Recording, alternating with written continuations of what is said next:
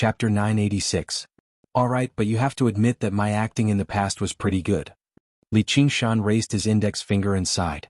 Sure enough, modesty makes people improve, while arrogance makes people fall back. However, he was not worried at all. He was no longer the Li Qingshan of the past. There was no need for him to act out every single act carefully, nor was there any need for him to care so much. As for when he would go to the Dragon Province or even whether he would go to the Dragon Province, it was not up to the Hawk God to decide. Little and nodded with a smile. But why does the mighty Hawk God have to travel such a great distance just to go through the motions? Li Qingshan was rather confused. He had put on an act for the Hawk God to avoid some unnecessary trouble, but who was the Hawk God putting on an act for? Because he's the protector Hawk God. As long as the Great Xia Empire exists, he will continue to protect it. The great banyan tree's voice rang out. Ah, I see. In the past, I thought the title of the protector Hawk God was mighty and domineering, but why do I feel like it's just a tough job now? Li Qingshan said. As his cultivation constantly increased, his horizons broadened. When he heard the Golden Cicada Spirit King say, "The 9 provinces are like a well," a few decades ago, he still found it very shocking. Only now did he truly understand. But since the cage has been broken, the bird is free, the Banyan Tree King said leisurely. Freedom. How high can one fly to be considered as true freedom? It's a pity that you'll never have that freedom. Birds have their own freedom and trees have their own freedom. To a tree, having a place to grow in peace without being cut down is already freedom. Fair enough. Alright, have you succeeded yet? Li Qingshan smiled ambiguously. This is only the first step. I still need a long time to get used to it. I believe I'll succeed one day, said the Banyan Tree King. You know what I'm asking. Li Qingshan was interested in gossip. About that, actually, it's useless for you to ask Little and about this kind of thing. She's just a little girl, what would she know? I'm the one who's experienced and knowledgeable. In short, just do what you need to do. Don't think too much. Qingshan, I'm afraid that Senior needs to rest for a while before he can condense the wisdom fruit. Why don't you take a look at the Shadow Palace first? Little and tugged on Li Qingshan's sleeve, interrupting him. Sure. Li Qingshan agreed casually. When he came back to his senses, he asked, Do you think I'm wrong? That's right.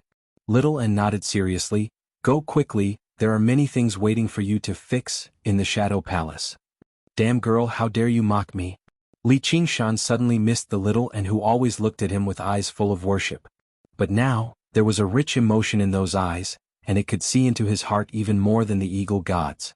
The layer of beauty on the white bones was no longer just an empty skin bag. I'm not a little girl. Alright, I'll be right back. Li Qingshan pinched her cheek before turning around and flying off. Speaking of which, he had basically been like an ascetic monk for the past 20 years. Afterwards, there were consecutive battles and intense labor like destroying the Mist Province cauldron. Meeting Gong Yuan was rather interesting to both of them, but it was exactly because of this interest that he was unable to do whatever he wanted. As soon as he thought of the Shadow Palace and the Night Roamers, he even became a little excited. Palace Master Yi, I've come for the appointment. Why do you seem like you've come to visit a brothel?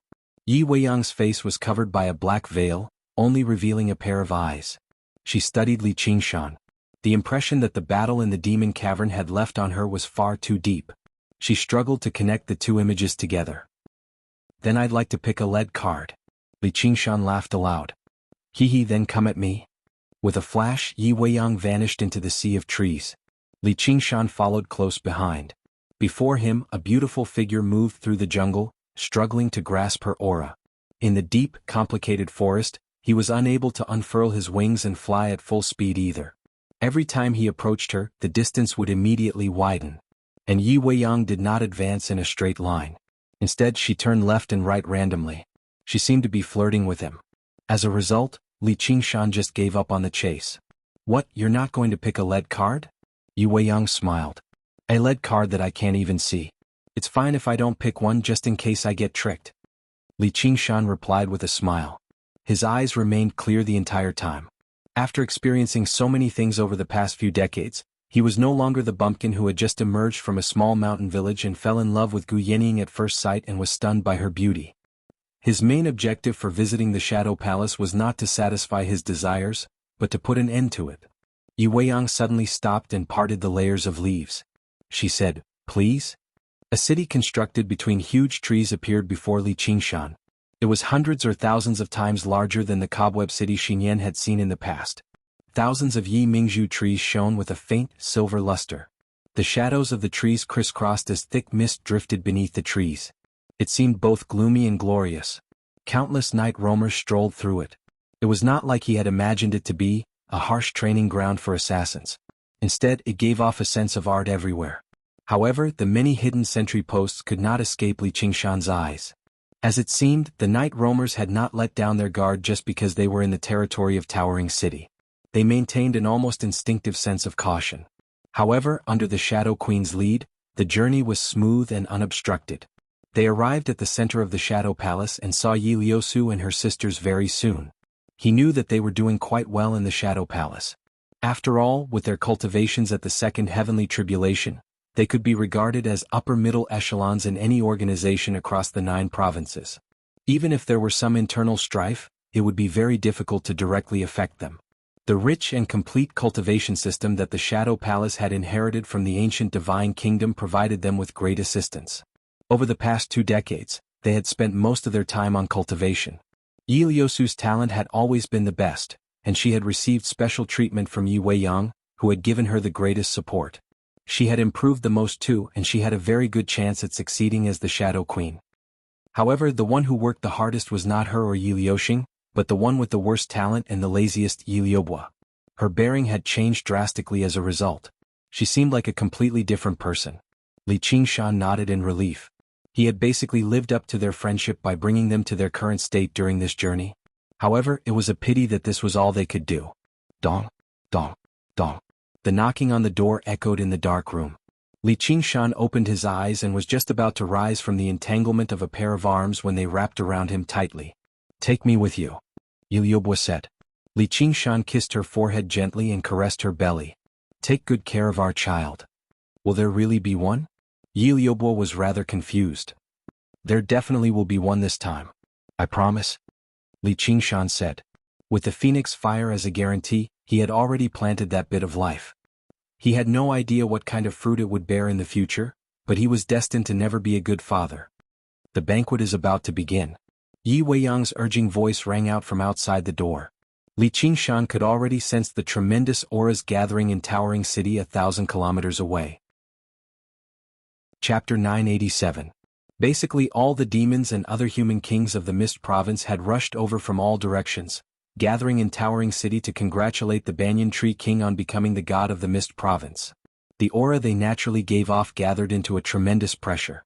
Existences who had not undergone the Third Heavenly Tribulation could not even approach it. As for the host, the Banyan Tree King had yet to appear. Some guests conversed in groups of 2 or 3, while others sat in a corner by themselves, standing out from the crowd. It had to be mentioned that compared to the other human kings, the demon kings in human form seemed more like humans. However, they only seemed like humans. Their primitive, wild aura could not be hidden no matter what. When they were happy, they beamed with delight, but when they were angry, they bared their teeth and glared at each other. Their voices were so loud that they could be heard from several hundred kilometers away. Even human cultivators were not all harmonious, let alone the demons and other humans of the various races. Murderousness would erupt from time to time. If it were not for the fact that this was Towering City, several battles might have already broken out. As for the only human, little Anne, he naturally became the most eye-catching person. Her eyes were lowered as she sat on a banyan tree leaf that resembled a small boat. She held a string of skull prayer beads in her left hand and formed a Buddhist seal with her right hand as she chanted a scripture softly. The little phoenix perched on her shoulder obediently as if he was listening attentively. Both of them had a kind of otherworldly beauty, creating an ethereal and tranquil atmosphere. Even the non-human races could clearly feel it, so they didn't rashly come to disturb them. However, there were many topics of discussion. Why are there humans here? A skinny man who seemed to be forged from scarlet bronze frowned. He was a member of the metal demons of the 7 god races. They possessed indestructible bodies, but they just happened to be excellent materials for forging weapons. Countless metal demons had died to human cauldrons, so they developed a deep grudge. "Is that a phoenix? It really is as magnificent as the legends say," a woman said in envy. Her voice was pleasant and she was petite. Her head was covered in fine verdant feathers. Clearly she was a feathered demon king. Little Phoenix's heart was not on the scripture at all. When he heard this praise, he couldn't help but raise his head proudly and was about to sing a few times. Little N glanced at him faintly and he immediately retracted his wings and hung his head down dejectedly. Little N was well aware of Little Phoenix's naughtiness and mischievousness. If he left it alone, it would definitely cause trouble. These days, Little Phoenix had been plucked by her for various reasons, so he was very well behaved. She didn't want to cause trouble, but trouble came knocking on her door. "I am young Master Silver Snake. May I know your name?" A handsome, feminine, pale-faced scholar flashed over to the branch where Little N was and bowed. His words and actions were refined, but his face had an undisguised covetous look. "That's none of your business."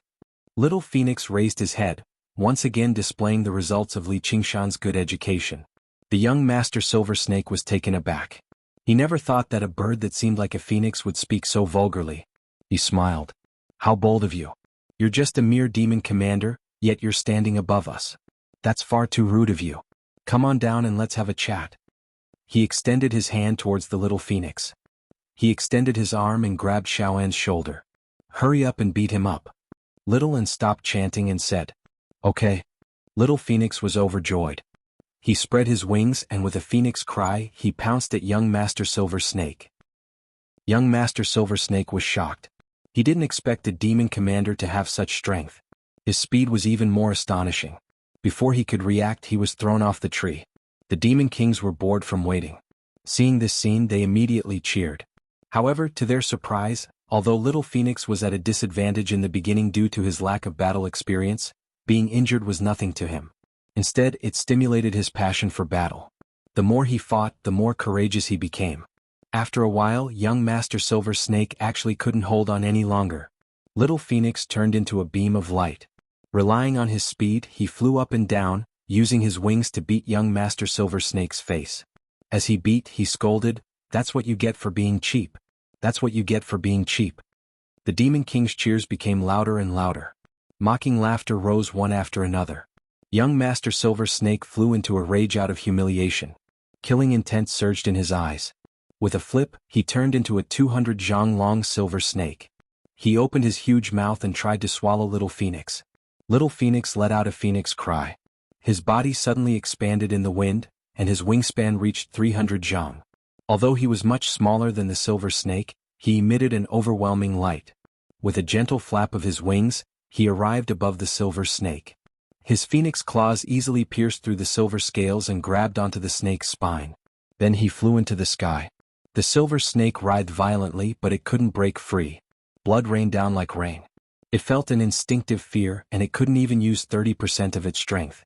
Generally, the demon race was at their strongest when they transformed into their original form. It was fine if he didn't transform into his original form, but once he did, he was greatly restrained. It was as if he had returned to the desolate era, when the divine bird hunted.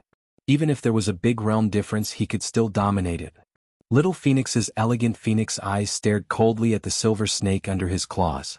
His sharp phoenix beak fiercely pecked at the top of the snake's head. Everyone could see that if this peck landed, the silver snake's head would definitely be smashed. Even if it didn't die, it would lose half of its life. It was supposed to be a good show, but it suddenly turned into a life and death battle. They all shouted, "Stop. This is Towering Sky City." Little Phoenix's killing intent rose, but he didn't care. At this moment, a voice sounded, "Stinking brat, come over here." Little Phoenix blinked and threw away the silver snake under his claws. He turned around and flew towards the forest.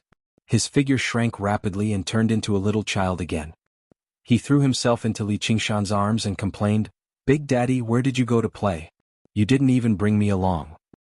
"I went to give birth to a little brother for you." Li Qingshan smiled. "But I like little girls." Little Phoenix's eyes widened. Li Qingshan was stunned. He didn't expect him to have such ambition at such a young age. He patted his head and said meaningfully, "Then it depends on your fate. You should work harder in the Shadow Palace." Yi Weiyang smiled. Compared to that ghost shadow, she was more interested in Li Qingshan's bloodline. Then forget it. There were only a handful of demon kings and other human kings who had seen Li Qingshan before. They were all surprised by this.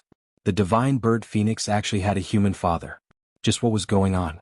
And this human was clearly only at the second heavenly tribulation, yet he could speak and laugh with the Shadow Queen as equals. It was unbelievable. "Fellow Yi, who is he?" The golden demon human king asked with a frown. He lived in the mountains to the northwest, so he did not know Li Qingshan. Savage. Oh wait, it's the White Hawk Commander Li Qingshan. Yi Weiyang introduced. The Hawk Wolf Guard. Under everyone's gazes, Li Qingshan immediately felt the pressure on him increase. Apart from the giant Lumber King and the others he had seen on the way here, the other demon kings and other human kings all showed contempt and hostility. In just a few short days, the entire world had learnt that the Lord of the Hawk Wolf Guard, the Hawk God, had come to declare war against the Banyan Tree King. He was 10 times, 100 times more despicable than regular humans. What are you blabbering about, you old hag? Who's the White Hawk Commander? Don't you know I'm about to be promoted? Li Qingshan shot a glance at Yi Weiyang. He had already grown accustomed to this. Compared to being surrounded by 7 demon kings in the 12 citadel demon formation of the ominous, this was nothing. You really are a lackey of the empire. How dare you come to Towering City and die? The golden demon human king said coldly. And this is? Li Qingshan asked again. The golden demon human king Tong Gang. Hey, you'll die from excessive ejaculation. Li Qingshan began to mock him. The little phoenix focused on learning. The golden demon human king cut right to the chase. He threw a punch at Li Qingshan's chest without any prior signs. There was only tough killing intent. He saw how Li Qingshan did not move at all, so he thought he had failed to react in time, which made him even more scornful. With a bang, a wave of air surged out, turning into a fierce gale that swept across thousands of kilometers. There was no gutting as expected. Instead, the golden demon human king's arm produced the sound of twisting metal. Li Qingshan smiled and did not budge at all. The mutant kings and demon kings all widened their eyes. They all saw it extremely clearly. The golden demon human king's punch was not his full strength, but he definitely did not purposefully hold back either. Even demon kings with tough bodies could not take it head-on. Not only did he need great defenses, but he also needed overwhelming strength to achieve something like that. What was even stranger was that Li Qingshan did not even give off an aura. Only Yi Weiyang noticed that a patch of skin on Li Qingshan's chest had turned a faint green. It was the newest ability of the Ox Demon transformation. The Ox Demon forges its hide. Not only did the Ox Demon forges its hide possess startling defenses, but it also shared the same origin as the Ox Demon's other ability, the Strength of the Earth. It did not require demon chi to support it, so it had already replaced the Spirit Turtle's Profound Shell as his greatest defensive ability. The golden demon human king immediately calmed down. He thought, how dare this lackey of the empire be so careless? I'll show you the power of golden demon humans. Immediately, his fist turned into a drill, pressing down as hard as he could. It began to spin madly and shone with golden light. Li Qingshan raised an eyebrow. He felt a piercing pain on his skin. If he let him drill a few more times, he really would not be able to endure it. As it seemed, the Ox Demon forges its hide was not invincible. If he continued to stand there without moving, he would end up ripping through his skin. As a result, he casually grabbed the drill. With a splash of sparks, the drill forcefully stopped spinning and twisted in his hand. Actually, what Li Qingshan did not know was that golden demon humans spent most of their time searching for precious metals underground. This drill was a special ability that they had trained since they were young, yet it actually failed to drill through his skin. This was already enough to terrify the golden demon human king. If this were a regular battle, the clash would be over in a split second. He would never have the opportunity to drill through slowly. I'll return a punch to you. Li Qingshan waved his fist and said casually. The golden demon human king's eyes revealed a hint of astonishment. Although there was no aura fluctuating on the fist, it gave him the feeling that the mountain was about to collapse and the earth was about to split. Alright, Qingshan, stop joking around. The Banyan Tree King's voice sounded in Towering Sky City. Is there a need to be so timely? Li Qingshan shook his head. He knew that the Banyan Tree King appeared at this time because he wanted him to use his strength to introduce himself. He wanted to let all the demon kings and mutant kings know that the name, Li Qingshan, was not a joke. Li Qingshan's fist descended and patted the golden demon human king's shoulder. You owe me a punch. I'll be waiting for you to hit me anytime. At this moment, the doors opened one by one. The Banyan Tree King and Madame Ting walked out together. All the demon kings and mutant kings were stunned. Chapter 988. The Banyan Tree King's beard fell off, revealing his true appearance. He was not as old as he had been imagined. He only seemed to be in his 40s. His long, dark, green hair that originally tangled with his beard had been combed back neatly with natural curls. A pair of long eyebrows reached his temples, making him seem extraordinarily handsome. Even with some wrinkles he still gave off a mature charm. "Why aren't you saying anything?" the Banyan Tree King asked with a smile. He subconsciously reached out to touch his beard, only realizing it was gone when he touched thin air. His voice was still ancient and profound, but it gave off a completely different feeling. Li Qingshan broke into laughter. He was nowhere near the erudite old man in his impression. He was clearly a handsome middle-aged man. If it were not for his gentle, deep eyes, he basically would have suspected he was a different person. Only then did the kings return to their senses. They all bowed and congratulated him. Turbulent, chaotic auras immediately gathered around the Banyan Tree King. Only now did Li Qingshan deeply sense that this was a colossal group of demons and other folk. As the Banyan Tree King became the god of the Mist Province, they became even more united. "Tree King, who are they?" The silver snake glanced at Li Qingshan and the others. When he recalled just now, he still felt lingering fear. After becoming a demon king, it had already been many years since he experienced the terror of being on the verge of death. "I'm indebted to this young friend Qingshan." The Banyan Tree King's answer was simple and clear, but it left the kings very surprised. Every single person here had been indebted to the Banyan Tree King. It had always been the Banyan Tree King who showed favors to others, so why had they been indebted to Li Qingshan? "Being indebted to me is being indebted to me. You can throw that punch back at me at any time. I definitely won't fight back," said the Golden Essence Human King. "There's no need for that. It's just a joke." Li Qingshan smiled. "So it was I who was rude to you. Please forgive me." Young Master Silver Snake immediately cupped his hands and apologized. Without waiting for Little Anne to respond, Madame Teng suddenly appeared in front of her and stuffed a golden fruit into her mouth. "Thank you for saving my life." In a flash, he returned to the Banyan Tree King's side. However, he maintained a certain distance from the Banyan Tree King. He was no longer as close to him as before. Another life-saving grace. Under everyone's astonished gaze, Little Anne nodded and said, "I'm ashamed to accept it. It would be impolite to refuse." At this moment, a streak of silver light shot through the sky. The Silver Dragon King flew over, hovering above the sea of trees. The King of Southern Yu led a group of great cultivators and drifted down, congratulating the Banyan Tree King. After exchanging a few pleasantries, he turned to Li Qingshan and said, "I heard you were going north to the Dragon Province. I've come this time to congratulate you as well as to see you off." The surroundings fell silent. Just what had Li Qingshan done to earn such high regard from both the Banyan Tree King and the King of Southern Yu? Only Yi Weiyang and Yi Duanhai, who had witnessed the battle in person, just now understood that this respect was not excessive at all. "You're far too polite, Your Majesty." Li Qingshan smiled. "You don't want me to return to the Green Province, right?" The Green Province and the Mist Province were still in a state of war. With the King of Southern Yu acting so close to him, it was difficult to say how the King Chu Lai's estate would react. However, just like how one did not slap a smiling face, he could not blame him for being too polite. Not to mention he had never planned on becoming involved in the war between the two provinces in the first place. Chu Lai King's thoughts were no longer important to him. "If you can stay in the Mist Province, that would be for the best. I'm always waiting for the position of honored guest." The King of Southern Yu was amiable. "Then I sure am flattered." Li Qingshan's voice carried a hint of mockery. "There's no need for that." The King of Southern Yu smiled, completely ignoring him. The others were confused. They had never thought of that. "It's quite late. Everyone please get into character." The Banyan Tree King raised his hand. As a result, Li Qingshan stood beside the two kings who stood at the apex of the Mist Province and entered Towering City. A cultivation at the second heavenly tribulation just seemed rather strange. At the banquet, the King of Southern Yu suddenly pointed at a black mark on the Banyan Tree King's hand and asked, "What's this?" Li Qingshan immediately realized that this was originally a flaw in the Mist Province cauldron formed from the Demon Cauldron. As it seemed, becoming a god of the Mist Province came with a corresponding price. The Banyan Tree King gave a slight explanation, and the King of Southern Yu immediately said, "I'll wipe out the Demon Cauldron for you." How could the Demon Kings and other human kings just sit around? They all agreed, swearing to chase the demon folk out of the Mist Province. Only Madame Teng snorted and turned her head away, showing no respect to the Banyan Tree King at all. The situation became rather awkward. Li Qingshan understood.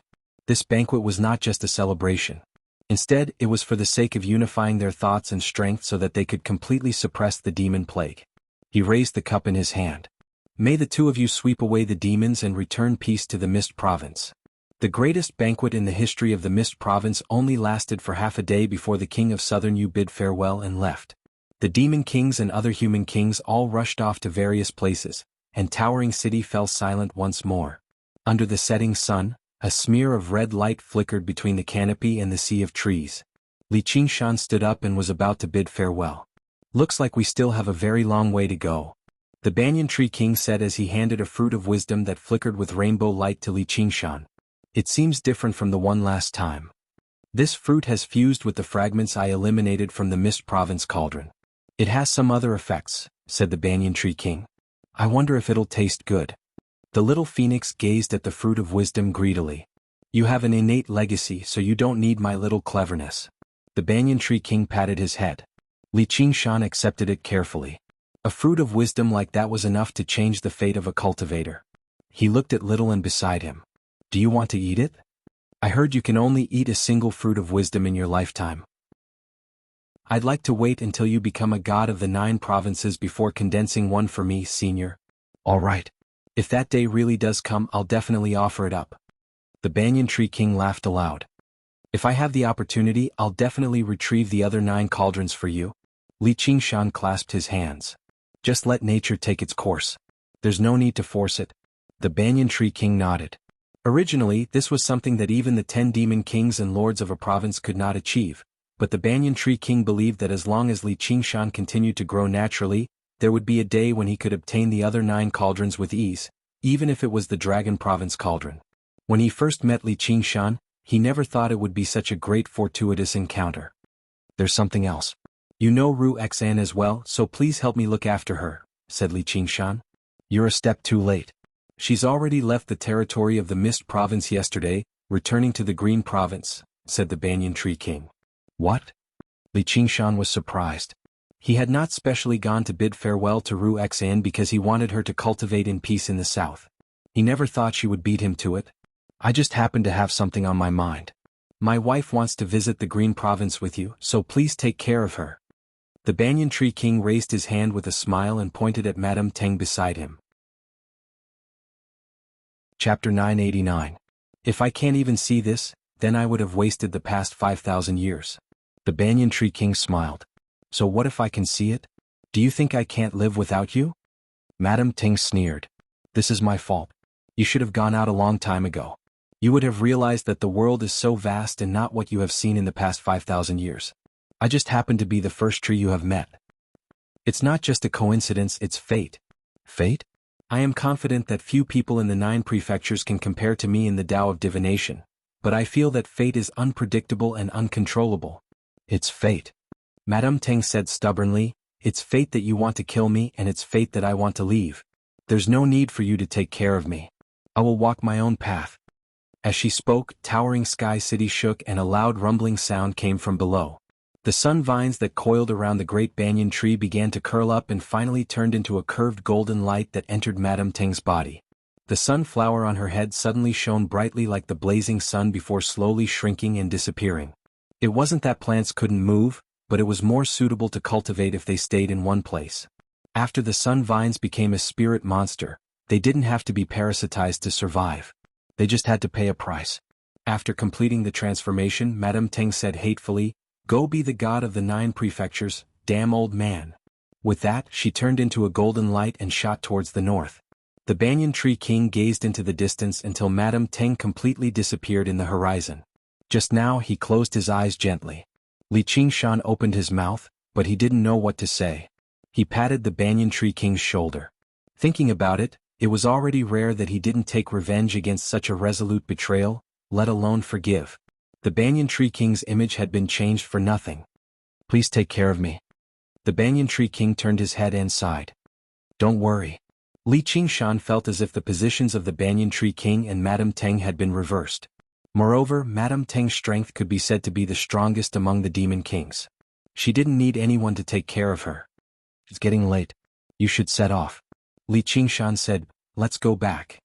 He spread his phoenix wings and flew towards the north under the illumination of the setting sun. Little An and Little Phoenix followed closely behind. On the way, Li Qingshan said to Little An, you guessed wrong this time. You really haven't forgiven me, right? Do you think the phrase, "let nature take its course, don't force it," was meant for you? Little An looked to the north. You mean? Li Qingshan was stunned. If my guess is correct, Madame Teng's trip to the north this time is most likely to find an opportunity to seize the Qingzhou cauldron. Little An looked back and smiled. Does she still want to stop the Tree King from becoming a god? Li Qingshan said in surprise. This seemed to be the only reasonable explanation, but it also seemed a little strange. Since the Tree King has already taken this step, he can no longer turn back. How can he be stopped? Little An shook his head slightly. You mean she did it to help him? Of course. This can't be. Li Qingshan felt that this was too unbelievable. Originally, Madame Teng was the staunchest opponent of the Banyan Tree King becoming a god. After suffering a fatal blow, she suddenly became a supporter? She didn't hesitate to take a great risk to seize the Qingzhou cauldron. Since she still believes that it's fate. Little An's voice was faint. At what fate? I think she is blinded by lard. Li Qingshan smiled disapprovingly. That's true. They headed north until they reached the border of the two prefectures. Li Qingshan said quietly, Qingzhou, I am back. There was a small city surrounded by mountains. The three words Qingyang City were deeply engraved on the city walls. They had already become rather mottled from the erosion of wind and rain. Under the setting sun they seemed rather bleak. A locust landed on the point above the word city. Its emotionless compound eyes were reflected red by the setting sun. It paused for a moment before flapping its wings and taking off again, merging into the swarm of insects that filled the sky. Sir, let's go. If we don't go now, it'll be too late. Frantic footsteps rang out everywhere in the government office. The advisor's call made everyone shiver. What are you panicking for? It's just a few insects. Don't tell me they can eat us? Under the plaque hanging high above, a fat figure turned around and stared at the advisor with bulging eyes. He wore a set of large red official robes. He was the district magistrate of Qingyang Yidachuan. His hair and beard were white and his face was covered in wrinkles. He already seemed rather old. However, having been an official for many years, he had developed a bearing of authority. He was not as miserable as when he first took office. Sir, please stop putting on airs. Those locusts really can eat people. What? A locust flew in from the swarm of insects outside and landed on the advisor's neck. He cried out and extended his hand in a hurry to catch it, but the locust crawled onto his face again. Smack. Yidachuan raised his fat hand and slapped the advisor across the face before patting him on the shoulder. He wiped his hand along the way. You idiot. How could I not have made arrangements? At this moment, a bell rang out from somewhere in the city. Yidachuan's face lit up. He wrapped the green veil he had prepared around his head and face and ordered loudly, Go to the back and invite the madam and young miss. Don't worry about what you can't carry. We'll set off immediately. Several kilometers away in the Iron Fist, the Iron Lion, Lu Hong, pulled back his fist and left behind a clear imprint of his fist on the metal bell before him. His hair and beard were all white, joining together. Although he was advanced in age, he seemed even more spirited than before. His first disciple, Wang Lei, praised behind him, Master's martial arts have advanced again. It's all because of your junior brother's spiritual fruits. Lu Hong shook his head and glanced at his fist. The innate realm sure was wondrous, but unfortunately this was as far as he could go. Junior brother is an important figure in the Clear River Prefecture. I heard that even our main sect master greets him when he sees him. Everything has been prepared. Once we reach the Clear River Prefecture, Master, you can spend your remaining years in peace. I still have a few more years to live. Looking at the situation in the world, who can spend their remaining years in peace? Just like what Wang Lei had said, a long group of people were already waiting outside. All of their heads were covered in gauze and their eyes were covered too. Even their ears were plugged up to prevent the locusts from burrowing in. When Lu Hong emerged from the Iron Fist, the group fell silent. Despite Wang Lei's objections, Lu Hong insisted on riding at the front of the group, traveling out of the city slowly. They stopped at the entrance of the government office, and Yidachuan merged with them with his family and guards, making the group grow larger and larger. They advanced arduously through the swarming locusts. Lu Hong raised his head and looked around. He saw the dense swarm of locusts. The surrounding mountains had all become barren, let alone the fields and gardens. They had all become food for the locusts. The famine in the city had already lasted for a very long time. When he passed by an alleyway, he saw a few stray dogs gnawing on a starving corpse. He had already grown sick of this sight a long time ago. Suddenly he began to miss the times of the past. Even when the Jianghu was filled with many dangers and battles to the death, it had never been so gloomy. The group's advance led to an uproar in the city. The wealthy families who had endured the famine until now all brought their most precious belongings with them. Even if they could still last for a very long time with the surplus of food in their homes, their minds would collapse first. This was not a regular plague of locusts. The rumor of locusts eating people had already spread for a very long time before the first locust arrived. No one knew when the insects that ate grass would become the legendary man-eating monsters. And in the past few days in the city, many people had reported seeing a huge locust that specially hunted people at night, so their fear became heavier and heavier. Everyone believed that they would only be truly safe in Clear River City, and Lu Hong and Yi Dachuan's choices gave them even more confidence. "Master, what do we do?" Wang Lei urged his horse to travel with Lu Hong as he asked with a frown. "They're all from the same village. Let them follow us. Your junior brother has his own plans," Lu Hong said. At the end of the day there were only a few people who could keep up with the group. The poor people who only had a pair of legs and were half dead from hunger were unable to keep up. However, this gave them an opportunity.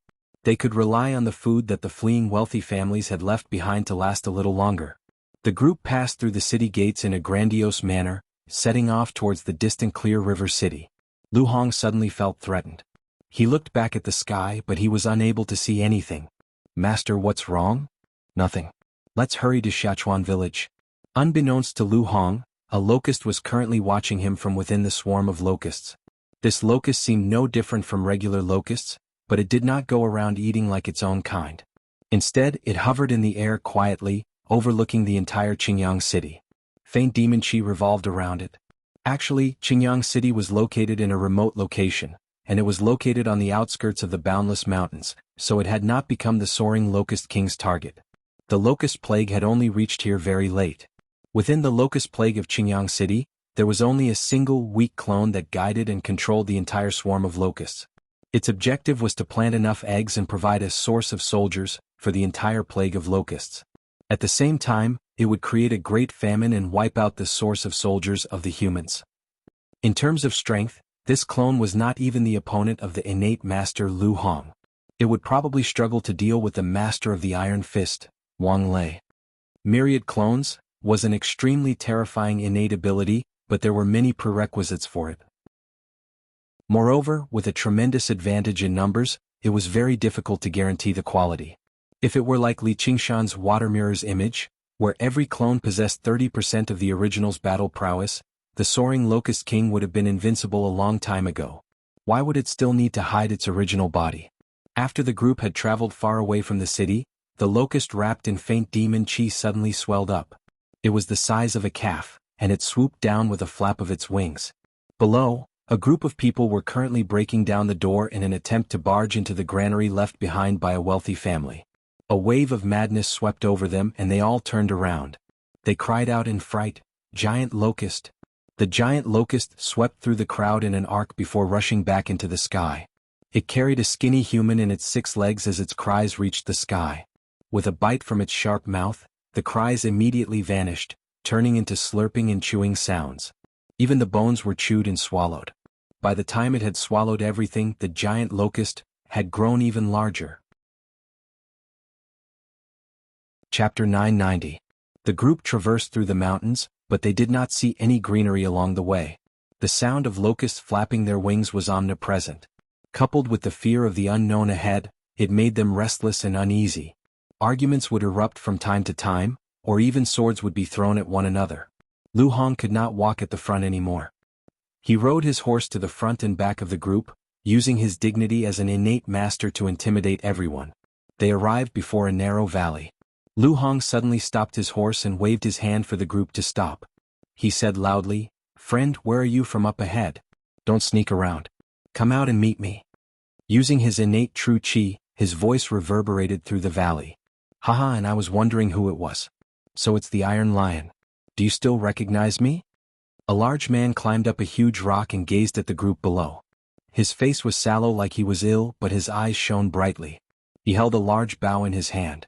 Many figures stood up on the 2 sides of the valley with a rustle, all holding bows and arrows. "Huang Bingu." Lu Hong's eyes narrowed. Although he had become an innate master through a pile of spiritual fruits, he could tell that Huang Bingu had already reached the 7th layer, having split open his sea of qi.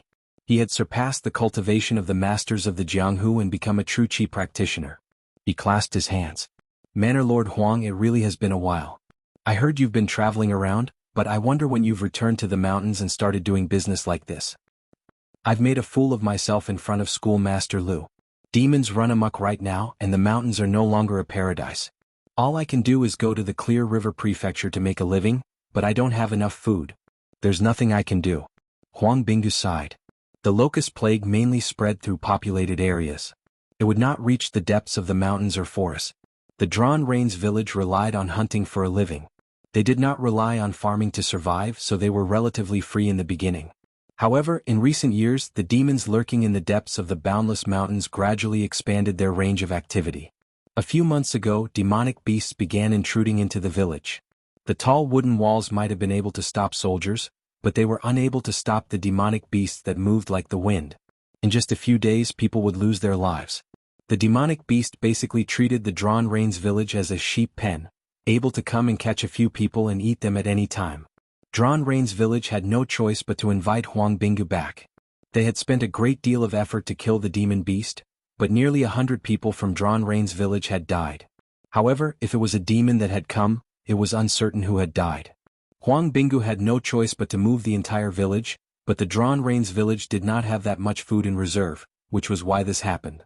Huang Bingu could casually kill a qi practitioner at the 1st layer of qi practitioner, but Lu Hong was a little troublesome. It was not that he was afraid of the Iron Fist, but that the old man had a good disciple, the current head of the agricultural family, Li Long's sect leader Lu. Take the Iron Fist disciples and leave first. Although I don't want to do this, I can't just watch my children starve to death. The moment Huang Bingu said this, the team behind him went into a panic. Some of them loudly begged for Lu Hong's protection, while others scolded Huang Bingu. With a swoosh, an arrow was shot out of nowhere. The person who was cursing was hit and fell to the ground. The crowd was in an uproar. Murder. What are you howling for? All of you shut up. Lu Hong bellowed out furiously. With the prestige he had accumulated in Qingyang City over all these years, the group immediately quietened down. He did not pity the person who had been shot to death at all. How could a mighty qi practitioner be cursed just like that? Even second or third-rate figures of the Jianghu would kill someone with a blade. Brother Huang, why don't we go to the Clear River Prefecture together? I'll deal with the matter of food. It'll be a little safer on the way too. Lu Hong thought about it. The disciples of the Iron Fist did not grow up from the ground. They had many connections with the wealthy clans behind them. If he allowed Huang Bingu to plunder them as he pleased, their morale would immediately disperse. However, if he stubbornly refused, Huang Bingu was no pushover either. If he made up his mind and decided to eliminate the source of trouble, no one would be able to stop him here. Master, we didn't bring that much food with us either, Wang Lei said softly. Collect all the food and redistribute it according to the number of people. If you don't want it, then piss off. Lu Hong yelled. Thank you, old sect master Lu. Huang Bingu clasped his hands, and the hunters of the Drawn Rains village descended from the two sides of the valley. Then he ordered, take out our stored food too and let old sect master Lu distribute it. The hunters handed over their dried meat and other food silently. All of them were expressionless, but they gave off a sense of ruthlessness that could erupt at any time. The painful experiences of the past few months had suppressed and twisted their personalities. Let alone stealing some food, they would even eat people without hesitation.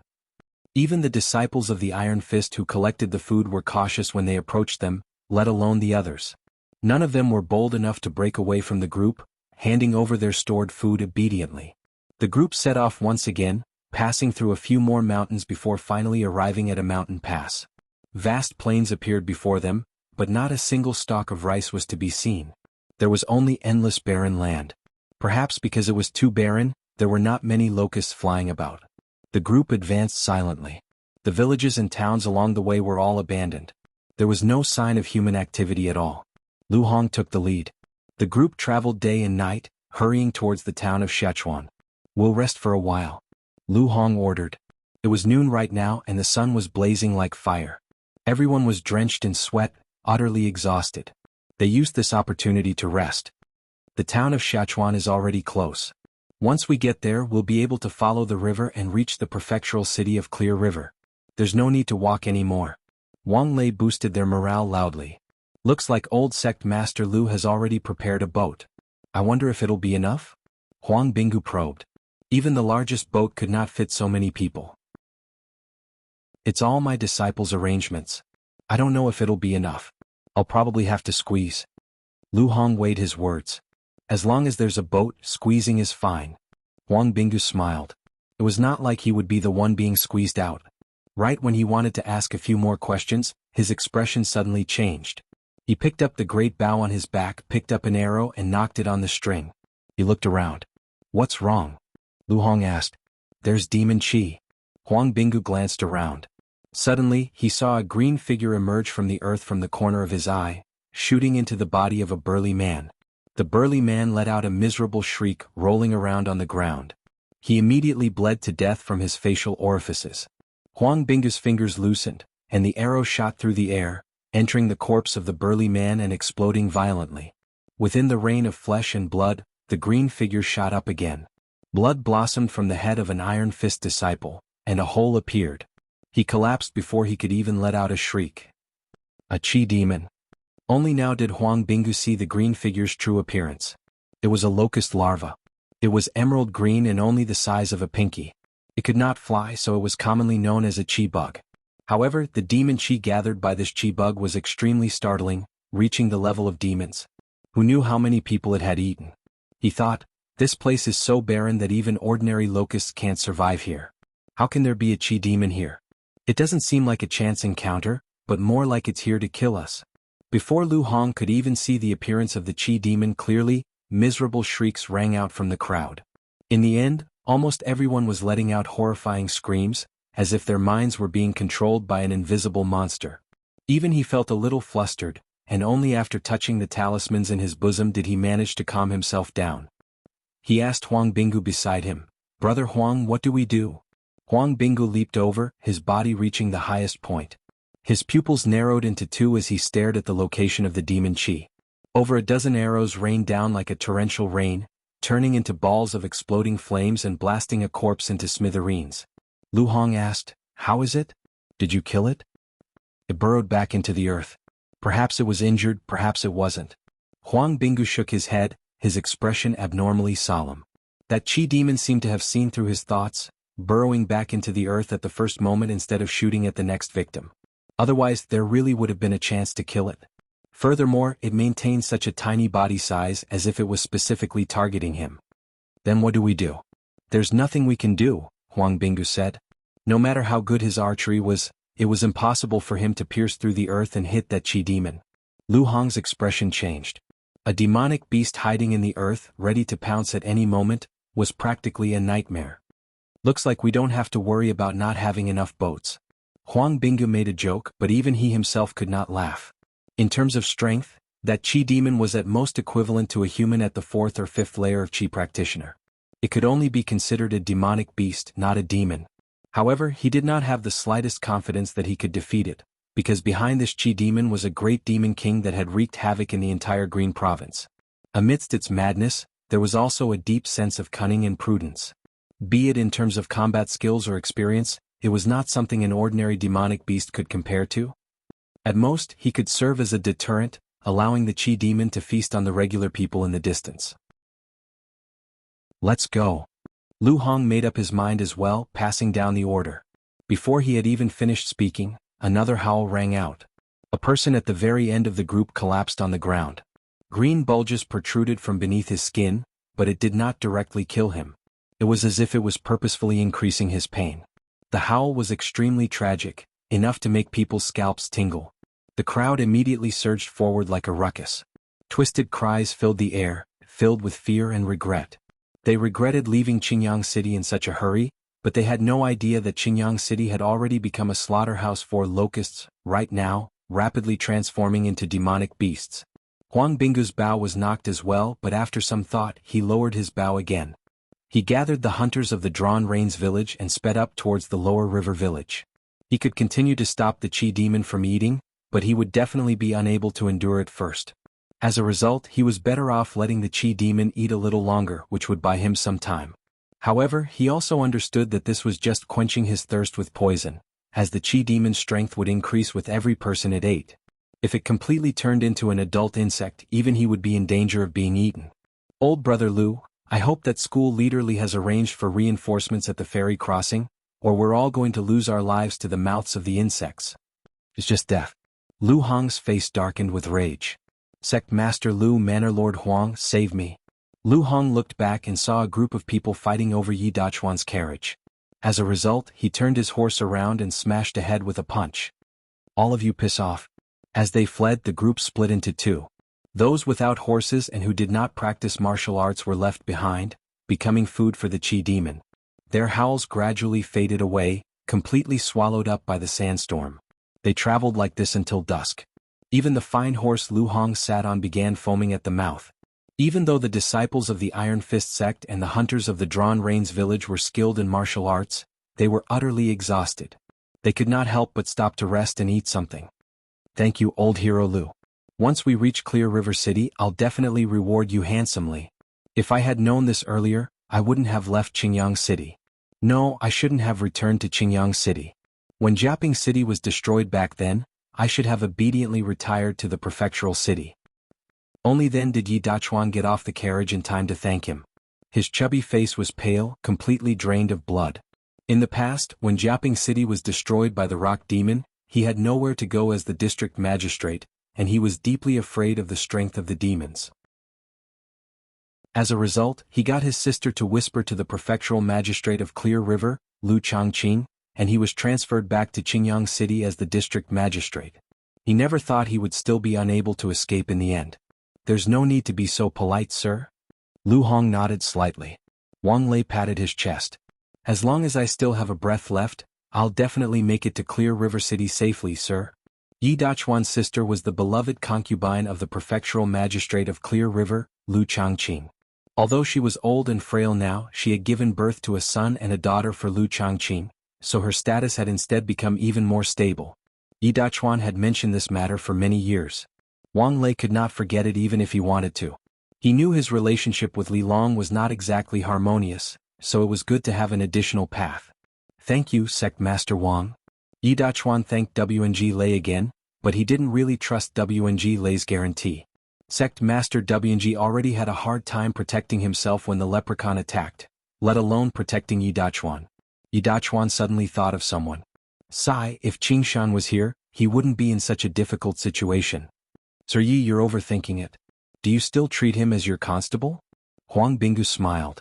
If Li Qingshan were here, a measly demon would be nothing.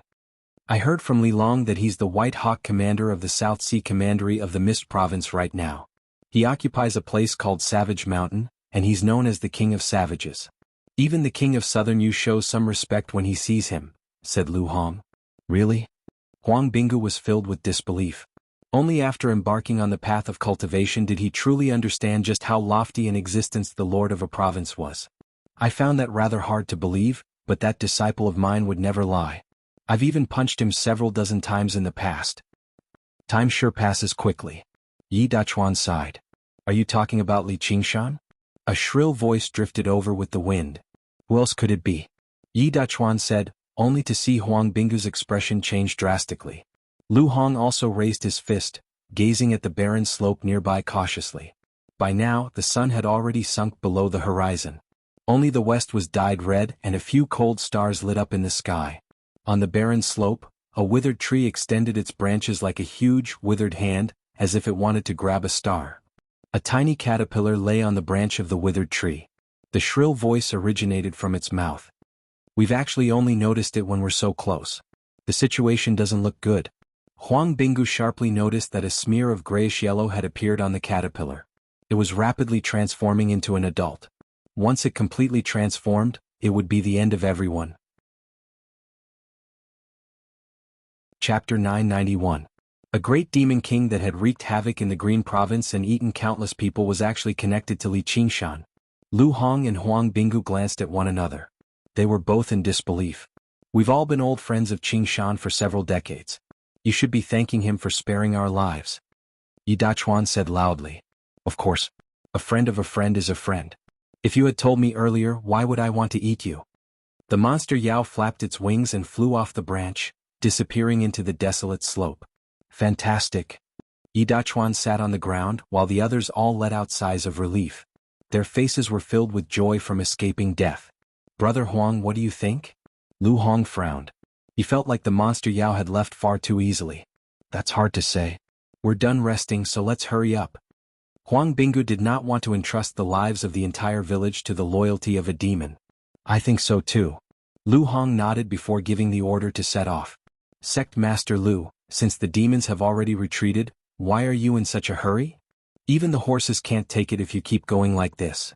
Some people were unwilling to leave. After running for an entire afternoon, even riding a horse left them exhausted. As soon as they relaxed, they felt like the ground of the summer night was as comfortable as a soft bed. If you want to stay, then stay. Lu Hong tossed that down coldly and mounted his horse. He used true qi to regulate the horse's breathing along the way, so the horse retained some vigor. Now it raised its hooves and galloped off into the distance. Everyone could only prop themselves up and follow him. Some people simply did not want to move anymore or could not move anymore after the threat of death was gone, so they stayed behind. They considered whether they should return to Qingyang City or not. On the other hand, the hunters of the Drawn Rains village traversed the mountains all year round. Coupled with the care of a 7th-layer qi practitioner like Huang Bingu, they managed to endure it with some difficulty. Old Manor Lord, I really can't move anymore. You should go. A 12 or 13-year-old young man said to Huang Bingu. He had only practiced martial arts for a short period of time, so his inner force was still extremely weak. Although he had tempered his muscles and bones, he could not endure such a rapid march. Cut the nonsense. Huang Bingu stretched out his hand and patted the youth's back. A wave of true qi flowed in, and the youth's spirit was immediately lifted. Thank you, Villa Master. Night fell and the wilderness was dotted with stars. The team moved forward with difficulty, and from time to time, some people fell behind. They stopped a few more times in the middle, but the demon wolf did not chase after them again. It seemed like it really wanted to let them live. Brother Huang, do you want to slow down? Lu Hong asked. Many of the disciples of Iron Fist couldn't keep up. He didn't have enough innate qi to take care of them. Let's continue walking. Something doesn't feel right. Huang Bingu turned around and stared into the darkness. The ominous feeling in his heart grew stronger and stronger. More than 10 miles away, a broken carriage had fallen to the side of the road. A horse was foaming at the mouth and dying. 2 people were arguing. The woman criticized the man loudly. I told you we shouldn't have left Qingyang City. Now that we've ended up like this, what do you think we should do? What should we do? What should I do? You only know how to ask. The man was very irritable as well. They did not have enough food on hand to return to Qingyang City at all. Even if they killed the horse for its meat, it would rot very quickly in a summer like this. If they continued towards the village of Lower River, Lu Hong and the others would have probably gone down the river long ago by the time they arrived. Why would they wait for them? I must have been blind to marry a piece of trash like you. Even trash has his uses. A shrill voice spoke up for the man. The man felt like the voice was right next to his ear. Using the faint moonlight, the woman saw a tiny demon wolf on the man's shoulder. It opened its mouth and was about to shriek. The demon wolf flapped its wings gently and produced a gust of cold wind. The woman's shriek came to a halt, and a bloody gash appeared on her neck. Her head rolled off. Spare me. I'm also Li Qingshan's friend. Don't kill me. The man said with a trembling voice. His lower body felt wet and hot. All right, I know you're not, so I'll give you a quick death. The demon Meng's body rapidly grew to the size of a horse carriage, its compound eyes flashed with green light, its ferocious mouth split into a few pieces, swallowing half of the man's body in one bite and chewing. So delicious. So delicious. It's even more delicious than demon folk no matter how I eat it. As it swallowed mouthful after mouthful, it gradually transformed from a demon wolf to a locust. In Qingyang City, the sound of the huge locust flapping its wings rang through the entire city. Terrifying shadows patrolled every street and alleyway, constantly hunting for food. Its demon qi grew steadily. When it reached midnight, the huge locust reluctantly abandoned all its food. It sealed up the 2 city gates first before flapping its wings and flying towards the village of Lower River. When it heard the name Li Qingshan, it made up its mind. All of these people had to die. By dawn, the group had arrived at the village of Lower River. The town that had once prospered because of the ferry had now been completely abandoned as well. Ruins littered the place. We're finally here. Wang Lei exhaled deeply and looked around. Only a tenth or 20 of the people who had left Qingyang City with him remained. His heart was rather heavy. Don't stop. The ferry is right up ahead. Once you board the ship, you'll be safe. Lu Hong boosted their morale loudly. A strange hum rang out from afar. A yellow speck rapidly drew closer and larger. A huge locust with surging demon chi flew over. God damn it. Let's go. Huang Binggu cursed. He leapt onto a restaurant on the side of the road and shot an arrow. The flying locust dodged the arrow with a slight tilt. It said hoarsely, "My good friends, don't run. Let me have a taste of your flesh and blood." Twang, twang, twang. The bowstring thrummed as Huang Binggu shot arrow after arrow, unleashing his ultimate technique of rapid fire. Too slow. Too slow. The flying locust's colossal body turned into arcs, dodging every single arrow gracefully. It did not slow down at all. Even if it could not dodge, it would knock the arrows aside with a gentle sweep of its front foot. Huang Binggu's face sank. He had been on the move for an entire night, constantly channeling true qi to his clansmen. His condition was very horrible as well. He was not the opponent of this fully fed locust demon at all. If he wanted to emerge victorious, he had to take the risk. A fierce gust of wind blew over. Its vicious mouth opened, biting towards his head. A gleam of light flashed through Huang Binggu's eyes. This was the opportunity he had been waiting for. He immediately drew his bow like a crescent moon. Rings of true qi coiled around the arrow, ready to shoot. Behind you. There's another one.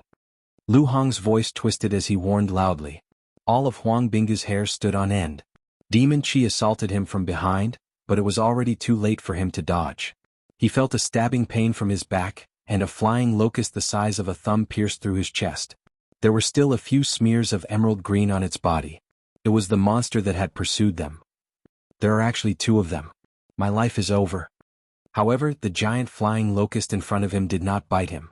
Instead, it turned around and swept past him. Blood splattered everywhere, and a severed arm flew high into the air. Don't be hasty, a good friend should be tasted slowly. With a bang, Huang Binggu fell from the roof. He saw the giant flying locust pouncing towards the crowd again. Its buzzing wings were like blades. More than 10 people were running on the street when they were suddenly torn apart.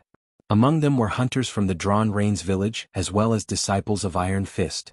It's over. Huang Binggu closed his eyes in despair.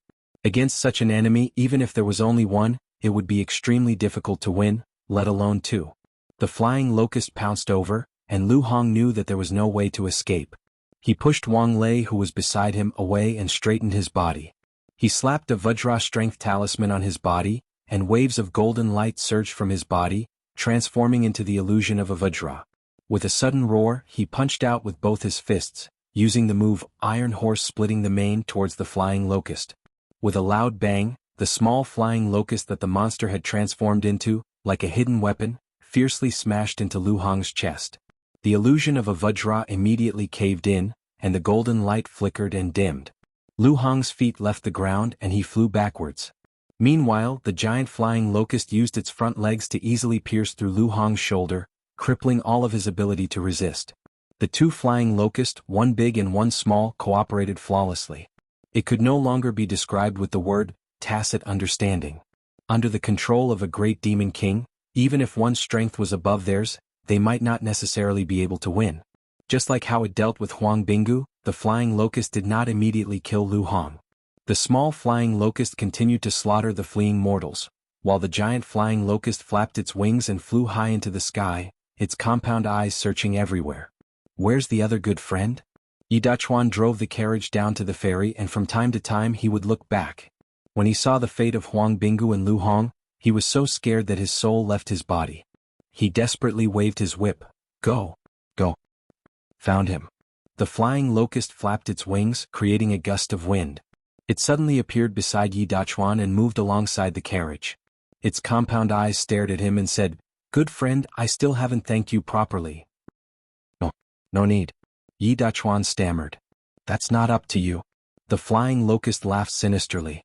Just as it was about to capture Yi Dachuan and torture him together with Huang Binggu and Lu Hong, a sword chi suddenly whistled over. The flying locust hurriedly dodged, but one of its antennae was still cut off. It crashed headfirst into a residential building by the side of the road, causing it to collapse with a loud bang, smoke and dust flying everywhere. Yi Dachuan saw a red-clothed man holding a large sword lightly step on the shaft of the carriage, and in a flash, he swung his sword towards the collapsed residential building. With a whoosh, the small flying locust shot towards the red-clothed man's head.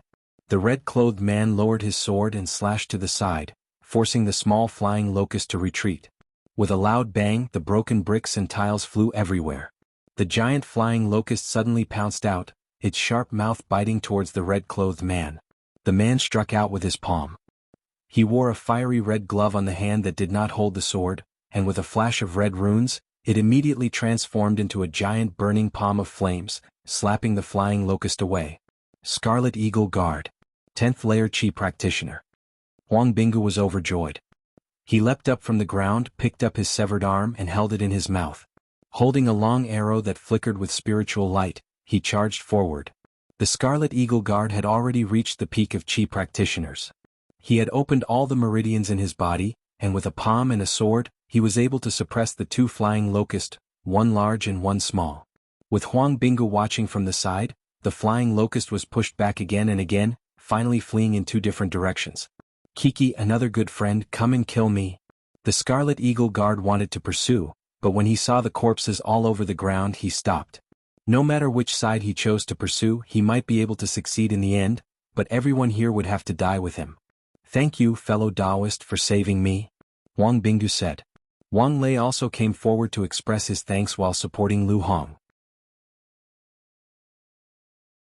Chapter 992. Don't tell me you're the former lord of the Proud Sword Manor? I've heard a lot about you. Lu Hong was surprised. In the past, the Proud Sword Manor possessed some renown in the Jianghu, but it was rumored that the lord had vanished afterwards, and the Proud Sword Manor declined. He never thought it would become such a powerful Qi practitioner. That was a very long time ago. I never thought someone would still remember it. Yu Shuquang laughed aloud as his full beard trembled. Please wait a moment. We can't leave these corpses for that wretched demon. He waved his right hand and true Qi surged, gathering the corpses into a pile. They were still alive just a moment ago, yet they had been reduced to such a state. The bloody sight made Lu Hong feel rather nauseous.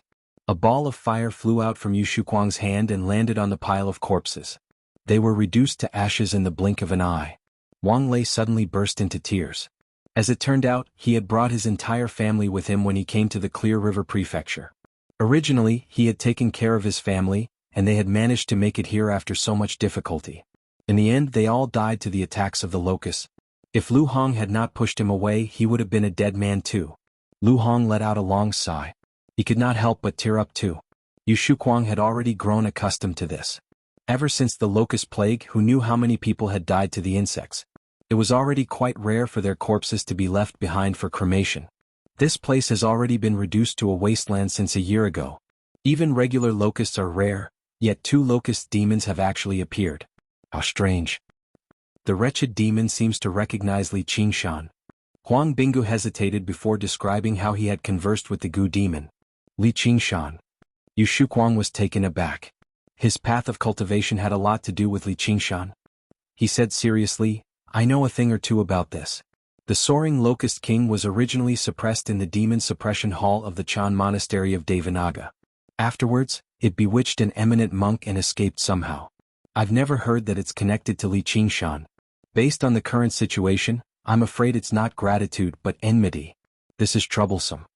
Huang Binggu's expression darkened. Based on the speed at which the locust demon was growing, it was more than enough to deal with them. Now that it had summoned another locust demon, it was clear that it was determined to capture them. Moreover, it was not in a hurry to kill them. Instead, it wanted to keep them alive to slowly torture them. No matter how he looked at it, the locust demon's hatred for them ran deep. It did not feel good to be targeted by a demon king. Alright, let's get on the boat first. Yu Shuquang led the lucky survivors to the ferry crossing. Sure enough, there was a dragon ship waiting there. It could accommodate 200 or 300 people, but less than a tenth of the people had boarded right now. As the sun rose in the east, the dragon boat set sail and went downstream. Yu Shuquang leaned on his sword as he stood on the deck. His scarlet clothes ruffled in the wind as the scenery on the 2 banks rapidly receded. Fellow Taoist Yu, is there anyone else to help? Huang Binggu walked out of the cabin, his severed arm already reattached. Isn't having me enough? Yu Shuquang laughed. That's not what I meant, Huang Binggu said in a hurry. I'm just joking. There's no need to be so nervous. I've also been considering whether I should ask for reinforcements or not. For the sake of the locust plague right now, no cultivator can afford to be idle. The higher one's cultivation is, the more trouble there will be. Otherwise, school leader Li would not have sent me here. He would have come personally. I understand that. However, if the soaring locust king sends even more powerful locusts, then the entire ship will be in danger of dying. Yu Shuquang nodded. He touched the scarlet bronze tablet on his waist and secretly made up his mind. Is your arm fine? It's fine now, but I won't be able to use a bow for a very long time. Hopefully it's not for the rest of my life. When we get to the prefectural city, we can ask a disciple of the School of Medicine to take a look. There won't be any residual effects. The boat moved like the wind, covering a great distance in a single day. When they passed by Jiaping City, Yi Dachuan came out to take a look before returning to the cabin. When the moon rose into the sky, the fragrance of flowers drifted over with the wind. Yu Shuquang's face lit up. He clasped his hands. Greetings, Commander Hua. Dispense with the formalities. A beautiful figure landed gracefully on the front of the boat.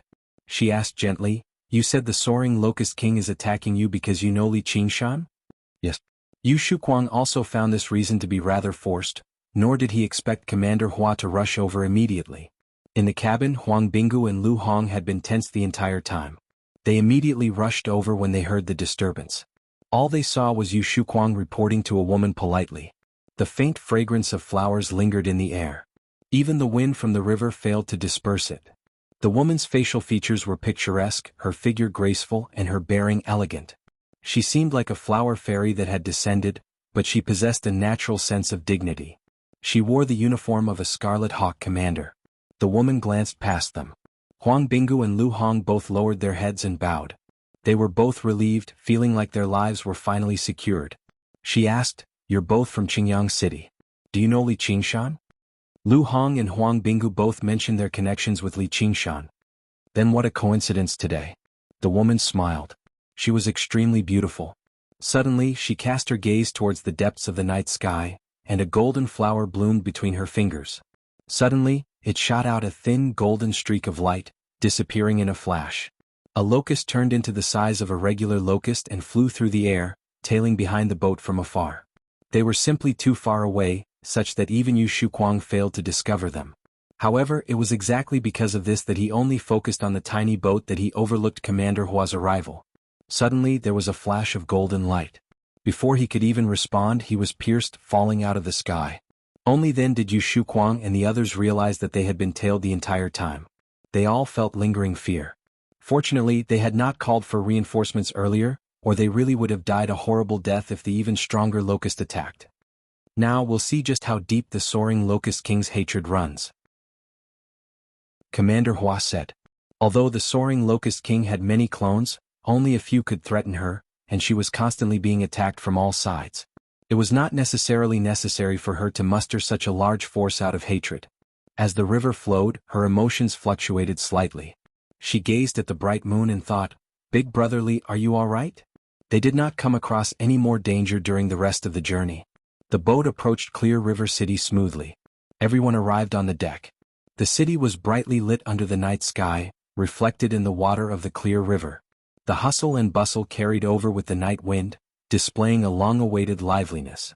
Finally, it was no longer a desolate sight, which roused everyone's spirits. Before Yu Shuquang and the others could celebrate, Commander Hua suddenly looked back. All they saw was a black cloud rising up from the horizon. It was a cloud composed of millions of locusts. There were countless clones of the soaring locust king with demon chi as well. They lunged towards the boat in Clear River City with an aura that could devour everything. This was the true plague of locusts. Before this devastating disaster, Yu Shuquang and the others all changed in shock. Alarm bells rang out in the prefectural city of Clear River, ringing in everyone's hearts. What heavy demon chi up ahead?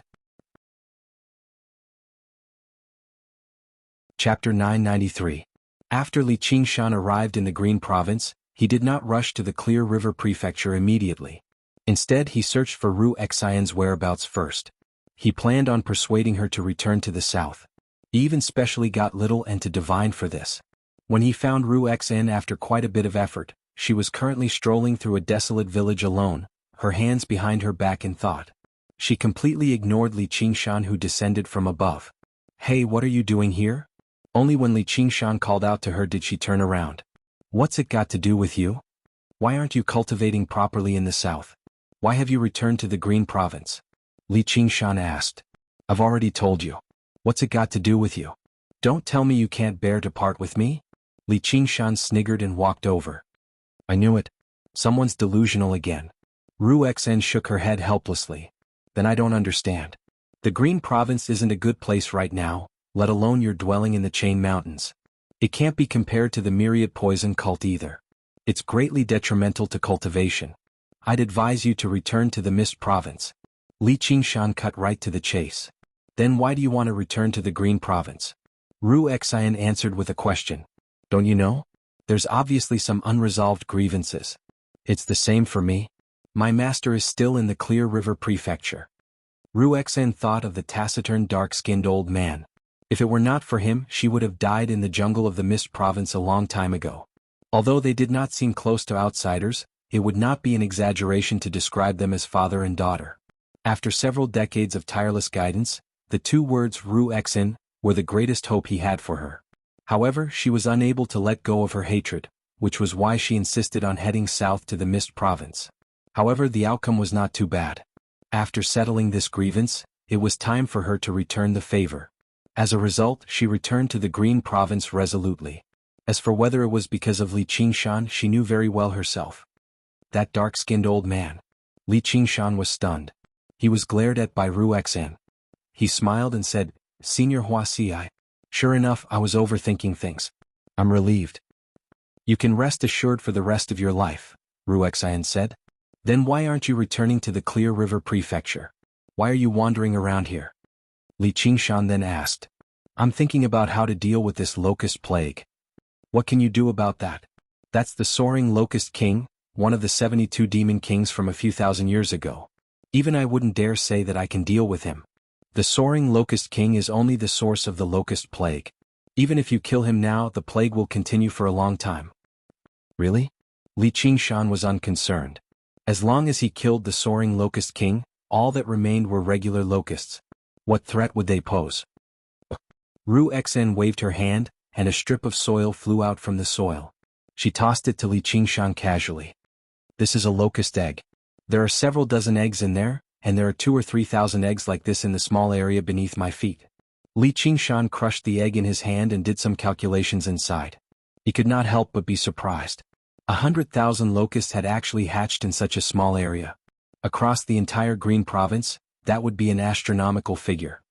Along the way, I've seen situations like this everywhere. This is probably all part of the Soaring Locust King's plan. All he needs to do is hide and not be found, and the plague of locusts will continue. All the cultivators of the Green Province can do is run around and put out fires everywhere. They'll definitely be ambushed by the Soaring Locust King's clones. And if they ignore it, the number of mortals will rapidly decline, and the entire cultivation community of the Green Province will decline. No wonder he was suppressed under the Demon Suppression Hall. Li Qingshan shook his head. This was practically a super terrorist.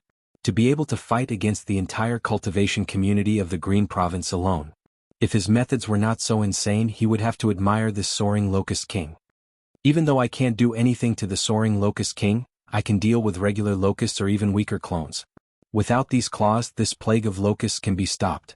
Ru Xian's eyes shone with confidence. Or the plague.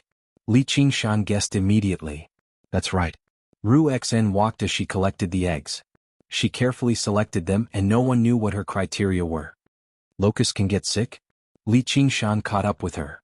Which living thing doesn't get sick? Cultivators don't get sick. All harmful conditions are diseases. It's just that you don't realize it. If you're not careful during cultivation, not only will you not be able to prolong your life, you'll go crazy and die suddenly. It's worse than any disease. Ru Xen tapped Li Qingshan's chest lightly. Compared to Ru Xian's demon, it's a disease of the heart. If you put it that way, it makes sense. Li Qingshan grabbed her hand. It was as warm as jade. Otherwise, what kind of diseases do you think the imperial physicians in the imperial hospital treat? Flu, fever, infertility? Well, infertility still needs to be treated. After all, it's difficult for cultivators to have children. In short, they treat cultivators who won't get sick. Ruexen held his hand and walked slowly. Alright, now you want to cure the soaring locust king's disease and save the entire Green Province, right? At least you still have some brains. Ruexen complimented. You're a mutant, but you came all the way to Green Province. You don't even care about yourself. You only care about saving the lives of humans. What kind of mental illness is this? Li Qingshan laughed. Do you understand the benevolence of doctors? Nope. What kind of reward do you think the King of Chu will give me if I manage to research this plague? Ruexen smiled resplendently, revealing her neat, white teeth. I don't think there's a lack of benefits. Li Qingshan laughed. He couldn't help but admire her intelligence. Then you better hurry up. Don't let others get ahead of you. Normal students of the School of Medicine won't waste their time on this. Ruexen wasn't worried at all. The foundation of the School of Medicine was to cure diseases, not to create plagues. Even the plague ghost was fundamentally a method of treatment. Killing and injuring enemies was secondary. They wouldn't specialize in creating plagues at all. Although the effects of plagues were terrifying, they were actually very useless. Ruexen wouldn't have spent so much time and energy on this if she didn't have a deep grudge against them. In a head-on battle, anything was better than using plagues. Moreover, after decades of research and the help of a great cultivator, she was only able to create a decent plague after she passed the second heavenly tribulation. Moreover, it could only be used against enemies at the level of Qi practitioners. Chapter 994. If there's anything you need help with, feel free to ask. Li Qingshan patted his chest before adding, this isn't for you. I have grievances with the soaring locust king. When I return to the Green Province this time, if I get the chance, I'll finish him off as well. Stay away from me, Ruexen said. I'm not joking, Li Qingshan said. I'm not joking. Don't you have grievances with the soaring locust king? If he sees this, Ruexen raised Li Qingshan's hand and gestured, who knows what accidents might happen. Alright then. Li Qingshan let go of Ruexen's hand. With her cultivation method and cultivation, she basically would not be in any danger as long as the soaring locust king's main body did not take action. He passed a jade tablet to her. If you encounter any danger, I'll be there as soon as I'm summoned. I hope you finish your pesticides soon. Li Qingshan clasped his hands and bade farewell, but he felt rather reluctant inside. As he gazed at her face, he suddenly thought of how she was completely naked in the gloomy jungle of the Mist Province. He shook his head and dismissed this thought. He hugged her gently, but the sensation of contact was as hard as jade. He smiled. You sure aren't giving me any face. Alright, you can take your time with your research. I'm leaving. Li Qingshan took off, returning to Little Anne and the little phoenix's side who waited in the distance. Ruexen secretly let out a sigh of relief before curling her lips. Pesticide? That's a nice name. Li Qingshan and Little Anne arrived in the Chain Mountains. Looking out, barren mountains rose and fell. Only the relatively colder, high mountains remained verdant. Thinking back to the sights they had seen along the way, the locust plague seemed even more terrifying than the demon plague of the Mist Province. Father, it's bare here. What's there to play with? After traveling for over 100,000 kilometers, the little phoenix had had his fill of flying. He was in a hurry to find something interesting to do. There's nothing fun here, but this is your dad's house. Li Qingshan and Little Anne exchanged glances. Warmth filled their eyes. This was the first place they had settled down after leaving the Crouching Ox village. This mountain range? Too ordinary. The little phoenix had witnessed the wondrous sight of Fire Melt Mountain and the majestic scenery of Towering City, so his standards were already extremely high. Even if the Yu Mountains had not been affected by the locust plague, they were not much better than regular mountain ranges. Not this mountain range, but the one over there. Li Qingshan flew and landed on a protruding cliff halfway up a lonely peak. He stretched out his hand and gently brushed the rock wall. The dust scattered, revealing the 3 words Qing Zhao's home. Opening the mountain door, Little Phoenix rushed into the cave dwelling and quickly flew 1 round. The light emitted from him lit up the dark mountainside as he cried out, Dad, your home is so small. Small? The place I lived in the past wasn't even 1,000th the size of this place. Just how much hardship did I have to go through to obtain a proper dwelling? I haven't taught you anything after coming out for so long, so you better properly experience this place first, just in case you don't know how fortunate you are. Li Qingshan said in exasperation. The little phoenix's luck was just too good.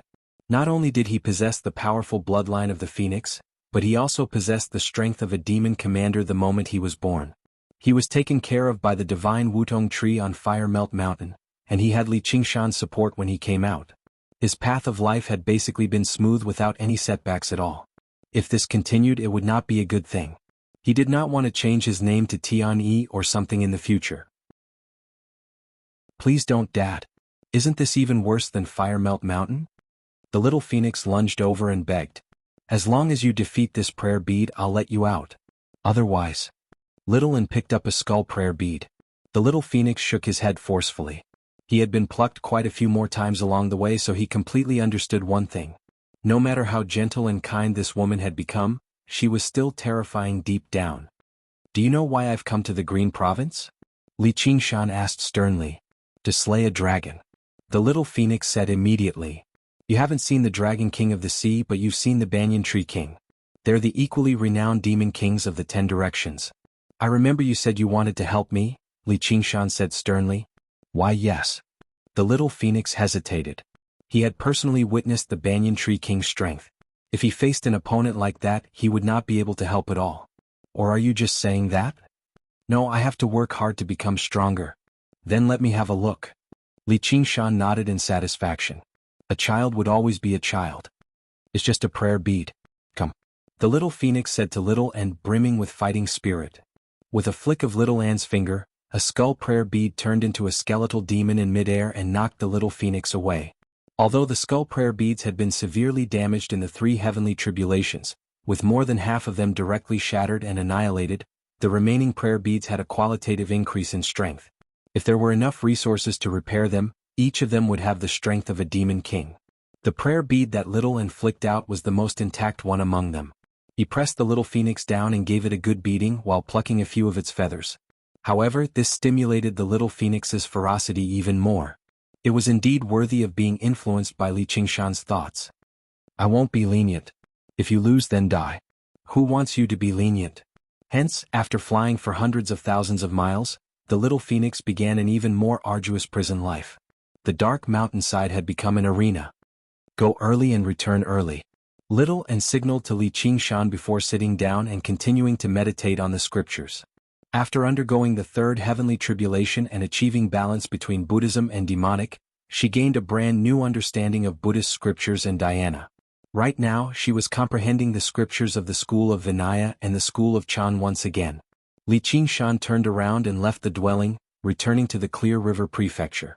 He planned on meeting a few old friends before heading north to the Chan Monastery of Devanaga with Little An. However, he was still 50 kilometers away from Clear River City when demon chi surged into the air in the distance. What heavy demon chi up ahead? As soon as he said that, he heard a bellow from afar where the demon chi surged into the air. All of Li Qingshan's friends must die. Fuck your mother. Li Qingshan flew into a rage. He was no longer in the mood to ride the clouds leisurely anymore. A wave of air suddenly erupted behind him, whistling through the air. The swarm of insects flooded over. Hua Qinglu frowned and formed a seal with her fingers. The fragrance of flowers permeated the surroundings, and the lingering fragrance became tangible, wrapping around everyone on the deck. She suddenly left the dragon ship and flew over the surface of the water, flying towards the Clear River Prefecture. The huge dragon ship glided forwards a little further before being swallowed by the swarm of insects. With an ear-piercing screech, the sturdy hull of the ship was forcefully chewed to pieces by countless locusts. Even the sturdiest keel was gone. The mortals who had been enveloped by the fragrance had never seen such a terrifying sight even in their nightmares, and they flew over the river without touching the ground. Apart from Yu Shuquang, Huang Binggu, and Lu Hong who remained composed, everyone else shrieked hysterically. Hua Qinglu knew that this was not something that regular locusts could achieve, and locust demons would never stoop to eating food like that. It was still something the soaring locust king had done. The swarm of insects was not just a collection of locusts. All of the clones of the soaring locust king radiated with surging demon chi, merging with every corner of the swarm. Infected by the demon chi, the regular locusts mutated too. They swelled up and their mouths sharpened. They went from insects that ate grass to carnivorous beasts. A single one was nothing. They might not even be more powerful than a wild dog, but what if there were millions of them? Although the lifespans of these transformed locusts were extremely short, less than an hour, they were the most vicious aspect of the locust plague. Wherever they passed by, there would be barren wasteland. The soaring Locust King isn't just coming for these people. He's going to massacre the entire city. Hua Qinglu understood. Glancing out from the corner of her eye, she saw over a dozen locusts that had reached Demon General rush over from all directions. Including the boatman and helmsman on the ship, she had several dozen people with her. This was quite a burden on her, so she moved much slower. Just like how the Banyan Tree King and the Great Whale King were known for being big, the Soaring Locust King was renowned for its speed for being soaring, which was why the encirclement of the cultivation community of the Green Province had failed time and time again. All of his clones had inherited this characteristic, so they were startlingly fast. Even if Hua Qinglu did not bring anyone with her, it would still be difficult for her to escape. "Commander, this won't do," Yu Shuquang said. "I know." Hua Qinglu's face stiffened. The fragrance that wrapped around her suddenly severed, abandoning all the mortals. She was no longer the little girl from before. Especially after experiencing the Banyan Tree King's wisdom imbuement, she had developed a determination to kill. The mortals stopped crying out and flew forwards a little further. Before they could even realize what was happening, they fell into the river with a plop. "No!" Lu Hong and Huang Bingu cried out miserably. Among them were disciples they had spent many years with, as well as clansmen who had placed all their hopes on them. "My apologies, my two fellows." Yu Shuquang sighed. Lu Hong and Huang Bingu were both speechless. With their experience, they could completely understand this choice, but they were unable to accept reality so easily. They had experienced so much danger along the way, yet the outcome was so horrific. Hua Qinglu immediately sped up, but she was not out of danger. The encirclement of the locust demon generals gradually closed in, and the buzzing of their flapping wings constantly drew closer. She tossed out another scarlet talisman, which suddenly turned into a whirlwind, pushing her forward rapidly.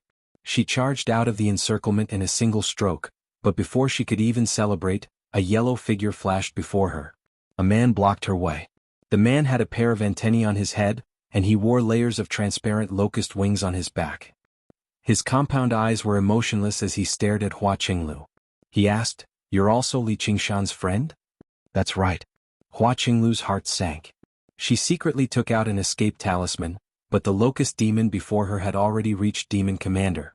He was far more powerful than her, so she was not confident about escaping even if she used an escape talisman. "How bold of you. You can be regarded as a beauty among humans, so you must taste very good. You want to use an escape talisman? Stop dreaming. You can't escape. If you didn't admit it, I might have spared your life, but now."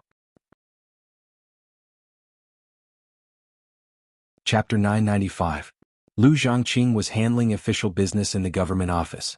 Official documents were piled up on the desk like small mountains.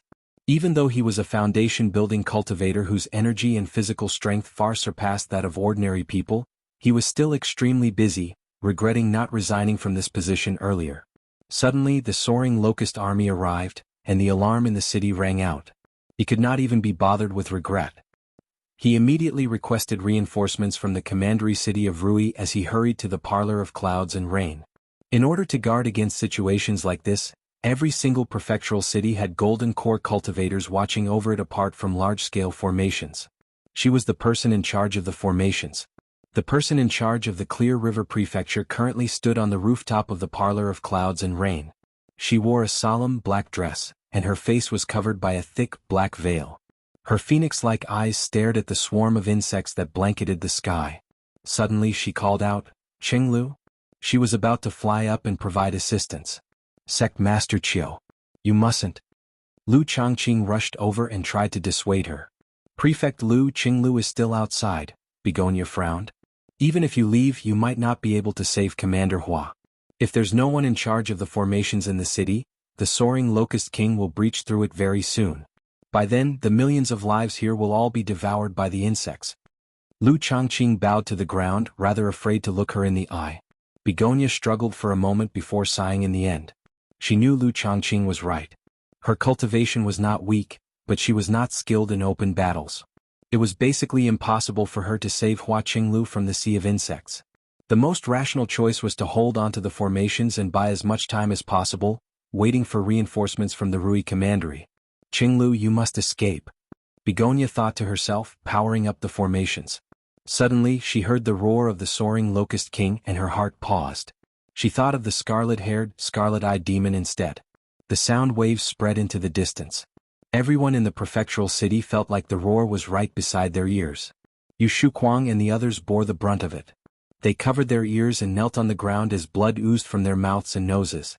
Their faces were filled with pain. If it were not for the protection of Hua Qinglu's fragrance, they might even have died on the spot. Hua Qinglu trembled slightly, but her expression did not change. She also possessed a few life-saving items, but they were all useless in such a dire situation. Don't tell me I'm really going to die here today? The sky darkened as the cloud of insects passed through, whistling and buzzing as they swept towards the prefectural city in a black mass. The half-man, half-locust, terrifying flying locust demon commander let out a sinister smile. He did not come here just for the 3 words Li Qingshan. Even if Lu Hong and the rest did not know who Li Qingshan was, he would still hunt him down. It would just be a little less fun. If it were only for revenge, there would be no need for such a grand spectacle. A single flying locust demon commander would be enough. Attacking a prefectural city was something he had been planning for a very long time. After the plague of locusts and famine, thousands of villages had become desolate. Large numbers of people gathered in the prefectural city. If he could devour a prefectural city, not only would it deal a heavy blow to the cultivation community of the Green Province, but it would also increase the number and quality of his clones. This was a war between him and all the humans of the Green Province. Whether they were Li Qingshan's friends or not, they would all die. As for Li Qingshan, who had fled to the Mist Province, he would obviously go find him personally once he dealt with the Green Province. Golden light flashed through Hua Qinglu's eyes. Golden vines wrapped around her, blooming with golden sunflowers and erupting with resplendent, scorching light. Thousands of locusts shrieked as they were reduced to ashes. Even the flying locust demon general began to smoke as he retreated. The flying locust demon commander squinted his eyes slightly, and a streak of light shot towards his forehead. This was originally a life-saving sword talisman that the Sword Collection Palace had given to disciples. It was equivalent to the full-powered strike of a second Heavenly Tribulation sword cultivator. Hua Sengzan had specially given it to her. Child's play. The flying locust demon commander's mouth suddenly split open, turning into the mouthpiece of a locust. It bit down on the streak of light and swallowed it. Hua Qinglu immediately used this opportunity to activate the escape talisman, turning into a streak of light and shooting backwards, passing through the surging swarm of insects. You're looking to die. The flying locust demon commander sneered. He did not pursue her. Hua Qinglu's escape talisman was a 5-kilometer escape talisman. It could turn into a streak of light and instantly travel 5 kilometers. Because the flying locust demon commander was blocking the way, the only direction she could choose was behind her. She did not even dare to travel to the left or right, afraid of being intercepted. All she could do was distance herself from the flying locust demon commander as much as possible, as well as the prefectural city of Clear River. However, after flying for 5 kilometers, she failed to escape alive. She discovered that she was in the sea of insects. She could no longer see or hear anything else. Only countless locusts surged towards her from all directions. The sound of their flapping wings was deafening. She just happened to retreat into the depths of the sea of insects. She had just moved from one desperate situation to another. She had already grown accustomed to death, and she had received enlightenment from the Banyan Tree King.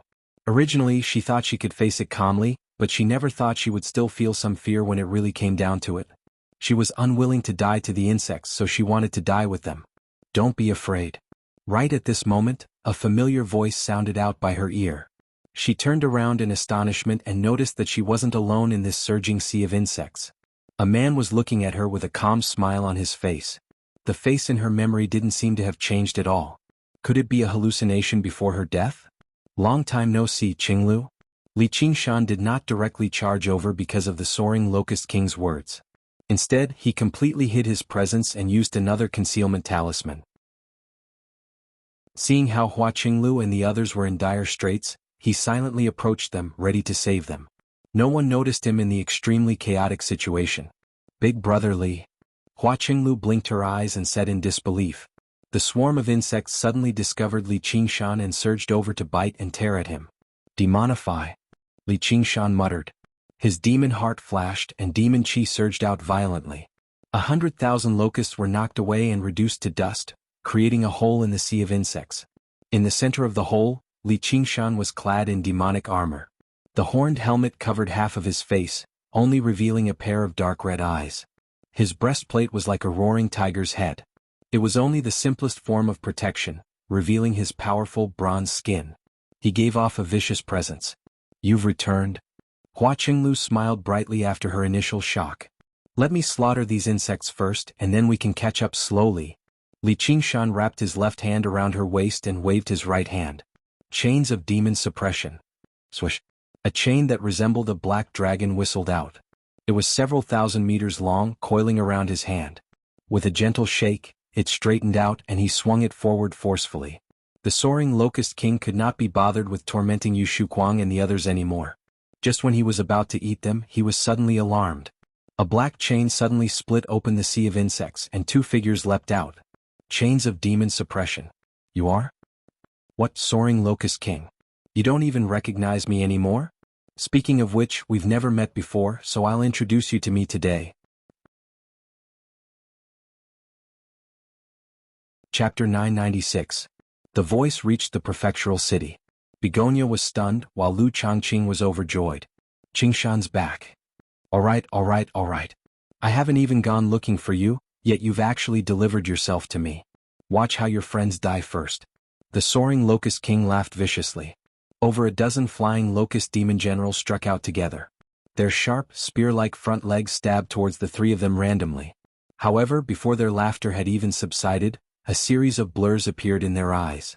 Li Qingshan seemed to appear before every single flying locust demon general at the same time.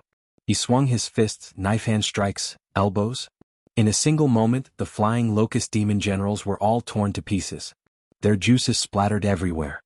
Before the flying locust demon commander could even return to his senses, Li Qingshan had already arrived before him. He was basically right in his face. He asked, "Just by you? How is that possible?" The flying locust demon commander paled in fright. Li Qingshan's instantaneous burst of speed was actually enough to leave behind blurs in his eyes. This was not something a golden core cultivator or a demon commander could achieve. Hua Qinglu had already calmed down after seeing him. Hua Qinglu's mind eased up when she saw him. She completely stopped worrying now. As she gazed at his tall figure, the scenes in her memories overlapped. The West Gate Granny of the past, the soaring Locust King of the present. Her opponents ranged from weak chi practitioners to powerful demon kings, but he still stood before her, as if he could block out all the wind and rain. With a flash, the flying locust demon commander retreated rapidly, vanishing into the surging sea of insects. He wanted to use the insect swarm tactic to drown Li Qingshan. "Tell me you're a mighty demon king, so how can you be so petty? I've only cursed you a little, yet you say something like, all of Li Qingshan's friends have to die. Aren't you a little too stupid?" Li Qingshan walked slowly. He followed the flying locust demon commander at the same pace. The chains of demon suppression wove together into a net-like sphere, whistling as they revolved, tearing apart the locusts that lunged over. After becoming a demon king, even if he did not use any abilities, just his body alone was enough to crush the flying locust demon commander. The reason why he chose to demonify was to hide the demon chi that he leaked out unintentionally, as well as to give his ridiculously tough body a reasonable explanation. "You damned bald donkey." The flying locust demon marshal gritted his teeth. Seeing that he could not escape, he circulated all his demon chi and swiped at Li Qingshan's throat. "Bald donkey. How can I put up with you?" Li Qingshan casually grabbed the flying locust demon marshal's wrist, and the demon suppression chain coiled around him, firmly binding him. He grabbed his head, pulled it in front of him and pointed at his own head. "This is called hair."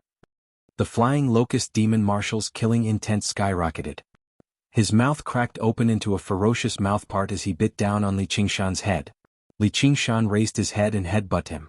The sharp mouthparts were broken and scattered. "Damn it! Damn it! Damn it!" The flying locust demon marshal struggled with all its might, the chains of demon suppression creaking. "Demon suppression!" Li Qingshan chanted, and the demon suppression tower descended from above. With a rumble, it crushed the flying locust demon marshal beneath it. With a thought, the demon suppression tower rapidly shrank, flying back into his hand. He glanced inside and the flying locust demon marshal turned back into a tiny locust. It seemed to be suppressed by the demon suppression tower very much. "Li Qingshan, you'll regret this," said the flying locust demon marshal. "I think I've heard you say that before. Whatever. If you're dissatisfied, then send your original body." Li Qingshan did not care. He planned on taking the flying locust demon marshal back for Ru Xian to study. If it was useless, then he could get little and to use the Buddha-slaying sword. He would definitely be able to injure the soaring locust king's body. Hua Qinglu used her cultivation method to protect the three of them. As she watched Li Qingshan vanish into the sea of insects with the flying locust demon marshal, she became rather worried about whether he would be in danger or not. However, Li Qingshan strolled back. The revolving chains of demon suppression tore apart the locust that lunged over. Did he escape? Hua Qinglu stopped worrying when she saw how he was safe and sound. With your big brother Li taking action, do you really think he can escape? Li Qingshan showed off the exquisite demon suppression tower in his hand with a smile. Hua Qinglu was surprised. Originally, she thought even if she could not catch up to him after all these years of painstaking cultivation, she would not fall too far behind. She never thought his cultivation would actually reach such an unbelievable level. Qingshan. Before the three of them could even react to what had happened, the name, Li Qingshan, still echoed through their heads. When they actually looked at the Li Qingshan before them, they felt like they were afraid to recognize him. Sure enough, it's my old friends. The locusts have found the right target. Li Qingshan smiled. Lu Hong, Huang Binggu, and Yu Shuquang had all had important interactions with him in the past, and they had all assisted him in the past. The locusts in the surroundings suddenly stopped attacking them. They flew off in a grandiose manner. Li Qingshan frowned. They sure don't give up. As it turned out, the soaring locust king had not given up even though the flying locust demon commander had been captured. He continued to lead the army of locusts towards the prefectural city. The cloud of insects passed through and the surroundings lit up. Their field of vision opened up again. All Hua Qinglu saw was the black swarm of insects entrenched in the protective formations, attacking madly without any fear of death. They basically turned the prefectural city into a ball of insects. Before long, the protective formations were on the verge of collapse. It was impossible for a formation that enveloped such a large area to be too sturdy in the first place. After hearing Li Qingshan's voice, Begonia became slightly agitated.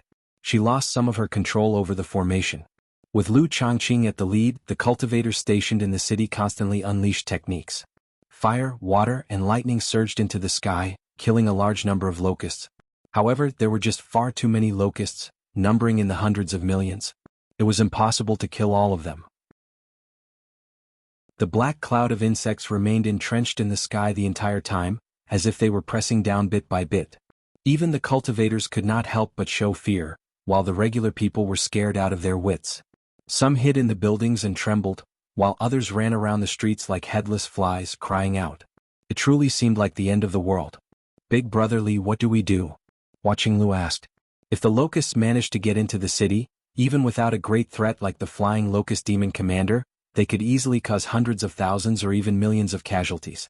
Easy. Li Qingshan flipped his right hand and lifted up another item. This is the Azura field. Afterwards, it was said that the North Moon had taken away the Azura field, so how did it end up in Big Brother Li's hands now? Li Qingshan tossed the Azura field into the air, and it rapidly expanded, hovering above the Clear River Prefecture. Suddenly, it released a blood-red swirl, sucking in the swarm of locusts into the Azura field. Their numbers were terrifying, but it was not like there was no way to deal with them. Although the locusts had demonified, they were still regular wild beasts after all. How could they stop a supreme arcane treasure? Li Qingshan. I, the soaring locust king, will definitely make you die without a proper burial. All of your family and friends will die horrible deaths. The swarm of locusts roared out furiously, vaguely revealing a vicious face. Li Qingshan only responded with a great laugh. Begonia immediately felt the pressure on her lessen drastically. She could not help but look in the direction of the laughter. When she saw Li Qingshan's figure, she could not help but shudder inside. Li Qingshan sensed something and glanced over. So it's her. She really has undergone the second heavenly tribulation already. Although she wore a solemn black dress, it was unable to conceal her impressive figure. Her face hidden behind the black veil instead added a sense of mystery and allure to her. When he recalled everything from the past, he could not help but nod with a smile. However, Begonia immediately looked away, no longer looking at him. Li Qingshan was rather confused, but he was in no mood to pay attention to this right now. He focused on powering the Azura field and continuing to devour the swarm of locusts. A group of cultivators from the 100 schools of thought had rushed over to provide assistance. They all stopped at this moment, watching this from afar. The Azura field. Li Qingshan. Han Tie's cold face was also slightly shocked. After all these years, had he already become so powerful? Our School of Novels disciple has returned. Lu Chuanfeng was overjoyed. The disciples of the School of Novels behind him had heard the name Li Qingshan repeated for many years. However, most of them had not even seen Li Qingshan before and had only heard it as a story. Unexpectedly, seeing him with their own eyes, they found him to be even more amazing than the stories. The cultivators in the prefectural city also stopped casting their techniques and raised their heads to watch this unimaginable battle. After Li Qingshan captured the Flying Locust Demon Marshal alive, the remaining Flying Locust King's clones were completely powerless to deal with such a situation. They could only control their bodies and not be drawn into the Azura field. However, they gradually separated from the ordinary locusts and could only flee in all directions. Li Qingshan appeared in the sky above the prefectural city in a flash. Demon suppression chains flew out and pierced through the backs of the locusts, suppressing and capturing them. In an instant, the terrifying locust plague was completely eliminated. Everyone felt that it was surreal. Li Qingshan still held the small demon suppression tower in his right hand. Many thin chains hung down from his left hand. Each chain had a string of locusts threaded through it and they were all struggling to move. He dispersed the demonic armor around him and stood in the void. He looked down at the familiar city below and felt the familiar aura. A smile appeared on his face. Everyone was also looking up at him. The cultivators seemed to be looking at an unbelievable miracle, while the mortals saw a savior. "It's Li Qingshan who saved us," someone said. It was all thanks to the Flying Locust King's repeated words. Then cheers rang out and gradually grew louder. Countless people walked onto the streets and shouted his name. "Hello everyone.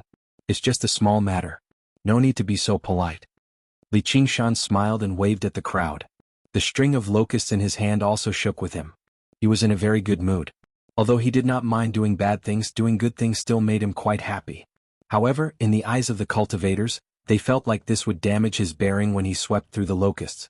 Even if he refused to leave and hide his contributions and fame, and insisted on enjoying everyone's cheers, he should maintain the bearing that a cultivator should possess. Watching Lu smiled. Big Brother Li was still the same Big Brother Li. He would always do something a little strange. "Sect Master Chiu, I'll be the host today. I'll host a banquet in the Parlor of Clouds and Rain to welcome my old friends from the Clear River Prefecture." Chapter 997. Sect Master Chiu. This, Lu Changqing was tongue-tied. Li Qingshan was a great hero who had saved the Clear River Prefecture after all, so how could she treat him like this? However, ever since Begonia returned to the Clear River Prefecture, she seemed to have changed into a different person. Not only did she investigate deeply, but she had completely vanished from her old ways of using money and power. She would always treat people with some coldness. However, with her cultivation she obviously had the right to do that. No one dared to say anything. Even now, it was difficult for Lu Changqing, the prefect of the Clear River Prefecture, to persuade her otherwise. The difference in cultivation was obvious. Li Qingshan was surprised as well. Why did Begonia not seem happy at all when she saw him? Instead, she seemed extremely cold. It was no wonder that she had not contacted him after emerging from seclusion. Did she have a change of heart? However, it was not like he had the right to blame her for her change of heart. "If you don't want to welcome me, then don't. Why do you look like a dead man when you're dressed like this?" "I'm a dead man. My condolences." Li Qingshan caught a whiff of heavy resentment, so it was even more difficult for him to say anything. The only person who could make her fall in love with someone else must have been a cultivator. He would not have died of illness for no reason. He must have been killed. Over the past few years, the soaring Locust King had probably caused the greatest casualties among cultivators in the Green Province. As a result, he said, "This soaring Locust King really is despicable." As he said that, he was about to leave, but he heard Begonia say, "It's not the soaring Locust King. It's the Dragon King of the Sea." "The Dragon King of the Sea?" Li Qingshan stopped. "Sister Chiu, do you still miss that North Moon?" Hua Qinglu walked over. Li Qingshan looked back and looked at Begonia in surprise. Begonia avoided his gaze. "He's just a wretched demon. What's there to miss?" Li Qingshan smiled. "All right, since you're not going to welcome me, let's go somewhere else. We'll come again another day." At this moment, Han Tie and the others arrived on the rooftop. "You guys stay, I'll leave." Begonia flew into the sky. Li Qingshan looked at her flying figure and couldn't help but shake his head. He didn't know whether he should be happy or worried about the infatuation of a beauty. Big Brother Li, because of the North Moon, Sister Chio's temper has been rather strange in the past few years, Hua Qinglu explained for Begonia. She did not want the two of them to be on bad terms. It's nothing, I've seen many weird people. Li Qingshan smiled and asked Han Tie, Tie, where is your sister? He's currently in secluded cultivation in the Rui Commandery. Han Tie was originally rather displeased with Li Qingshan. As soon as this son-in-law of the Han family went to the Mist Province, there was no news of him at all. He was truly irresponsible. However, when he arrived before Li Qingshan, he was unable to voice his displeasure. He was not afraid of Li Qingshan's strength, nor was he grateful for Li Qingshan's benevolence. Instead, he sensed a sense of upliftment and ambition from him. As a cultivator, if he could not forge ahead valiantly and increase his cultivation as much as possible, could he still be considered a cultivator? The teachings of the Han family had always been to look down on those who were infatuated with love. They admired his personality. It was exactly because of this that his elder sister, who had no interest in men at all and could even ignore a handsome man like Hua Sengzan, fell in love with him. Sigh, that sure is unfortunate, but it doesn't matter. I'll be spending a lot of time in the Green Province in the future. Big Brother Li, aren't you the White Hawk commander of the South Sea Commandery? Don't you have to return to the Mist Province? Hua Qinglu asked. As a member of the Hawkwolf Guard, she still valued the authority of the Hawkwolf Guard very much. I've been promoted. Sir Hawk God, our protector, has personally appointed me to go to the Dragon Province to be appointed, said Li Qingshan. The protector Hawk God. Doesn't that mean you have to go to the Dragon Province? Hua Qinglu was reluctant to part with him. Sir Hawk God can't be so unreasonable. I've been away from the Green Province for so many years, and it's rare for me to return, so I need to get some proper rest. I'll go to the sect and greet my master, and I have some important matters I need to deal with in my life. Yeah, and as a disciple of the School of Novels you can't not write for so long. Lu Chuanfeng interrupted from the side. If you hadn't mentioned it, I would have almost forgotten that I'm still a disciple of the School of Novels. Li Qingshan smiled. Qingshan, you can't forget your roots.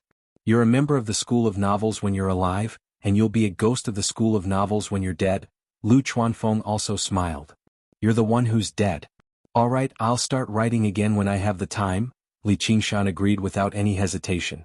Very soon, the banquet was set up on the rooftop.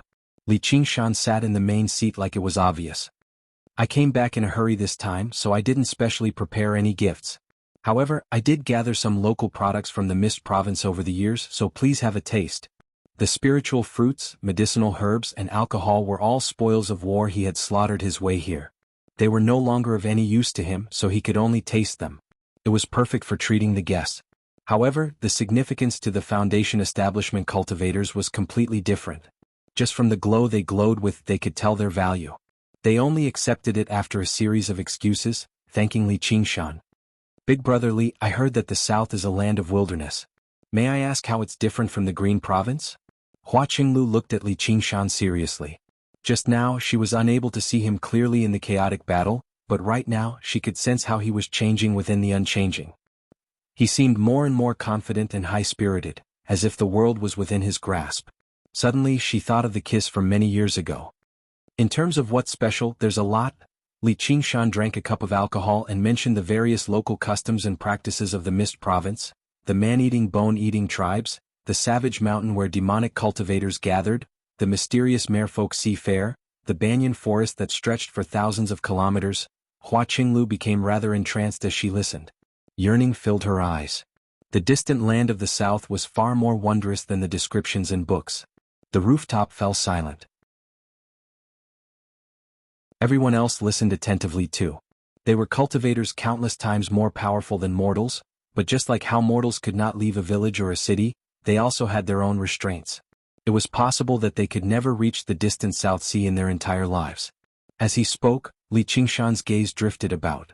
The scenes of the past flashed through his eyes again, as well as the dangers he could not mention. Only when he returned to his senses and saw the familiar faces and the familiar night scenery around him did he come to a realization. I've really returned. Li Qingshan gazed at the starry sky. He worked hard in search of strength, but strength was not just about defeating something or possessing something. Instead, it was about breaking free from restraints and seeing sights he had never seen before, going to places he had never been to before. Beyond the 9 heavens was still a little far away, but he had not let down his promise to himself. After the banquet, everyone dispersed. Li Qingshan became slightly tipsy. Lu Chuanfeng invited him to return to Cloud Wisp Island to take a look, but he turned it down. I'll return to my dwelling first and deal with the clone of the soaring Locust King. I'll go to the 100 Schools of Thought in a few days. Afterwards he left Clear River City. He did not return to the Chain Mountains. Instead, he flew southwest based on his senses and arrived before a lake surrounded by mountains. He sensed the aura from the bottom of the lake and leapt into the water with a smile. Chapter 998. Deep into the night, the prefectural city recovered its peace. On the docks to the west of the city, lanterns lit up with the stars in the sky. The two banks of the river were dotted with torches, moving about in the darkness. All the disciples of the Iron Fist headquarters searched along the two banks. Lu Hong leaned against a weeping willow as he gazed at the pitch-black clear river silently. Huang Bingu pulled away slightly and stood nearby. He was also stern. I'm useless. I've troubled you, master. Li Long knelt on the ground. I'm just a bag of old bones. If I die, then so be it. It's just a pity that your senior brother's family. Lu Hong let out a long sigh and helped Li Long up. It's not your fault. It's all fate. Senior brother is blessed by the heavens and you're skilled in martial arts. You'll definitely make it safely, Li Long comforted him. Before long, a call rang out from the darkness. Found him. Found him. A disciple of the Drawn Rains village was rescued by a fishing boat and discovered by the searchers. Huang Bingu let out a sigh of relief. Very soon, the survivors were found one by one, slightly more than what he had imagined. Over 5 kilometers downstream, Wang Lei emerged from the river with Yi Dachuan, whose fate was unknown. After being tossed into the water, he immediately held his breath and sank to the bottom of the lake. As it turned out, regular locusts still moved based on their instincts. They would not enter the water, but the Clear River Prefecture was famous for its rivers. The water system was well developed, so basically everyone knew how to swim. It was a blessing in disguise. Afterwards, the flying locust demon commander was captured by Li Qingshan, and the soaring Locust King ordered the army of locusts to attack the city with everything they had, allowing them to escape. However, many of them were drowned or bitten to death. Their whereabouts were even unknown. Wang Lei personally saw Yi Dachuan's wife flop around on the surface of the water, crying for help. The locusts ate her head off. There was also an unlucky person from the Drawn Rains village who was caught by a locust demon that had lunged into the water. In the blink of an eye, even his bones had vanished. As long as you're alive, as long as you're alive. Lu Hong's eyes were filled with tears as he clutched Wang Lei's shoulders tightly. He didn't have any children, so Wang Lei was like his own son. Master, senior brother, it's cold outside. Hurry up and get on the carriage. Li Long called out to Huang Bingu, Manor Master Huang, I'll give you a ride. There's no need for that. Thank you for your kindness, fellow Taoist. If there's anything I can do for you in the future, just let me know. Huang Bingu thanked Li Long, then led the rest of his clansmen away from the dock, disappearing into the streets of the city. Li Long sent Lu Hong to the carriage and was about to follow up when his ears twitched as if he had heard something. Disregarding his status, he lay on the ground and listened carefully. The sound grew louder and louder until he heard a familiar buzzing sound. Li Long stood up in disbelief. As he looked at the stars on the horizon being swallowed by the darkness, he roused all of his spiritual qi and roared out as loudly as he could, "The locust plague!"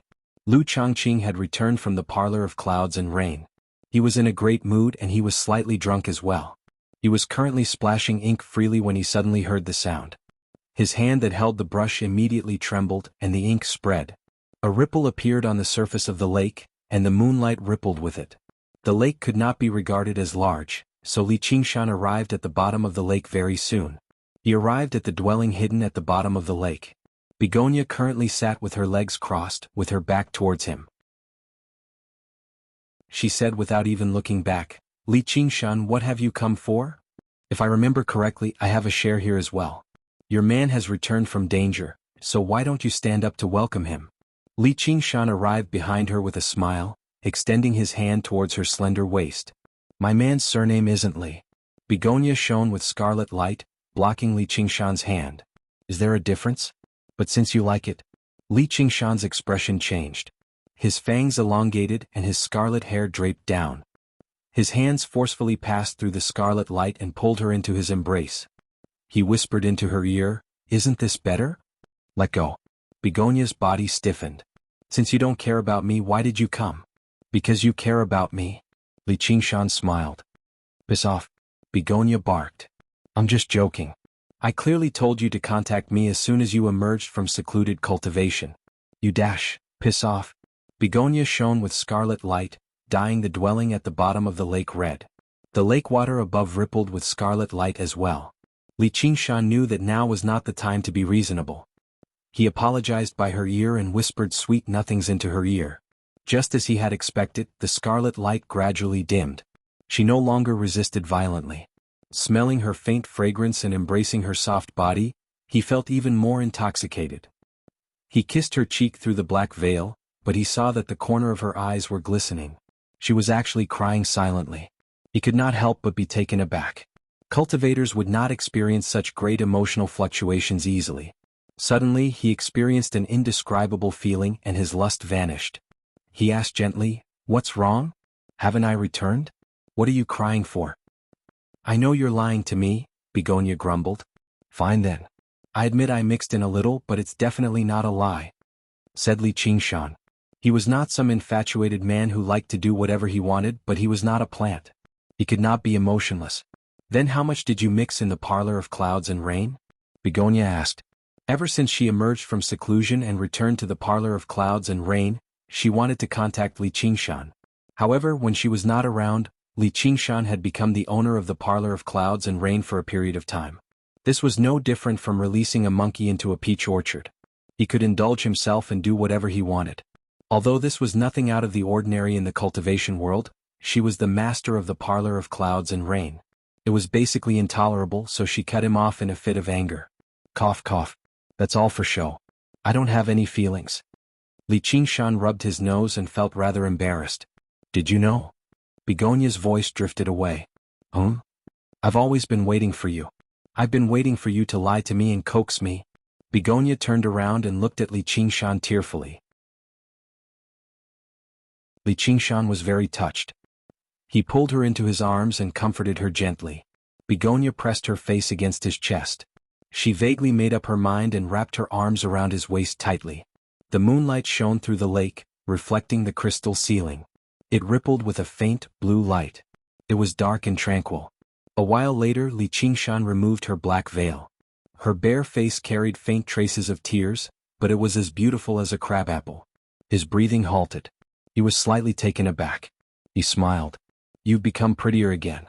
No wonder you wear a veil. It's all because of you, Begonia said extremely seriously. She had not wasted the past few years. Instead, she had worked hard on the heart-dyeing art of rouge.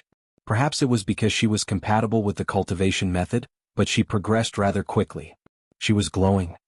Furthermore, he was more confident in using that spell. Li Qingshan was even more touched. He lowered his head and kissed her delicate red lips. After a deep kiss, he carried her horizontally and walked to the thick fur-covered stone bed. He had thought that she would be shy and struggle. He did not expect that she would curl up in his arms as docile as a kitten. On the stone bed there was another round of intimate and caressing. Qiu Haitang's face was flushed red. Her cloud-like black hair scattered down. Her ample bosom rose and fell slightly, and her black dress was a bit messy. Your man is not dead. It's too inauspicious to dress like this. How about? Li Qingshan said as he gently hooked her belt. Begonia's face became even redder. She closed her eyes tightly but did not object. Li Qingshan chuckled. He was about to undress the beauty when he saw Begonia's expression change. He could not help but ask, "What's wrong?" "Someone is attacking the prefectural city. I'm afraid it's the Flying Locust King. I have to hurry back. The defensive formation cannot be left unattended." Li Qingshan took a deep breath and pressed down on Begonia's shoulder. "Wait for me here. I'll be back soon." "But, no buts, this is a man's business." With a boom, the lake splashed into the sky. Li Qingshan spread his wings and flew into the astral wind layer.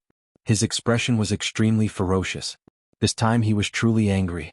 Any man who was interrupted at this time would want to kill someone. Arriving high in the sky, Li Qingshan summoned the demon-suppressing pagoda with his right hand and asked the Flying Locust Demon Marshal, "Flying Locust King, was it you again? How is it, Li Qingshan, you didn't expect this, right?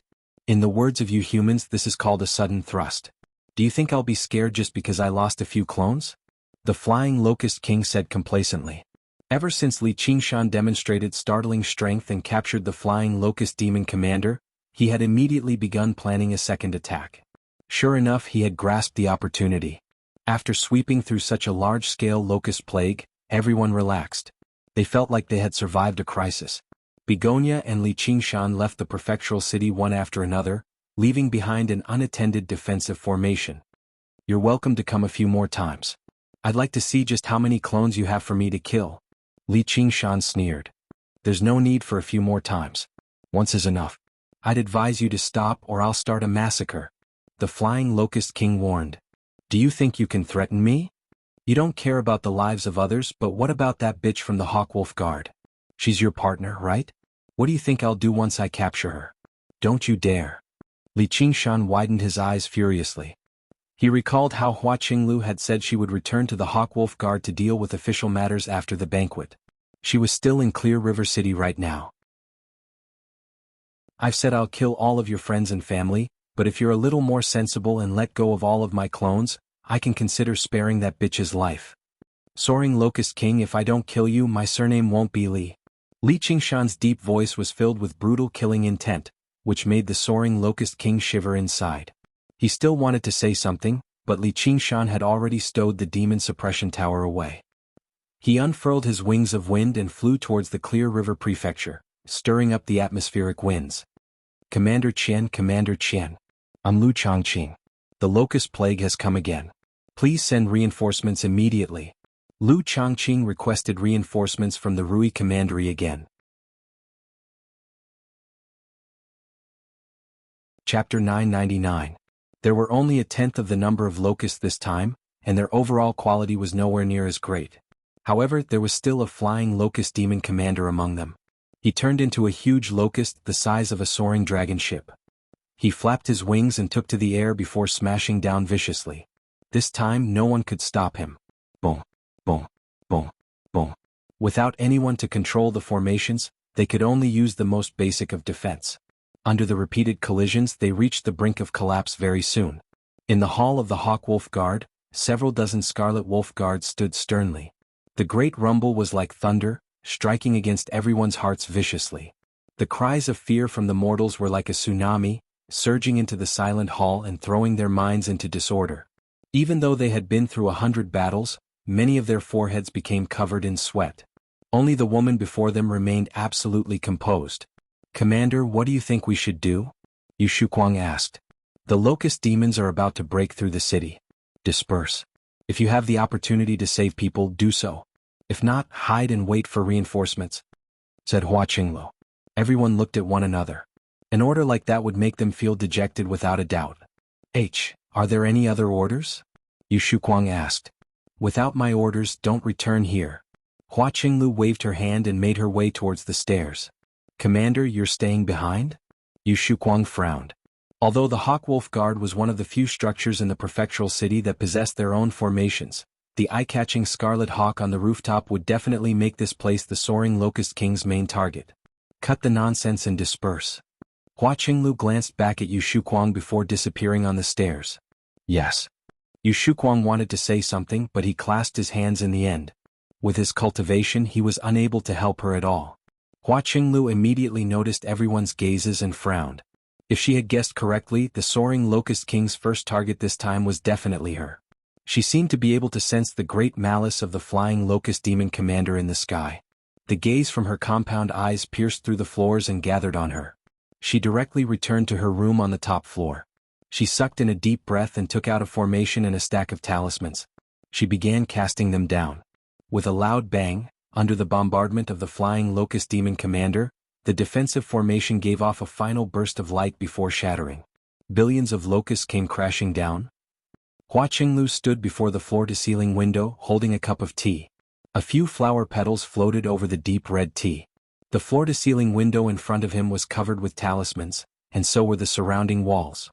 They faintly formed a hole. On the ceiling of the room, a small golden bell floated, and a simple golden bell formation was established. But it didn't give her the slightest sense of security. Suddenly, she thought of that tall figure and shook her head with a bitter smile. It couldn't be such a coincidence every time. She downed the tea in one gulp. How long she could last was up to fate. There was only one thing, and that was that he absolutely could not fall into the hands of the enemy. The cloud of locusts split into several large groups above the prefectural city, attacking various regions of the prefecture. After arriving in these regions, they split into several dozen groups again, attacking every single street. They were like a well-trained army. No, even an army could not be so coordinated. A group of homeless beggars fled madly through the streets, almost driven mad by the countless flapping wings. What made them feel even more despair was the buzzing that grew closer and closer behind them.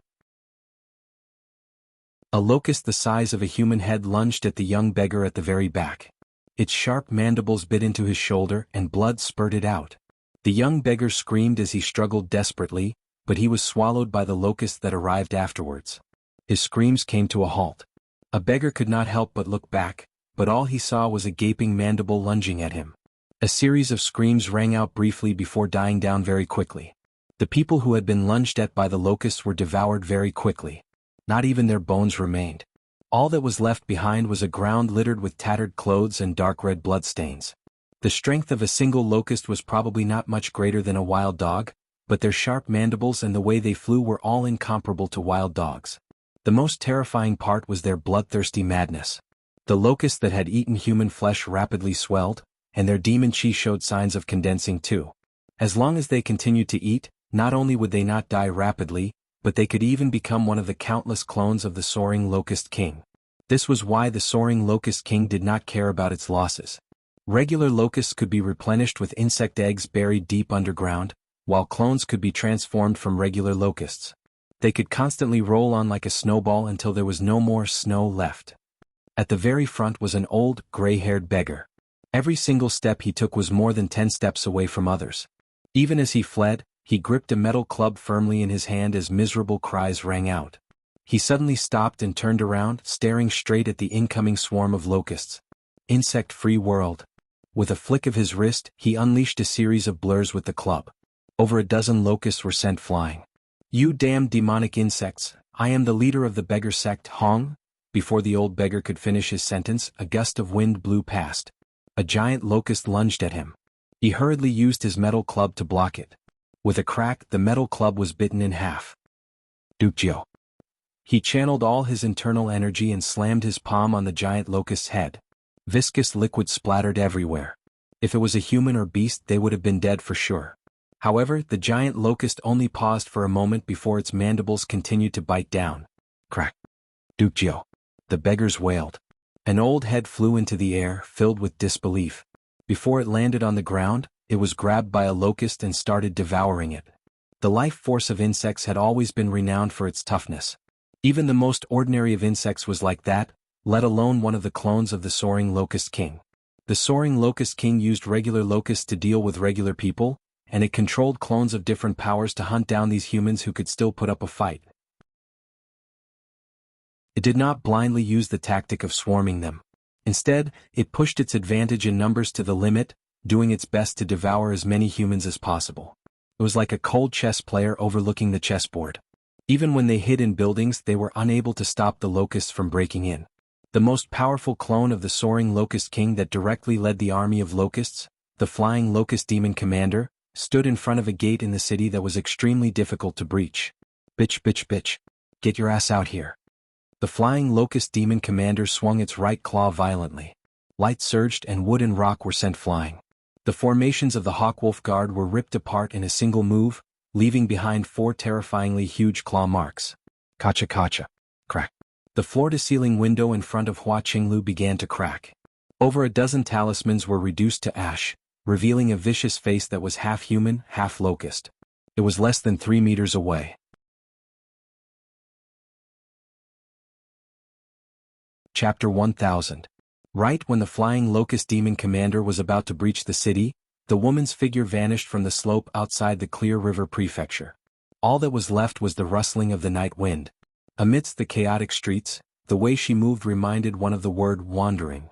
She evaded all the obstacles silently and swiftly. Her body blended into the surrounding scenery. Be it humans or locusts, they could not see her. A large swarm of insects blocked her path. She turned around and stepped into a remote alleyway. A locust suddenly rushed towards her. It carried a child with its 6 legs as it wailed aloud. My child. My child. With a miserable cry, a disheveled woman rushed out of the main entrance without any regard, chasing after the locust. The woman tilted her body slightly and brushed past the locust. The locust bit the child and blood spurted. A droplet of blood stopped in the air and landed on the woman's cheek like a red mole. She smiled and extended her tongue to lick away the blood. She cast the cries from the alleyway behind her and arrived near the Hawkwolf guard very soon. She exhaled gently, and her aura became even deeper. She slowed down a lot again. She happened to see the eagle forged from copper fall from the top of the building, producing a great rumble and kicking up a cloud of dust. Hua Qinglu retreated into the center of the room, if it could still be called a room, below the small, golden bell. Don't be afraid, little treasure. I won't kill you. The flying locust demon commander stepped into the room and made his way towards her. As he spoke, his mandibles opened and closed.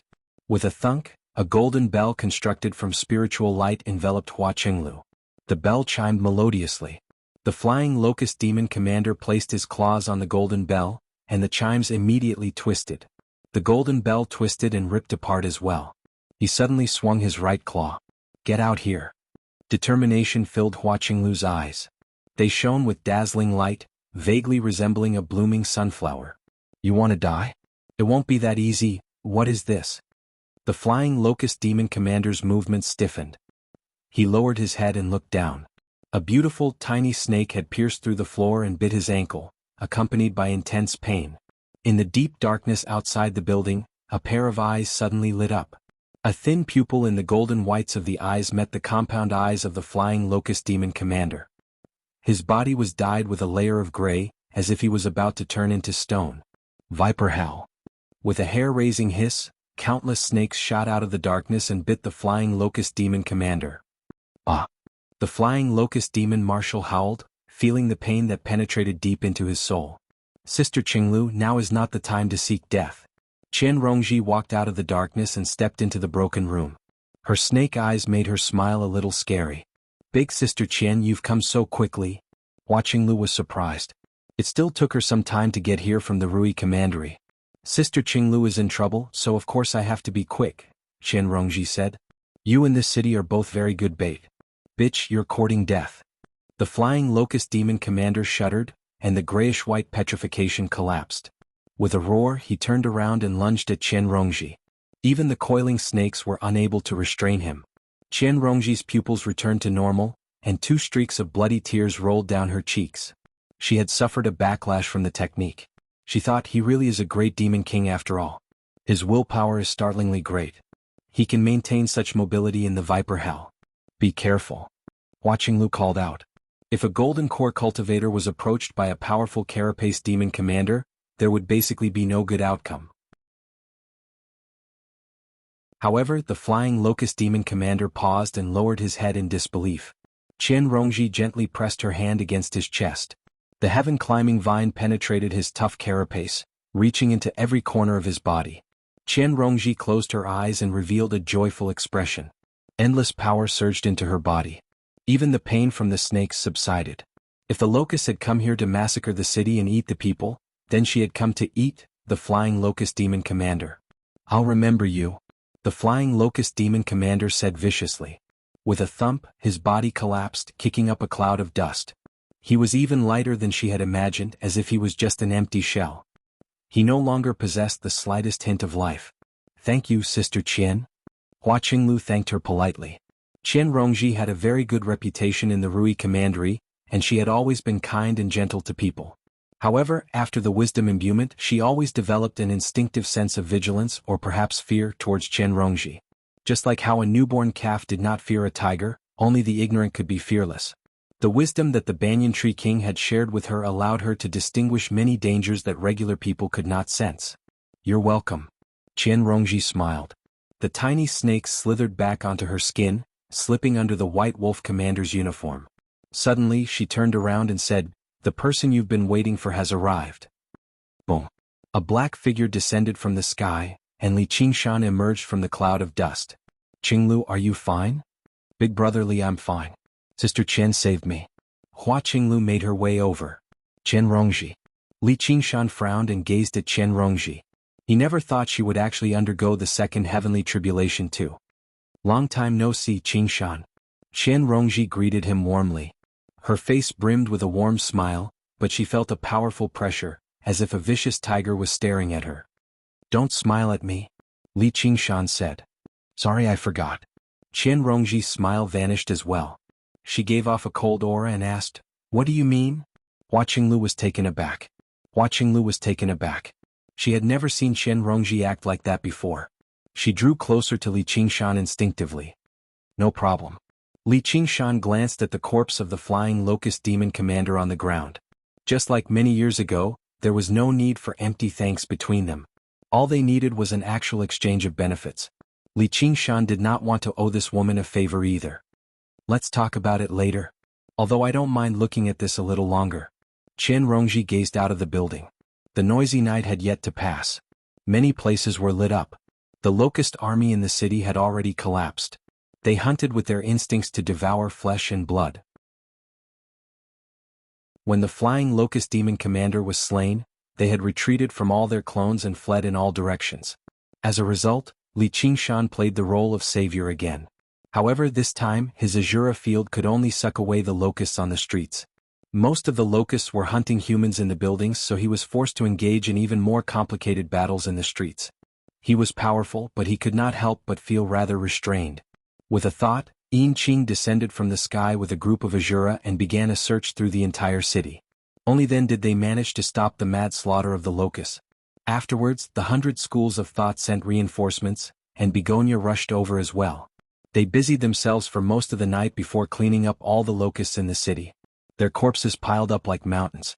Begonia maintained a cold and distant relationship with Li Qingshan.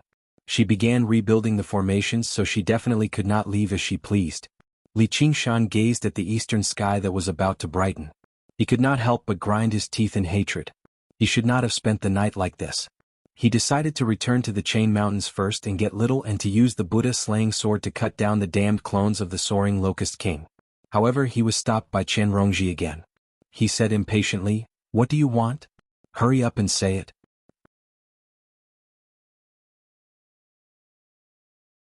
Chapter 1001. The morning light landed on Qian Rongji's white clothes. She had given up on her arts of charm a long time ago, but she possessed a brand new luster that surpassed anything in the past. What do you want to do? Li Qingshan was rather surprised. What do you think I can do?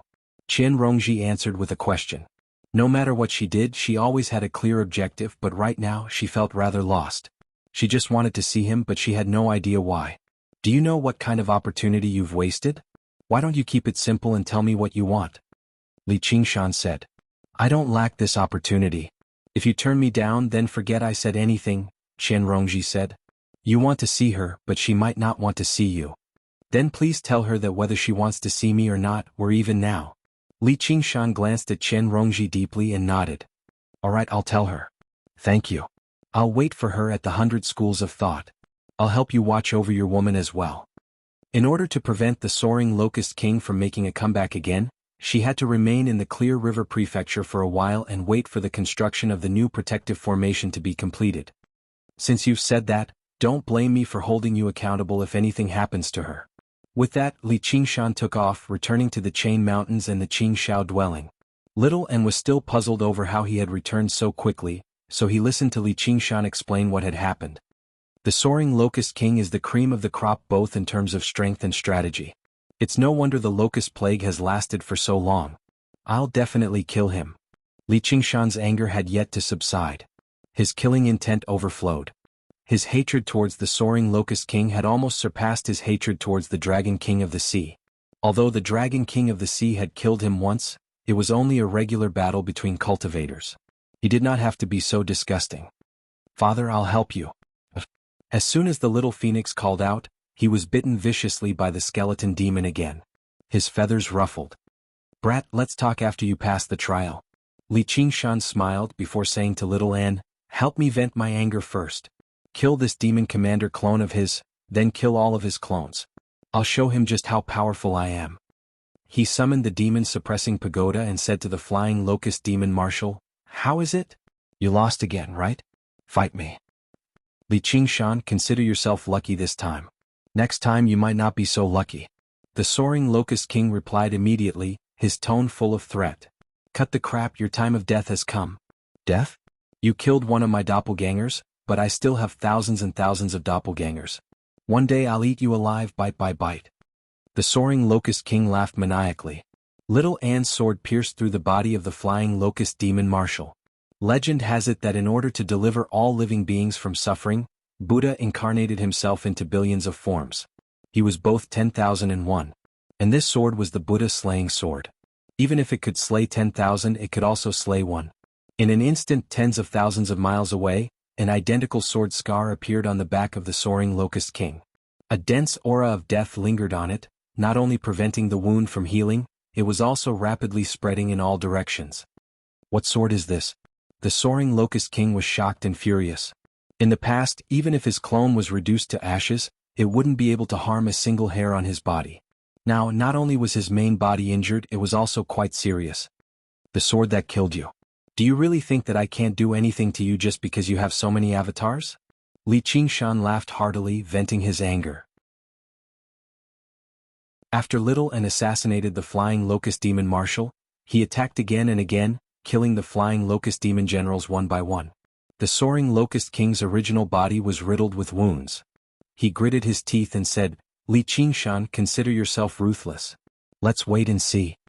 The flying Locust clones that were entangled in chains immediately stopped moving. He cut off his connection with these clones. Little An put down the Buddha-slaying sword. What a pity. It would be great if I could kill him like this, Li Qingshan said. However, he knew that he was thinking too much. Even if he stabbed the soaring Locust King's main body with a sword, it would be difficult to take his life. There will be a chance. The sword wounds on his body won't recover so quickly.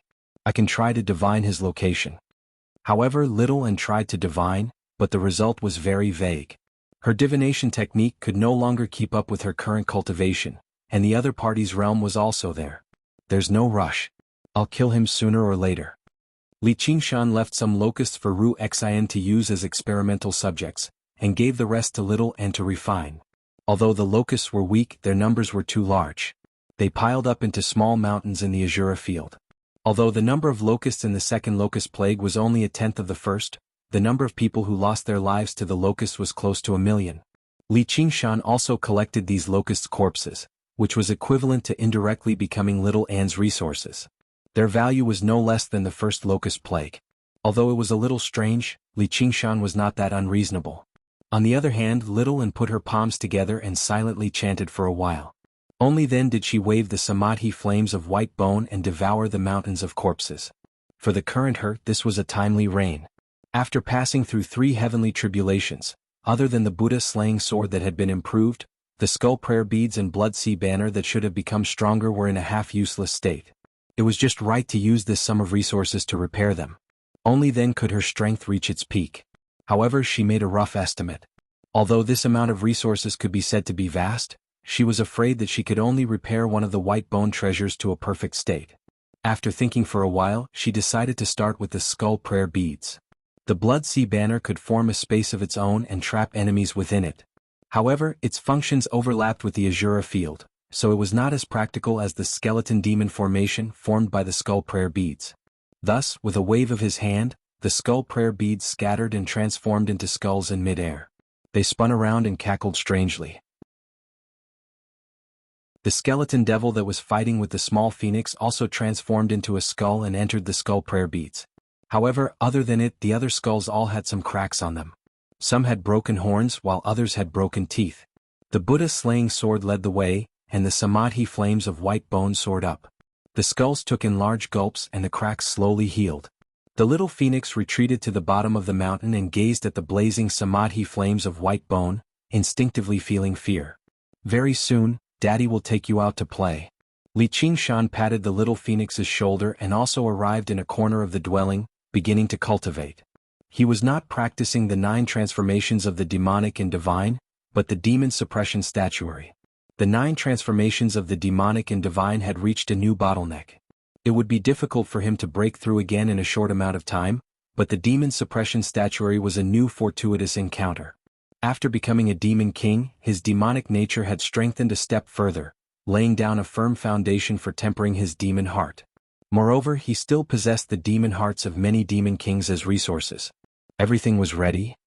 Although he only knew the first 8 layers of the demon suppression statuary, as the peak cultivation method of the Chan monastery of Devanaga, as long as he could master the first 8 layers, it would be enough for him to reach the realm of Demon King.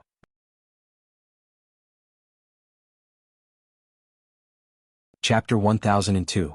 In the pitch-black belly of the mountain, demon chi surged below, while bone fire surged above. The demon chi contained endless malice and malice, while the bone fire contained countless wailing faces. It was quite the sight of evil and demonic cultivation. The little phoenix turned back into human form and stared at this blankly. Suddenly he felt an urge to go home.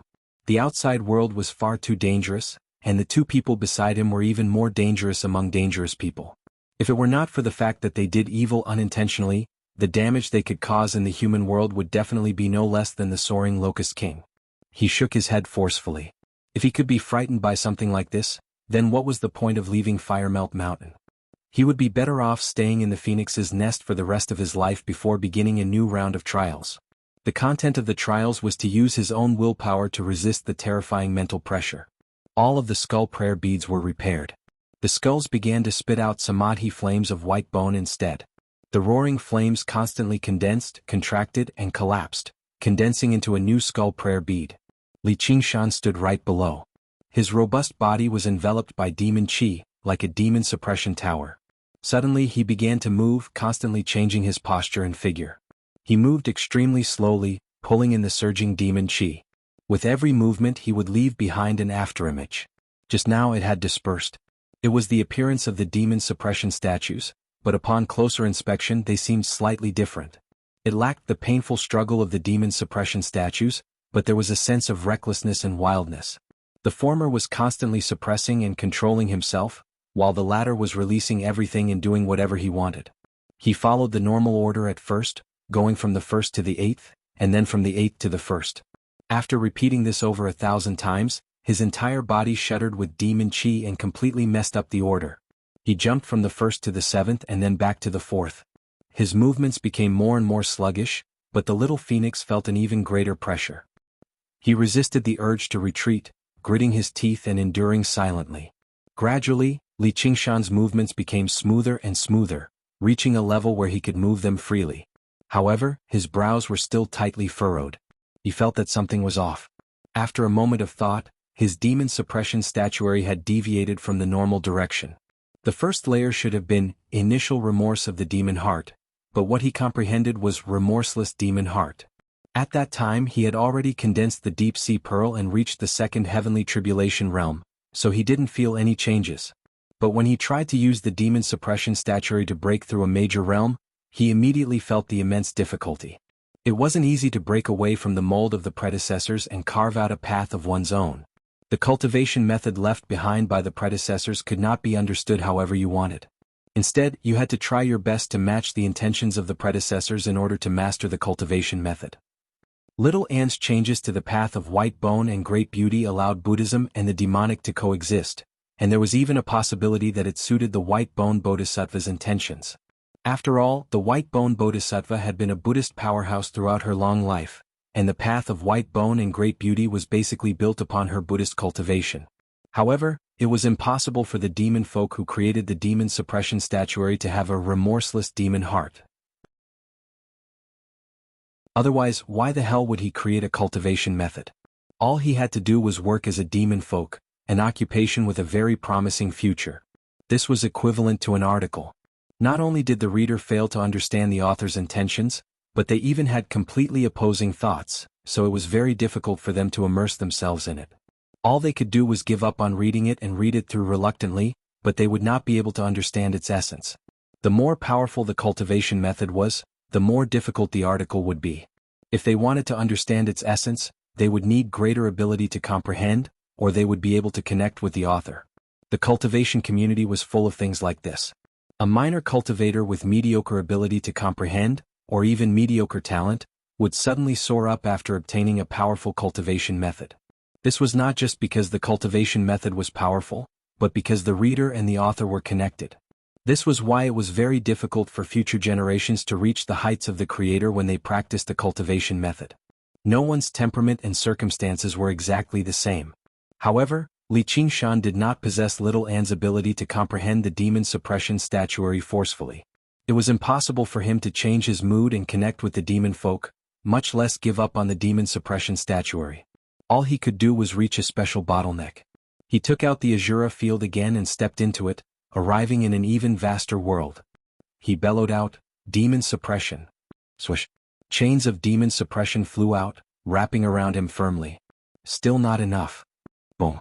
The demon suppression tower descended from above, pressing down on him and trapping him. He was basically immobilized. The first thing the demon suppression statuary suppressed was his inner demons. What allowed him to break free from the chains and smash through the tower was not strength or abilities, but the resolve in his heart. Only true resolve could assist him in practicing the demon suppression statuary. Time passed by in a hurry. Little An's skull prayer beads condensed one by one.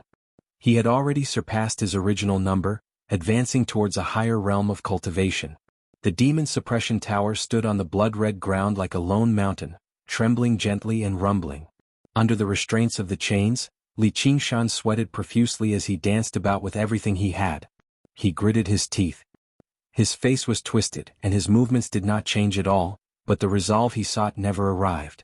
Initial remorse of the demon heart, initial remorse of the demon heart, initial remorse of the demon heart. He repeated inside before finally cursing, "Remorse my ass."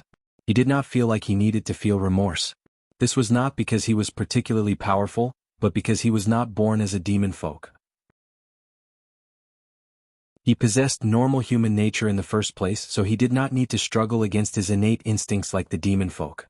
After calming down and thinking about it, this kind of struggle was basically a form of betrayal.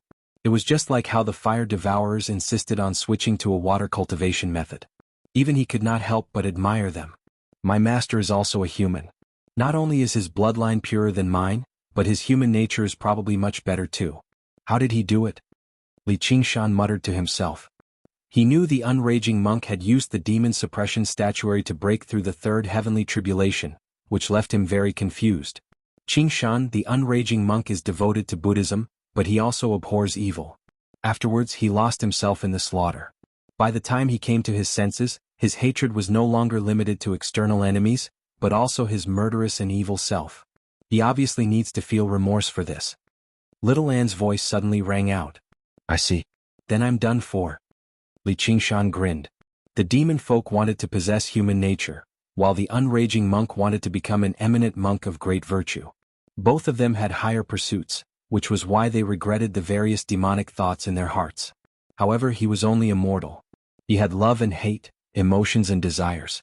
Good and evil were one, both divine and demonic. Although he liked to do whatever he wanted, he had his own set of principles.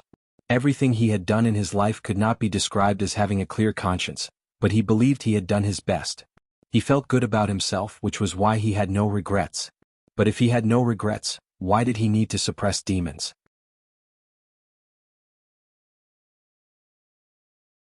Chapter 1003. Trapped in one's own web. Li Qingshan immediately thought of this phrase. Then he sat under the demon suppression tower and pondered for 3 days and 3 nights, but he still could not come up with a solution. Little An was also helpless. Unless he abandoned the demon suppression statuary and cultivated in a different cultivation method, how could he hope for the same result if he planted a different seed? On the 4th day the demon suppression chains clanked. Li Qingshan stood up and said impatiently, "Forget it. Can't I break through and become a demon king if I can't comprehend the demon suppression statuary?" Li Qingshan took out a handful of demon hearts. These demon hearts were crystal clear and contained boundless demonic energy. They were the spoils of war from wiping out the demons in southern border, the demon king's heart. The demonic nature contained in these demon king's hearts were all different, but they did not lack malice or slaughter. He wanted to extract the portion of power that was compatible with his demon heart and then prove his Tao through strength, forcefully breaking through to the demon king realm. He waved his hand, and the demon hearts of various shapes and colors floated around him, glowing with a faint demonic light. Little An had already completely erased their spirituality, so he did not have to worry about any backlash. The only thing he had to worry about was cultivation deviation, and Li Qingshan was about to. As the demon hearts lit up, The demon suppression tower grew 10 times larger, like a towering mountain, suppressing all demonic energy. Li Qingshan's shoulders sank as he felt the pressure increase, but he stood there steadily, not moving at all. With his ox demon strength, how could he be suppressed by a demon suppression tower? He opened his mouth and inhaled. Streams of demonic energy surged out of the demon hearts and surged into his mouth, rampaging through his body like a surging flood. If he was just a demon general, his body would have exploded and he would have died. How could proving one's Tao through strength be so fun? However, as a demon king, his body was extremely tough, like the sturdiest dam. The torrent of demonic energy could only surge within it, and the demonic chi on his body continued to rise, becoming stronger and stronger. The demon suppression chains grew thicker and thicker, locking down all the joints in his body firmly, almost drowning his figure. Li Qingshan did not care. As he sucked in large mouthfuls of demonic energy, he forcefully circulated the demon suppression statuary and guided the surging demonic energy into his demonic heart. Kacha. His demon heart shone brilliantly, but cracks appeared on it. Although his body was strong, his demon heart wasn't that strong. It was unable to withstand this immense force and was about to explode. Spirit turtle suppresses the seas. Li Qingshan remained unmoved. He shouted in a low voice. The figure of the spirit turtle appeared above the demon heart and shone with faint light. It easily suppressed the demon heart, using external force to forcefully maintain the stability of the demon heart. He didn't care whether he was aware of it or not. He just wanted to force himself on her, piling up the quantity to cause a qualitative change. Ordinary cultivators wouldn't dare to do this. However, he was best at using force and he had the capital to do so. The demonic energy surges. The light armor on Li Qingshan's body spreads continuously, covering his entire body. His body turned into a suit of heavy armor again. Other than the bull's horns on the armor and the tiger's head on the breastplate, it had completely changed its appearance. There was a hideous ghost face on the visor. It constantly twisted and changed, making various expressions. As the demonic energy constantly surged in, the armor became even heavier. In the end, it no longer seemed like armor, but more like a mecha from a sci-fi movie. It collided with the chains of demon suppression, producing the sound of metal grinding against metal. If there's a problem that power can't resolve, then it must be because your power isn't great enough. This saying might not have been applicable on Earth in his past life. The laws of birth, death, sickness, and death could not be resisted no matter how much power or wealth one possessed. However, it was the truth in this world of cultivators. As long as they were powerful enough, the laws of the world could still be trampled underfoot. Right now, Li Qingshan was using his own strength as a foundation to cultivate in a way that others would never even dare to imagine. The cracks on the demon heart were already as dense as a spider's web, completely maintained by external force. However, he continued to devour the demonic energy, making the cracks even denser, splitting the demon heart into even finer grains of sand. As his demon chi grew slightly stronger, the pressure from the demon suppression tower and the restraints from the chains of demon suppression grew slightly stronger, turning into a dead knot. However, while the demonic nature of the enemy was stronger, the demon suppression statuary would be even more powerful. Even if the unraging monk tossed out the demon suppression tower, he would not be able to suppress demon god Qiongqi. Everything had a limit. Using the demon king's heart as a foundation, Li Qingshan pushed the demon suppression statuary to such an extreme very soon. A crack suddenly appeared on the towering demon suppression tower. He snickered and continued to refine the demonic energy. The crack spread across the entire tower very soon. By now, Li Qingshan had already turned into an armored monster over 100 meters tall. He no longer cared about the appearance of the demon suppression statue. He dragged the heavy chains of demon suppression behind him and slammed the demon suppression tower with his fists. The chains of demon suppression produced the sound of metal being stretched and twisted. Break! Li Qingshan shuddered and stretched his arms as hard as he could. The chains of demon suppression shattered inch by inch and he slammed into the tower. With a great rumble, the demon suppression tower collapsed loudly, turning back into surging demon chi and surging back. His demonified body swelled up further, reaching several hundred meters in length. Just now it stopped. The demon heart that had always been on the verge of shattering began to condense again, turning into the heart of a demon king. The huge set of demonic armor was wrapped in chains, but they were no longer restraints but weapons. A straight horn protruded from the center of the helmet, pointing diagonally at the sky. It happened to be the shape of the demon suppression tower. Li Qingshan sensed the brand new power in his body and felt delighted inside. All butterflies were trapped in their own cocoons, so why would they have to worry about not being able to break free? There were still various problems that needed to be resolved urgently, such as the lack of tempering of his power, which made him extremely clumsy and heavy after demonification, or the fact that he was in a berserk state after demonification, or the fact that the quality of his demon heart was much worse without the baptism of the heavenly tribulation. However, a demon king was a demon king. All of these problems could be resolved slowly. He was confident that he could control whatever state he was in. That was enough. With a thought, Li Qingshan turned into a demonic and divine body that stood over 700 meters tall again, donning a set of dark red demonic armor. Checking it out, he did not expect it to fit him quite well. In the end, he reverted to his human form and dispelled his devilization. However, he discovered that his entire body was covered in demonic runes and demonic energy. If he wandered about outside, other cultivators would probably be able to discover a great demon king like him from 50 kilometers away. With his current appearance, he definitely could not enter the Chan monastery of Devanaga. Fortunately, he had the spirit turtle's method of sea suppression. Not only did it suppress the demon chi, but it even purged the demonic glyphs. Li Qingshan arrived outside the Azura field and handed the demon hearts that had yet to be used up to Little End. Spiritual medicines and spiritual stones were basically useless to her, but demon hearts and demon folk grew together. They were not condensed from pure power like golden cores. Instead, they were rather similar to Buddhist cultivators' sariras. She tossed these demon hearts into the blood sea banner and slowly melted them away. Time flew by. Little and continued refining the skull prayer beads, while Li Qingshan began tempering the demon hearts. In the blink of an eye, a few months had passed. On this day, a woman in red arrived outside Qing Zhao's dwelling and probed, "Qingshan, Jiongji."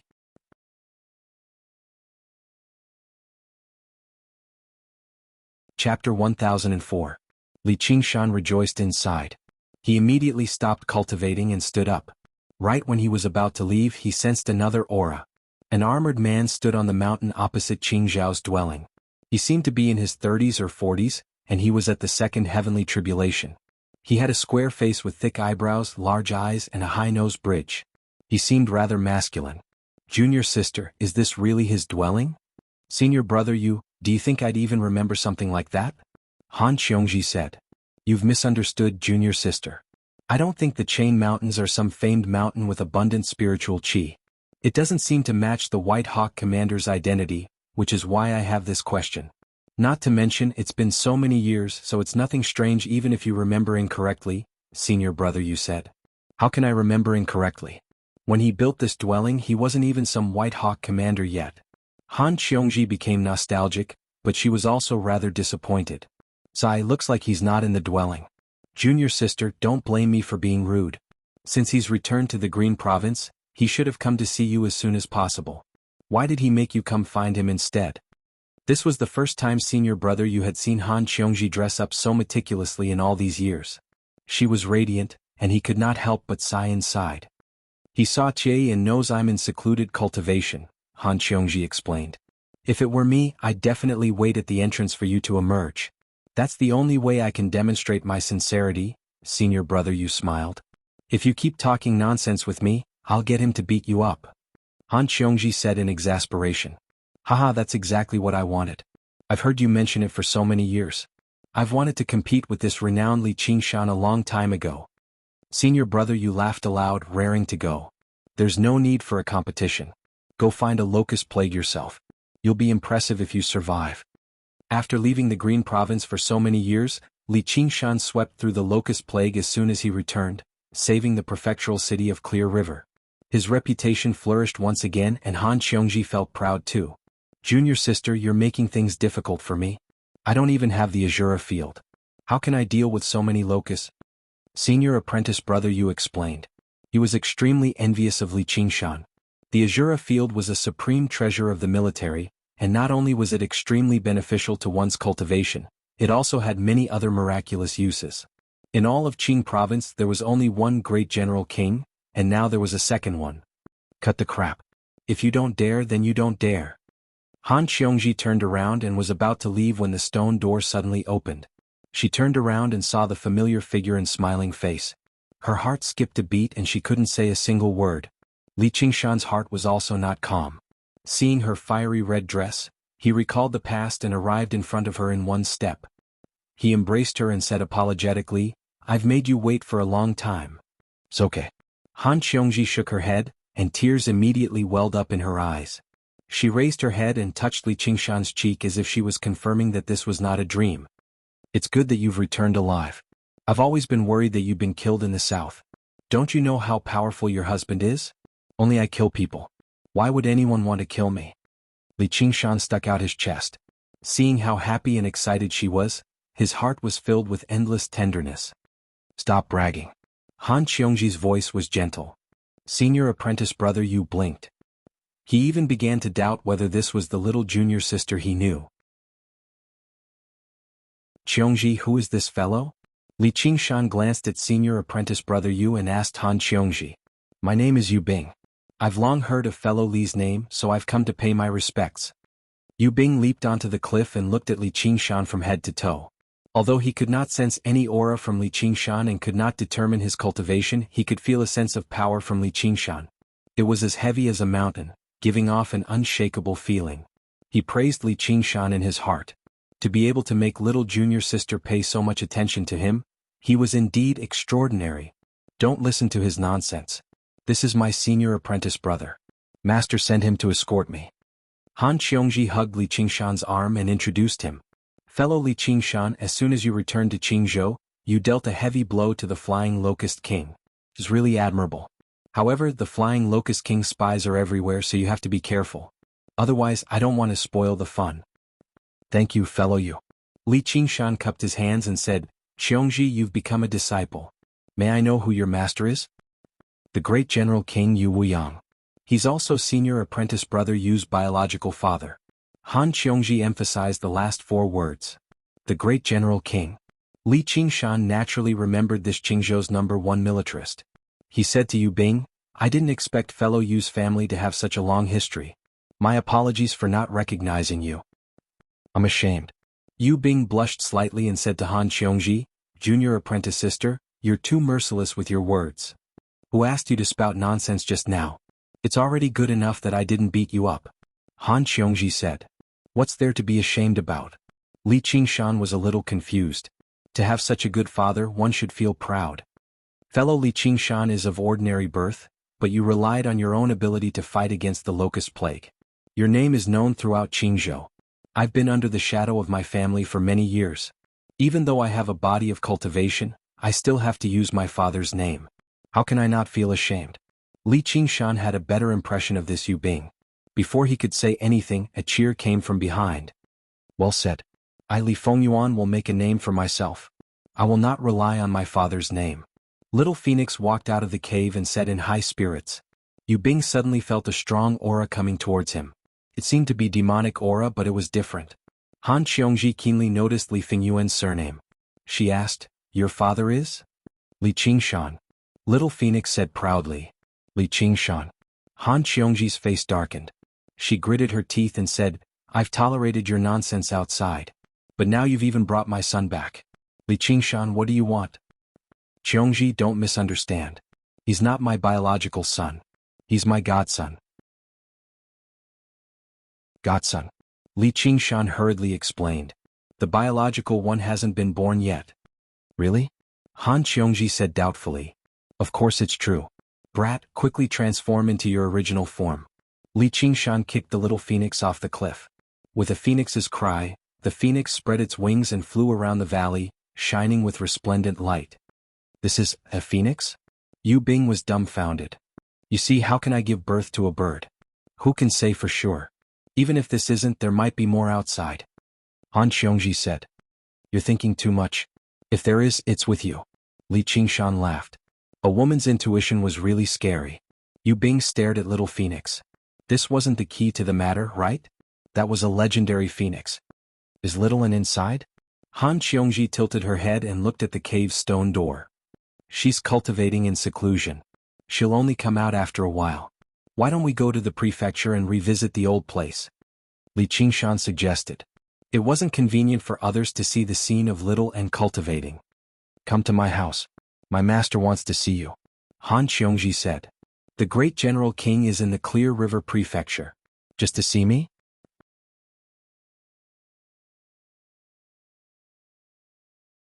Chapter 1005. At noon, below the tall gate in front of the estate of Han. In the past, I fought my way in for a marriage proposal. Li Qingshan smiled. Yeah. Before I knew it, so many years have already passed, said Han Qiongji. Really? I've never heard my junior sister mention that. Fellow, you're so outstanding. Does General Han still have some dissatisfaction? Yu Bing asked. What can I do? The military just likes fighting and killing. You can treat it as a special treatment. Li Qingshan shrugged. Don't you like it? Han Qiongji asked. If I didn't like it, why would I fight my way in? I can't help but fight again right now. This time I don't need your help. I alone am enough to fight my way to father-in-law Han. Even if you want to fight, there's no one to fight for you. As they said that, the door opened and Han Tie came out to receive them. Li Qingshan made his way up the stairs and entered the fortress-like estate of Han. Without the sight of soldiers and formations, it actually seemed a little cold and cheerless. He followed the path in his memory and arrived in the inner hall of the estate. Before he had even entered, he heard the unraging monk's furious roar. Damn disciple, you tricked your junior brother into coming back, saying something along the lines of, perhaps I'll be here before you. Just how long has it been? Why don't you get your ass in here? It had to be mentioned that the unraging monk was rather terrifying when he became angry. Yu Bing and Han Qiongji were both taken aback. They looked at Li Qingshan in worry. The person they could not afford to provoke the least in the cultivation community was their master. If they made their master so angry, the disciple would probably suffer. Enough. You're lucky that I've returned. Who knows how many benefits the King of Southern Yu has promised me, insisting that I remain in the King of Yu's estate as an honored guest. If it weren't for your sake, I would be living happily in the Mist Province. Li Qingshan entered the hall without any care. The unraging monk was the same as before, dressed in shabby monk robes and sitting there with his chest bared, staring at him furiously. A dignified old man sat beside the unraging monk. His grayish-white hair was combed meticulously, and his dignified, square face bore some resemblance to Yu Bing. It went without saying that he was the great general Wang Yu Wuyang. Yu Bing looked at Li Qingshan in shock. Although he was the son of the great general lord, if he dared to disrespect his elders, he would definitely be beaten to death. Even now it was still the same. The great general lord was somewhat displeased. His pupils constricted slightly as the killing intent of a peak expert of the military school was released. Immediately there was a powerful pressure. The pressure of the two great cultivators filled the hall like the mountains and the seas. Han Anjuan held his breath. Han Qiongji and Yu Bing couldn't even bow if they wanted to. Li Qingshan's expression didn't change in the slightest. He stepped forward and cupped his fists. Li Qingshan greets Master, Great General Lord and Father-in-law Han. Not bad. A sliver of surprise flashed through Yu Wuyang's eyes. Even a great cultivator might not be able to remain so composed under his pressure. Of course. Li Qingshan smiled. The King of Southern Yu wants you to remain in the Mist Province? The unraging monk asked. This was a matter of principle. The Green Province and the Mist Province were already at daggers drawn. If it were not for the Demon Plague and Locust Plague, they would have fought to the bitter end already. Master, you've started putting on an act too. Don't you know what the King of Southern Yu's attitude is like? Li Qingshan smiled. It's just some petty tricks to drive a wedge between us. You damn disciple, answer me honestly whatever I ask you. Where's one will? The unraging monk asked. She's still in secluded cultivation. She'll emerge in the next few days. By then she'll obviously report to the Chan Monastery of Devanaga, said Li Qingshan. That's good. Only then did the unraging monk feel relieved. The news of Li Qingshan purging the locust plague had reached the Chan Monastery of Devanaga, but what the dauntless monk cared about the most was little Anne's whereabouts. He heard that she was not with Li Qingshan, so he was afraid something might happen to her. However, after waiting for a while, Li Qingshan had no intentions of reporting to the Chan Monastery of Devanaga. The great general king just happened to be visiting the unraging monk, so they came to the Clear River Prefecture together. Master, you sure are biased. So much for being your direct disciple. Li Qingshan shook his head. Who told you not to be a monk? We Buddhists only take care of our own. The unraging monk smiled. He had never worried that Li Qingshan would betray the Chan Monastery of Devanaga, just like how he had never expected Li Qingshan to be loyal to the Chan Monastery of Devanaga. Just now he had only flown into a rage to teach him a lesson. Sure enough, he failed to scare him. Master, you seem to have said some impressive truth. What happened to delivering everyone from suffering? Drunken words. Drunken words. Kid, you're a scourge no matter where you go. If you stay in the Mist Province, you'll be a great help to the Green Province. Alright, you still owe me a demonic treasure. Li Qingshan suddenly recalled the unraging monk's promise. Is that why you've returned? That's not it. I'm known as the King of Savages in the South. What treasures do I lack? Do I really lack something like that? What a king of savages. Then I won't be giving it to you. We've already agreed on it, so how can I not give it to you? Hand it over. Li Qingshan grabbed the unraging monk by the collar. Damn disciple, let go of me. It left the other disciples of the school of the military in a daze. There were not a lot of people in the entire cultivation community who treated each other with such impoliteness. However, they could tell that the master and disciple actually got along very well. Yu Bing secretly glanced at Yu Wuyang. This was much better than his biological son. Yu Wuyang glanced at him and cold light seemed to flash through his eyes. Yu Bing shrunk back and performed a military salute. He said firmly, Great General King, fortunately, Yu Bing has accomplished his mission. I've delivered my junior sister safely and invited Commander Li over. Yu Wuyang nodded slightly before coughing gently again. The unraging monk said, Damn disciple, fellow Yu has something to ask you. You need to answer him honestly. Han Qiongji also shot him a pleading gaze. She was afraid that he would lose his temper and anger her master, which would be troublesome for her. Li Qingshan let go of the unraging monk's collar and said sternly, Qiongji's master is my senior. Please feel free to ask me anything, Great General King. I will definitely tell you everything I know. Where did you get your Azura field from? Yu Wuyang cut right to the chase. The Azura field was not a regular arcane treasure. Refining a single one would take up enough resources and effort. It was equivalent to refining 10 regular arcane treasures, so it held extremely special significance to the school of the military. The Banyan Tree King gave it to me, Li Qingshan said calmly. He gave it to you? What? Yu Wuyang was doubtful. Although the Banyan Tree King was known for his gentleness and magnanimity, it was impossible for him to give away a supreme treasure like that so easily no matter how generous he was. Is there anything strange about friends giving each other gifts? Li Qingshan said like it was obvious. You're talking about friends? Did I hear you wrong? Yu Wuyang could not help but reveal a strange expression on his solemn, squarish face. What kind of existence was the Banyan Tree King? He was originally one of the 10 demon kings renowned throughout the 9 provinces. Now that he had refined the Mist Province cauldron, he had even become the god of the Mist Province. Even Yu Wuyang was not confident that he could stand on equal footing with him, yet a measly White Hawk commander was actually bold enough to call himself the Banyan Tree King's friend. Was that not the greatest joke in the world?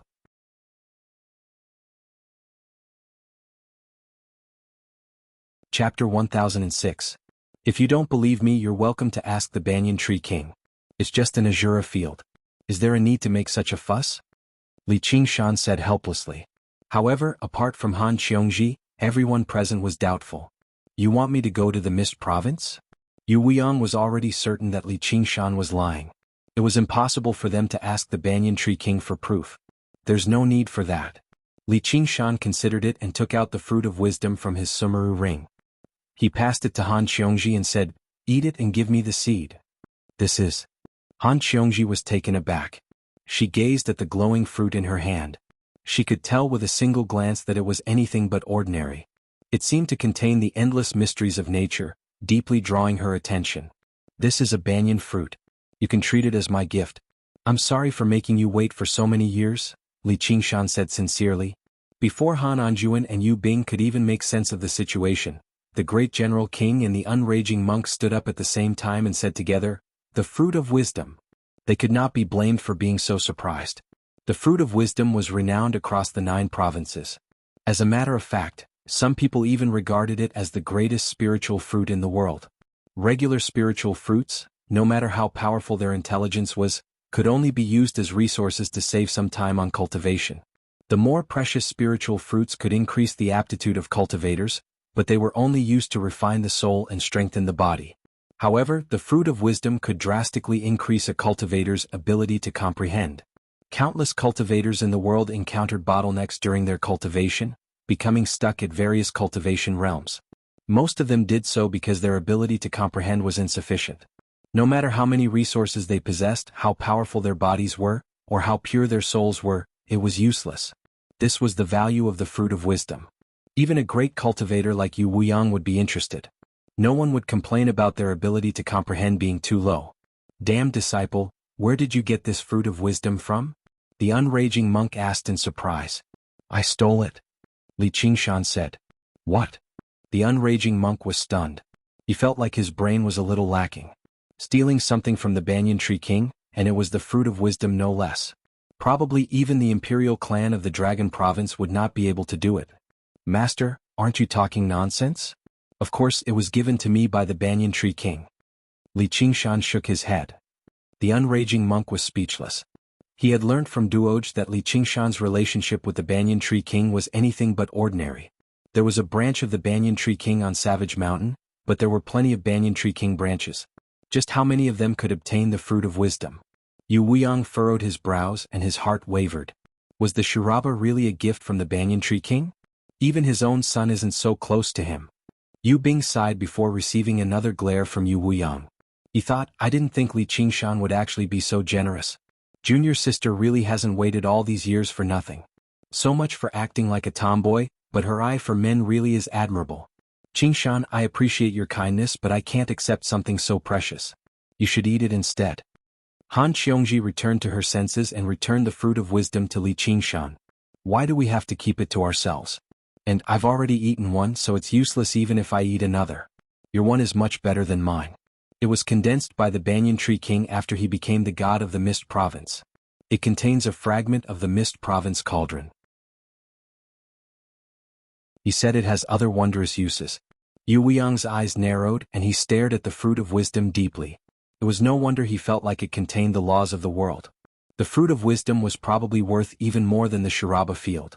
It was enough to change the trajectory of a cultivator's life.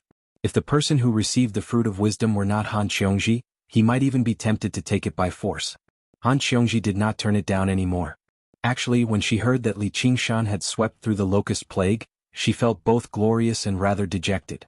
Originally, she thought she could get a little closer to him after all these years of painstaking cultivation, but after so many years she discovered that the distance between them was growing larger and larger, almost beyond her reach. It was exactly like Han Anjuan's prophecy in the past. She looked at Li Qingshan and said quietly, with this fruit of wisdom, I can get a little closer to you. Eat it and give the seed to me. I'll get the Banyan Tree King to confront them, Li Qingshan said to Han Qiongji. There's no need. Qiongji, the fruit of wisdom is extraordinarily valuable. Take some time and slowly refine it. Yu Wuyang said. Yes, master, Han Qiongji said. So, the great general lord is willing to believe me? Li Qingshan smiled. Even if the Banyan Tree King gave you the Shiraba, where did the Banyan Tree King get it from? Yu Wuyang asked. You'll have to ask the Banyan Tree King about that. If you don't want to go to the Mist Province, you'll have to wait for a while. Li Qingshan laid out his hands. Didn't he tell you when he gave it to you? Yu Wuyang asked. I think he picked it up from somewhere, Li Qingshan said. Can you show it to me? Yu Wuyang asked. No problem. Li Qingshan took out the Azura field and handed it to Yu Wuyang. I didn't expect you to have grown to such a level. Looks like you've put in a lot of effort. Yu Wuyang fiddled with the Azura field. The blood chi that shrouded it exceeded his expectations. He had no idea how many battles it had experienced. Indeed. Li Qingshan had won several crucial battles in the Azura field. You can summon Azura commanders now, right? Can you control them? Yu Wuyang doubted. Azura were much more powerful than regular cultivators. If their cultivations were similar, there was basically no chance of victory. I can, but I've killed them all. I've only left one that's pleasing to the eye. There's no need to control them. Who killed them? How did they kill them? That'll be troublesome to explain. May I ask what exactly you're trying to do, Great General Lord? You might as well just tell me. Li Qingshan had already become rather impatient. Li Qingshan, don't think I've come to harm you, or I wouldn't have specially called your master. Do you know that every Azura field is different? I suspect that the Azura field in your possession originally belonged to Prince Siqing before it was taken away by the North Moon. The North Moon died in the Mist Province, which was why it ended up in the hands of the Banyan Tree King. Back when Prince Si Qing came to the Rui commandery, he caused a very great disturbance in order to refine an Azura field. The great general lord knew everything about this. When the Azura field reappeared in the Clear River Prefecture, he immediately suspected this. I'm not sure about that, but so what? Li Qingshan said. Do you know that Prince Si Qing has already undergone the third heavenly tribulation and become the third crown prince of Great Xia? The matter of the Azura field will reach his ears very soon. I heard that he has grievances with you in the first place. If he learns that the lost Azura field is in your hands.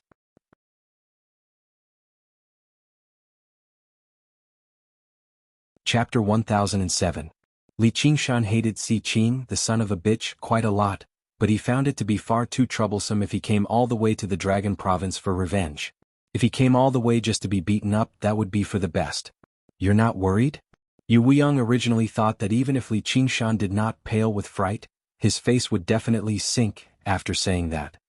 His attitude was far too unexpected, or in other words, he had been surprised ever since he met this man. Li Qingshan said, I'm worried. How can I not be worried? He was worried that he wouldn't come.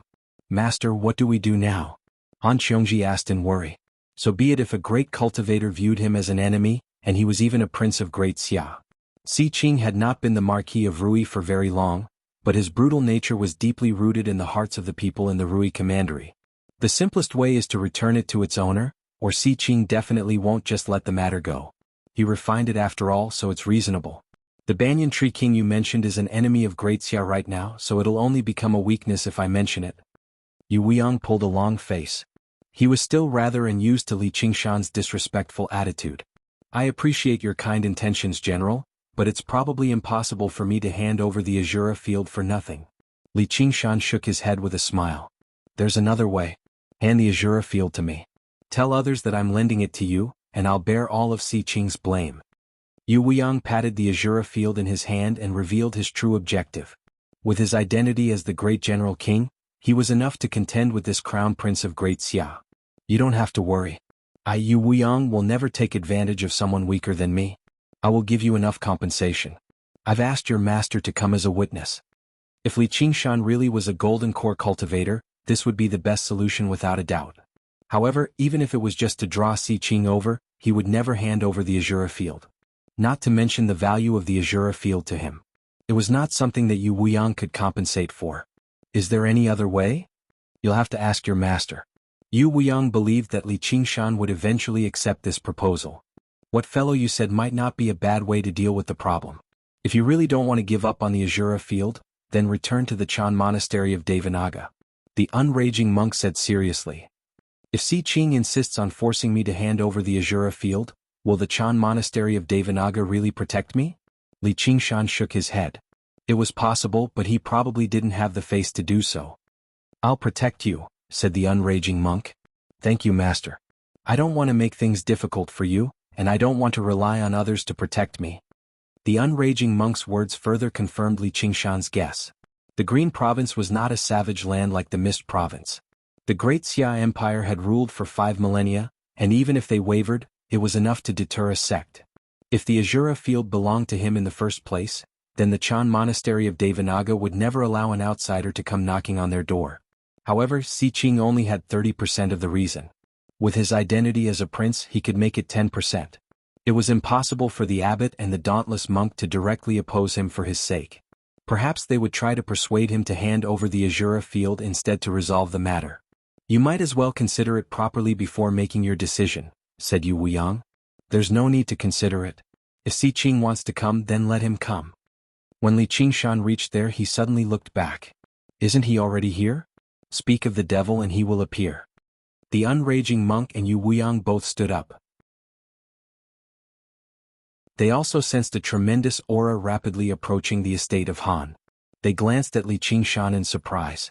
He actually possessed such sharp senses. In just a moment, the aura enveloped the sky above the estate of Han, and a cold, dignified voice rang out. Where is Li Qingshan? A man in a golden crown and faint, yellow robes embroidered with embroidery gazed at the estate of Han below.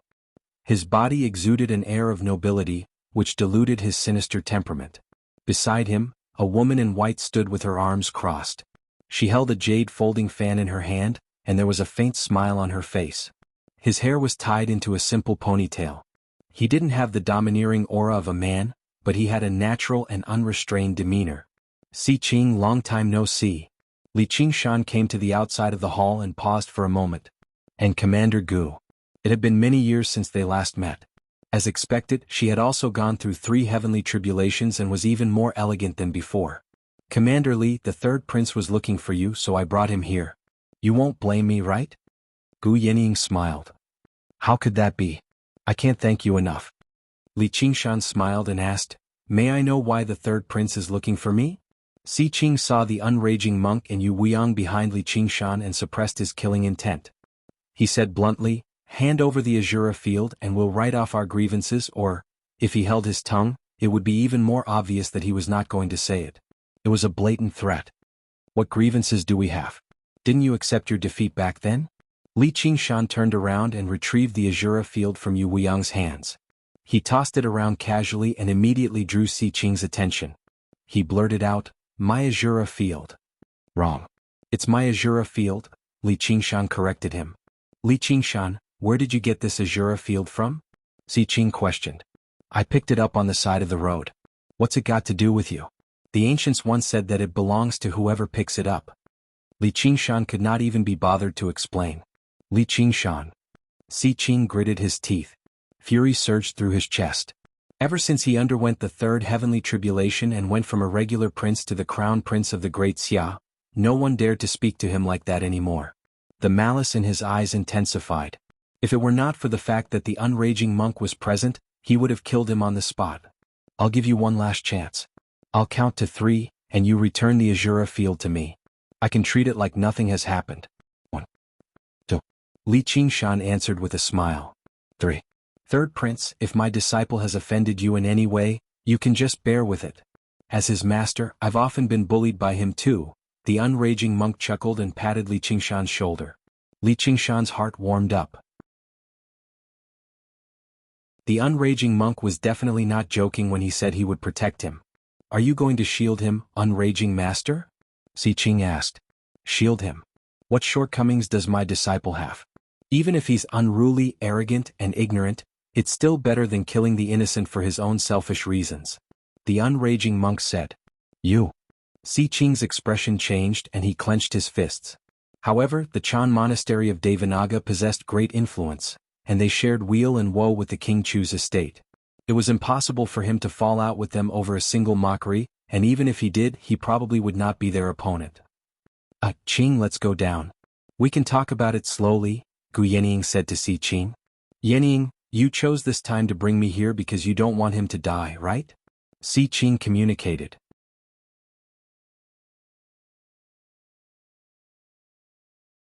Chapter 1008. Li Qingshan, I admit you're much stronger than regular trash, so I'd advise you not to make a mistake. Don't ruin your great future for mere worldly possessions. Even when Si Qing stood before Li Qingshan, he still looked down on him and ordered him around. My future can't be ruined just because someone wants to, even if it's some prince or crown prince. Li Qingshan fiddled around with the Azura field, completely ignoring Si Qing's threat. Unraging master, the Azura field doesn't just belong to me. It belongs to the imperial family too, so it must be taken back. Does the Chan monastery of Devanaga really want to become enemies with Great Xia over this kid? Si Qing held back his urge to kill Li Qingshan and said to the unraging monk. You're only a crown prince. You still can't represent Great Xia. The Azura field is soaked in the blood of the cultivators of our green province. I don't think it'll be that easy if you want to take it back so easily. The unraging monk retorted firmly. At the end of the day, you just want some benefits. Alright, state your conditions. Si Qing said in disdain. He had noticed the dense, blood-red light in the Azura field. Clearly, it was much more powerful than when he had just refined it, so he did not mind paying a little price. He would naturally get his revenge in the future. There are no conditions at all. You can't take the Azura field away. Li Qingshan rejected him flatly. Li Qingshan, why don't you take a look at your identity first? Is there any place for you to speak here? Si Qing was angered. Having been provoked by a White Hawk commander time and time again, his patience had reached the limit too. I can tell you're not willing to just let the matter go. Why don't we have another bet? The Azura field will belong to whoever wins. Li Qingshan said. What bet? Si Qing asked. Don't you like duels? Then let's have another one. You want your master to fight me? What a good disciple. Si Qing sneered. Yu Weiyang frowned heavily. He felt great contempt towards Li Qingshan. Was he acting willfully just because he was using his connections to intimidate others? However, the unraging monk did not think so. He was well aware of Li Qingshan's temperament. He was so independent that he was proud and aloof. Even if Li Qingshan was under his protection, Li Qingshan would not accept it, let alone fight on his behalf. No, I want to duel with you. Li Qingshan's eyes shone brightly. He looked straight at Si Qing. As soon as he said that, everyone except Gu Yenying was stunned, wondering if they had heard wrongly. Not only was Si Qing at the third stage of the heavenly tribulation, he had also cultivated the Black Emperor Dragon Scripture, one of the 3 graves and 5 scriptures of the royal family. His strength far surpassed that of ordinary nascent soul cultivators. Qingshan, don't be rash. The unraging monk smiled bitterly inside. Now this is Li Qingshan's temperament. Oh my damned disciple. You might as well have let your master take action. Yu Weiyang's expression changed from disdain to surprise. In the end, he had to admit that he really couldn't see through Li Qingshan. Master, I know what I'm doing. I'm known as the King of Savages in the southern border. Li Qingshan said with a smile. King of Savages, could it be that he? No, this is impossible. Si Qing's mind raced, and he immediately rejected this inconceivable thought. As a prince, he had the best talent, the best resources, and the strongest cultivation technique, but he had still spent over 300 years to reach this level. It took more than 100 years to go from the second heavenly tribulation to the third. Given Li Qingshan's background, it was already a miracle that he could become the White Eagle commander at such a young age. He had only undergone the second heavenly tribulation in 20 to 30 years, so it was impossible for him to undergo the third heavenly tribulation. The so-called King of Savages is definitely just an empty title. What King of Savages? Savages are more like savages. Aren't you afraid of being mocked in such a desolate place? It was not Si Qing's fault for thinking like that. Aside from Gu Yenying, everyone present was the same. No one would guess that Li Qingshan had already gone through 3 heavenly tribulations. This had nothing to do with wisdom but common sense. What, are you scared? Your Highness. This bastard still dares to bluff. That was what Si Qing believed. He felt humiliated by his hesitation just now, so he said proudly, dueling you is an insult to me, but for the sake of the Chan Monastery of Devanaga, I'll give you this opportunity. Li Qingshan smiled inside. You've finally taken the bait, or in other words, he crooked his finger and the fish leapt ashore. Since you want my Azura field, you should offer something of equal value as a wager. Otherwise the duel won't take place. There's no need to go through so much trouble. I also have a condition. Cold light flashed through Si Qing's eyes. What condition? Li Qingshan asked. I want to engage in a battle to the death with you. No one is allowed to interfere before life and death is determined. Si Qing's killing intent surged. He no longer hid it. Qing, that's not very appropriate. Gu Yenying tried to persuade him. Yenying, this has nothing to do with you. Si Qing said straightforwardly. He was certain that Gu Yenying was siding with Li Qingshan. Gu Yenying shook her head. What was the point? Li Qingshan lowered his head and feigned hesitation to hide the joy in his heart. To think that there would be something so good. Originally, he had considered Si Qing's identity, and killing him would definitely lead to endless trouble. His plans in the Green Province would all be disrupted, so he had been considering whether to kill him or not. He never thought he would actually propose such a delightful condition. What, are you afraid now? Si Qing became more and more certain that Li Qingshan was just putting on an act just now. I still vaguely remember that a duel can only be fought with your own strength? Li Qingshan asked in a probing manner as if he wanted to shrink back. He had already made up his mind to kill. He thought, as the crown prince, this bastard must have quite a lot of life-saving items on him. If it's a regular battle, I really might not be able to kill him. That's right. No external items are allowed in the duel. The Sumeru ring will be handed to the arbitrator for safekeeping, and the victor will obtain everything. How about it? This wager is much greater than the Azura field. Si Qing was afraid that Li Qingshan would go back on his word, so he added another bait. All right. Li Qingshan seemed to have made up his mind. He thought, Si Qing, oh Si Qing, you can't blame me if you want to die. When Li Qingshan agreed, Si Qing suddenly felt uneasy, as if he had made a wrong judgment. However, he immediately suppressed this uneasiness. There was no reason for him to lose. Great General King, please lend me your Azura field. Please hand over your Sumeru rings and all your belongings. Yu Weiyang took out an Azura field with a flip of his hand. The decorations were indeed different from Li Qingshan's Azura field, and it was even denser. Yenying, you'll be our arbitrator, Si Qing said to Gu Yenying. Both parties have to agree. Yu Weiyang lowered his eyes. As the owner of the Azura field, he would usually be the arbitrator. Si Qing clearly did not trust him. Gu Yenying nodded slightly and said to Li Qingshan, "May I?" "Yes." The two Sumeru rings landed in Gu Yenying's hand. She clenched her fists. "Although it's a battle to the death, I'd advise the two of you to be lenient wherever possible." Si Qing thought Gu Yenying was talking to him. He sneered slightly, but he did not comment. "I've always been one to be lenient wherever possible." Li Qingshan smiled. He would never be lenient wherever possible. With that, he stepped into the Azura field first. The familiar blood-red swirl permeated with a heavy stench of blood. Everything was enveloped in a layer of red light. The terrain was relatively simple, with undulating mountain ranges and lone peaks standing tall. Surrounded by the mountains, there was a large open space. Li Qingshan and Si Qing appeared in the empty space, facing off against each other. Soon afterwards, the unraging monk and the others appeared on the tallest mountain, overlooking the battlefield below. "Yu Weiyang, who are they?" With a flash of red light, a man with disheveled hair appeared on the mountain, directly calling Yu Weiyang by name. The presence he gave off was that of an Azura king. "A living one and a dead one," Yu Weiyang said. "A battle to the death. Interesting," the Azura king said. "Who do you think will win?" Yu Weiyang asked. "There's actually a battle you can't predict?" The Azura king was rather surprised. He glanced down.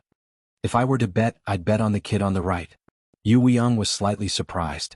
The one on the right was Li Qingshan. He said sternly, "He hasn't undergone the third heavenly tribulation yet." "What? Did I make a mistake?" The Azura king knew nothing about Li Qingshan.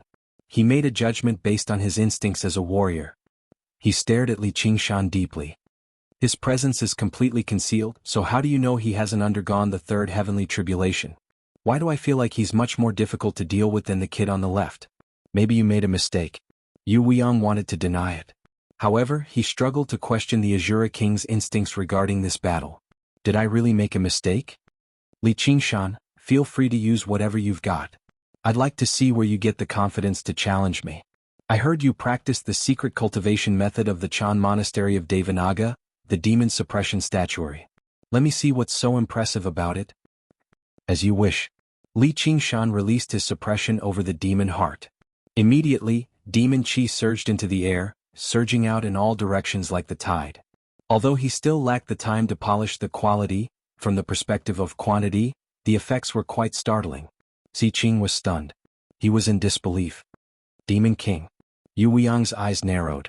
Within the surging demon qi, Li Qingshan's dark red eyes were like cold stars. Strange demonic tattoos appeared on his body. He suddenly understood. To be able to calmly kill the flying locust demon commander in the midst of a locust plague, it was not something that a Jindan adept could do. He definitely did not rely on a mere Shura field. However, how could this be possible? How old was he? The unraging monk was taken aback before bursting into laughter. This disciple of his always surprised him. The third heavenly tribulation. He's already undergone the third heavenly tribulation. Yu Bing murmured. He recalled how he had even said he wanted to compete with Li Qingshan back in the Chain Mountains. Now that he thought about it, it was such a joke. Li Qingshan, oh Li Qingshan. Looks like I've still underestimated you. Han Anjuan glanced at Han Qiongji again. Seeing how relieved she was, he could not help but sigh inside. Do you really think you can defeat me like this? Si Qing recovered from his shock. He roared and turned into a black dragon, lunging towards Li Qingshan. All right, there's no point in guessing anymore. The outcome has already been determined, said the Azura king. The difference in strength between them isn't that great, said Yu Weiyang. As a matter of fact, Si Qing was slightly stronger. You still don't understand? I think you've been a great general for too long. You've even forgotten the most basic things. Don't beasts always do their best to conceal themselves when they hunt? The kid on the right could have just continued to conceal his strength and launched a sudden attack at a critical moment. Yu Weiyang was speechless. Was he no longer concealing himself because he had already achieved his objective? He was absolutely confident that he could kill Si Qing here.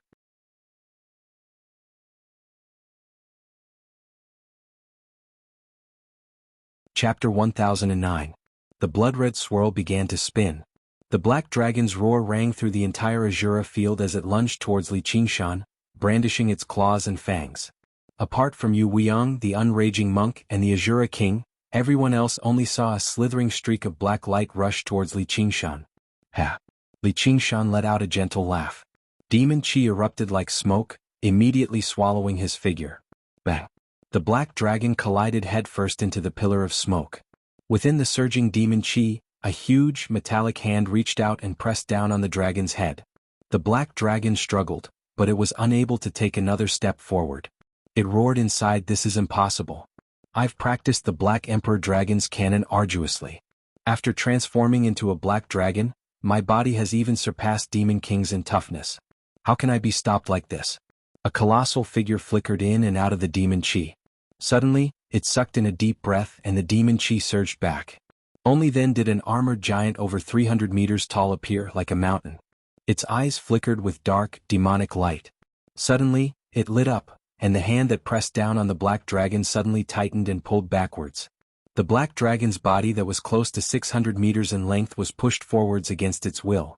Another huge hand grabbed the dragon firmly, and it was suddenly swung around, slamming into the ground heavily. Boom! Rocks were sent flying and the ground cracked. The black dragon widened its eyes as its entire body ached. The two huge hands pulled hard and its colossal body was thrown into the air again. Boom! Like a child swinging a dead snake, Li Qingshan grabbed the black dragon and swung it back and forth. Laughter rang out from the heavy armor. The spectators were all dumbfounded. This no longer seemed like a tense battle to the death. It was clearly a one-sided game. I've misjudged him too.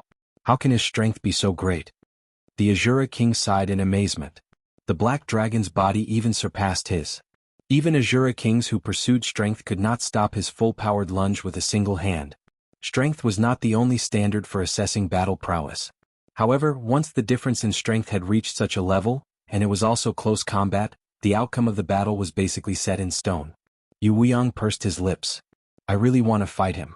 The demon suppression statuary really is the secret technique of the Chan Monastery of Devanaga after all. It's actually even better than the Black Emperor Dragon's cannon. Yu Weiyang felt that he had to re-evaluate this monk.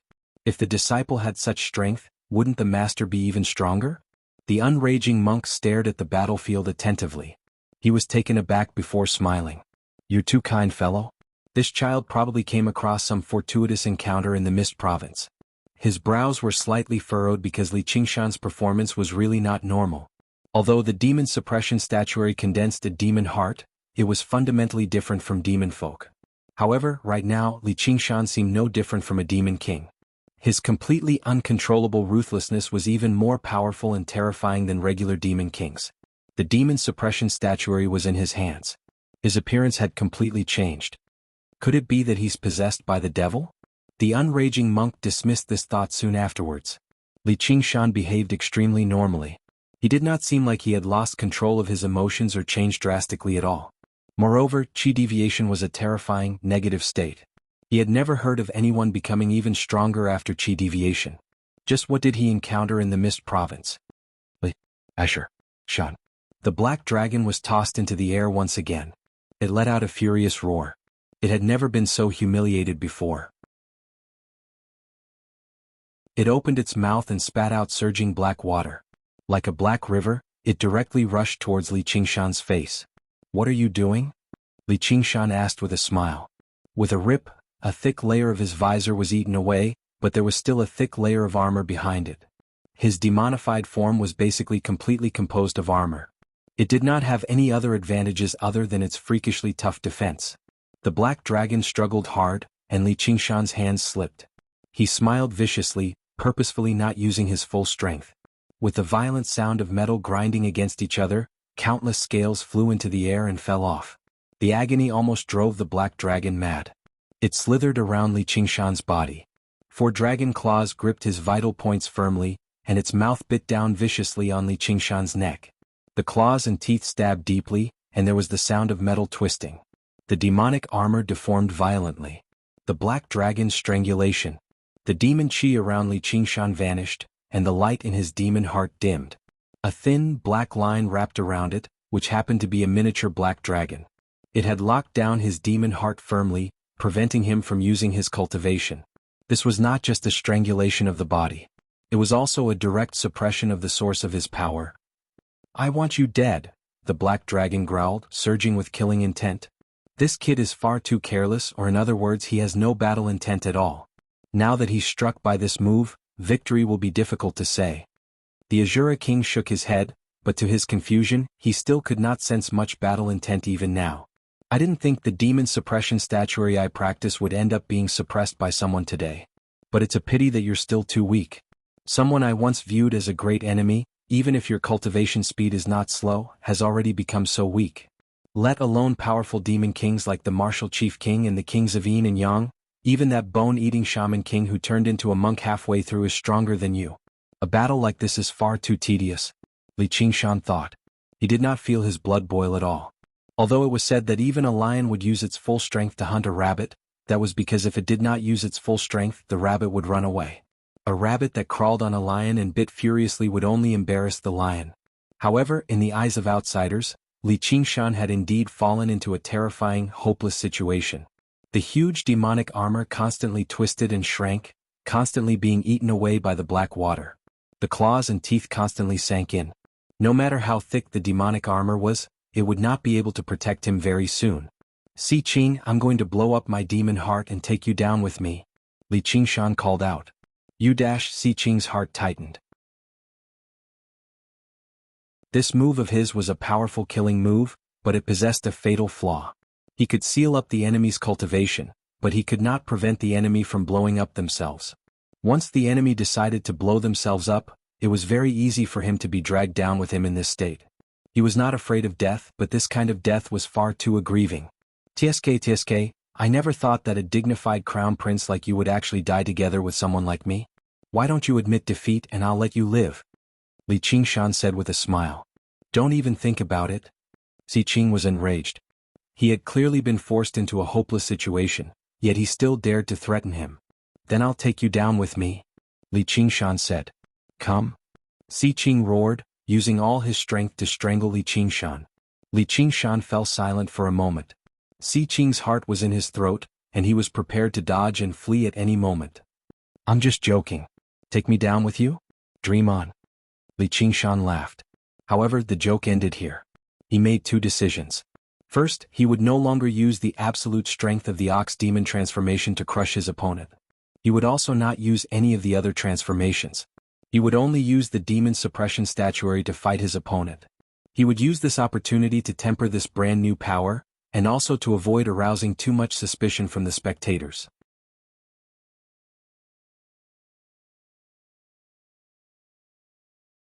Chapter 10:10.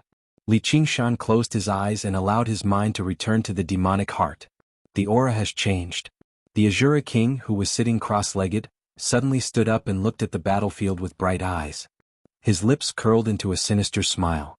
"Finally, it's getting interesting. I, Si Qing, am a member of the royal family of the Xia dynasty, the son of destiny. You're just a lowly commoner who got to where you are today because of luck. How dare you compete with me? Today is the day you die." The black dragon roared and tightened its body, turning the armor into scrap metal. "I don't remember you being this stupid before. Did you get struck by lightning during the tribulation?" Li Qingshan suddenly opened his eyes. His killing intent surged and his evil aura soared into the sky. The blood-red vortex spun faster and the demonic heart shone with demonic light, attacking the entangling black dragon. The power of the demonic heart mostly came from the demonic nature. In this almost playful state, he didn't unleash his true strength. "What a brave and fierce battle intent," Yu Weiyang praised. As a warrior, he obviously admired true warriors. He felt like he was seeing Li Qingshan in a new light. He turned around and asked Han Anjuan, "Why didn't you accept him as a disciple of the school of the military in the first place?" Han Anjuan couldn't answer. Everything was just a coincidence. "But it's not a waste to have such a son-in-law," Yu Weiyang said. Han Anjuan smiled bitterly. He didn't want to have such a son-in-law, but it was his daughter who insisted on doing things her own way. With Li Qingshan's seriousness, Si Qing immediately felt that his killing intent was shaken. He was shocked and angry. This is impossible. This is the killing intent of the Black Emperor Dragon scripture. Even if my strength is not as good, I can still win against someone stronger. How did I break free? There's no why. It's just that you're weaker. Whether it's your strength or your will, going through 3 heavenly tribulations and becoming the crown prince of the Xia dynasty is just an illusion. You're even weaker than when I first met you. Si Qing. Li Qingshan seemed to have heard Si Qing's thoughts and said with a smile, "Shut up. At least at that time you still knew fear and you still knew how to plan. Now that you've become some bullshit crown prince, do you really think that you're already standing at the top of the food chain? Do you think that you can look down on everyone and do whatever you want?" Li Qingshan's words were sharp. The murderous aura intensified. In a daze, Si Qing had an illusion that it was not him who had forced Li Qingshan into a desperate situation, but Li Qingshan who had seized his vital point. It had been less than a year since he became the crown prince, but the sudden change in his status gave him unprecedented confidence. When he heard that the Azura field had appeared in Azure province, he was extremely excited. He had immediately rushed over as if he was taking something out of his pocket. However, the development of everything had greatly exceeded his initial expectations. What exactly had gone wrong? For the world of the 9 prefectures, overcoming the 3rd heavenly tribulation could be considered as reaching the peak of the mountain, and they could heave a sigh of relief. He enjoyed the pleasure of looking down on all the other mountains. He himself had cultivated a top-notch cultivation technique and possessed an extremely high position of power. He even had the opportunity to aspire to the throne of the great Xia dynasty. However, when he looked back, the small fry that he had once disdained had already caught up with his footsteps. In fact, he was even faster than him. If all my enemies are people like you, then revenge would be too boring. Regretless demon heart. Li Qingshan bellowed, and the demon heart shone brightly, instantly breaking through the shackles. Demonic chi surged out. Break. Dozens of demon suppression towers of various sizes pierced out from various parts of the demonic armor like sharp spearheads. With a pained dragon roar, the black dragon's blood splattered, and its killing momentum slowed down. However, it still refused to let go of its claws. He thought to himself, as long as I hold on a little longer and tear apart this damned armor, I'll be able to kill him. Open. Li Qingshan's body shook, and demonic chi burst out, sending the black dragon flying. Li Qingshan raised his hand, and the demon suppression chains shot out, wrapping around the black dragon's tail. The demon suppression chains stretched taut, and the black dragon flew forward, frantically trying to break free. He finally felt the fear that he had not felt in a long time. Suppress. Li Qingshan bellowed, and a large black shadow descended from the sky. A mountainous demon suppression tower descended from the sky, pressing down on the black dragon. The black dragon turned around and bit off the demon suppression chains. Its body suddenly shrank and it dodged the suppression of the demon suppression tower, fleeing towards the mountains outside the battlefield. This scene exceeded everyone's expectations. Si Qing had actually been forced to flee. The Black Emperor Dragon mantra was powerful, but compared to the demon suppression statuary, it did not have much of an advantage. And even if Li Qingshan did not use the 9 transformations of demons and gods, with his powerful demonic nature as his foundation, his battle prowess was above that of the average demon king. Fellow Daoist, what should I say? Li Qingshan was not in a hurry to give chase. Or rather, if he did not use his mystical abilities, he would not be able to catch up. The battle is not over yet. I have already sealed the Azura field. There is only one person who can walk out of it. Yu Weiyang said solemnly. Although he did not want a crown prince to die in his Azura field, a duel had its rules. If one had the determination to kill, they should also be prepared to be killed. What if he keeps running away? Li Qingshan said. Every 2 hours I will reduce the area where you can move. This is also one of the rules of the duel, Yu Weiyang said. This is retribution. I'm not happy. Li Qingshan laughed loudly. He remembered that many years ago, Si Qing had used this very rule to force many cultivators into a desperate situation. In that case, I will wait for him here for a while. He dispersed the demonic heavy armor, sat down cross-legged, and looked at his demon heart. After a small battle that was not too intense, although he had used up a lot of demon heart, he had gotten rid of a lot of impurities. Remorseless demon heart. Damn disciple, how did you practice the demon suppression statuary? The unraging monk asked loudly. I obviously comprehended it from the demon suppression statue. Is there something wrong with that? Li Qingshan purposefully acted like he knew nothing. It's not just wrong. It was basically wrong from the very beginning. It was a huge mistake. What's the difference between you and demon folk like this? The unraging monk said in bitter resentment. There's a difference. Not only did I not do anything bad, but I even fended off the plague of locusts and saved over 1 million people. What difference do you think there is? Master, you're far too narrow-minded. Perhaps my way of practicing might be correct and you're wrong. The unraging monk hesitated slightly too. Did a path like that really exist in the demon suppression statuary? Then he asked, when did you undergo the third heavenly tribulation? It wasn't that long, said Li Qingshan. So much for keeping it to yourself. I think you're clearly guilty. I have a very clear conscience, so what's there to be guilty about? Li Qingshan called out at the sky, Si Qing, stop wasting time. Come out and accept your death. His voice boomed through the mountains.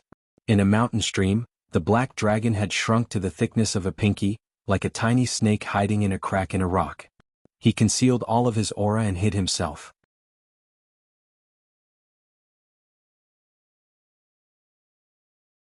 Chapter 10-11. Time passed bit by bit. Li Qingshan simply focused on his cultivation and continued to refine his demonic heart, while Yu Weiyang kept shrinking the scope of the entire battlefield. After an unknown period of time, a wisp of dark clouds rose from the stream and spread across the mountains. Thunder rumbled in the clouds, and the silhouette of a dragon could be vaguely seen. Finally, a smile appeared on Li Qingshan's face as he said loudly, "Don't dawdle. Come and finish this." In the blink of an eye, the dark clouds covered the sky and shrouded Li Qingshan's head. Black rain poured down, stirring up the protective demonic energy around him and causing white mist to rise. At this moment another 2 hours passed.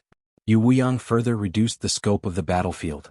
The only area that the two could move around was this large open space surrounded by mountains and some surrounding mountains, all of which were shrouded by the dark clouds. Li Qingshan, it's time for you to die.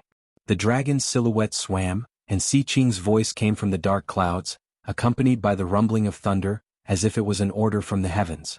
This move was called Dark Cloud's Cover, and it was originally a move used in the Black Emperor Dragon mantra to attack cities and break mountains. It was extremely destructive, but it was not suitable to be used in fights of magical powers.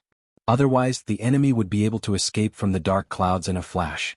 However, Si Qing had timed it perfectly and calculated the terrain, making it impossible for Li Qingshan to escape.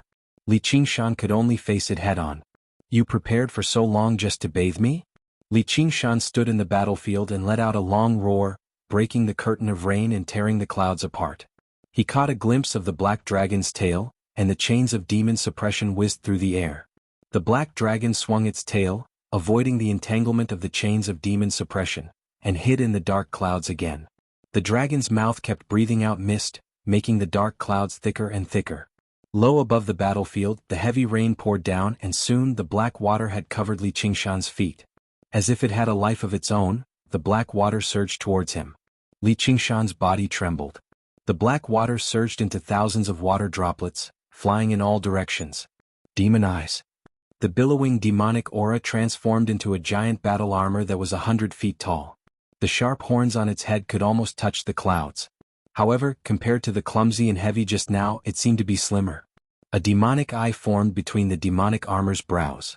A streak of demonic light shot into the clouds, searching for the black dragon.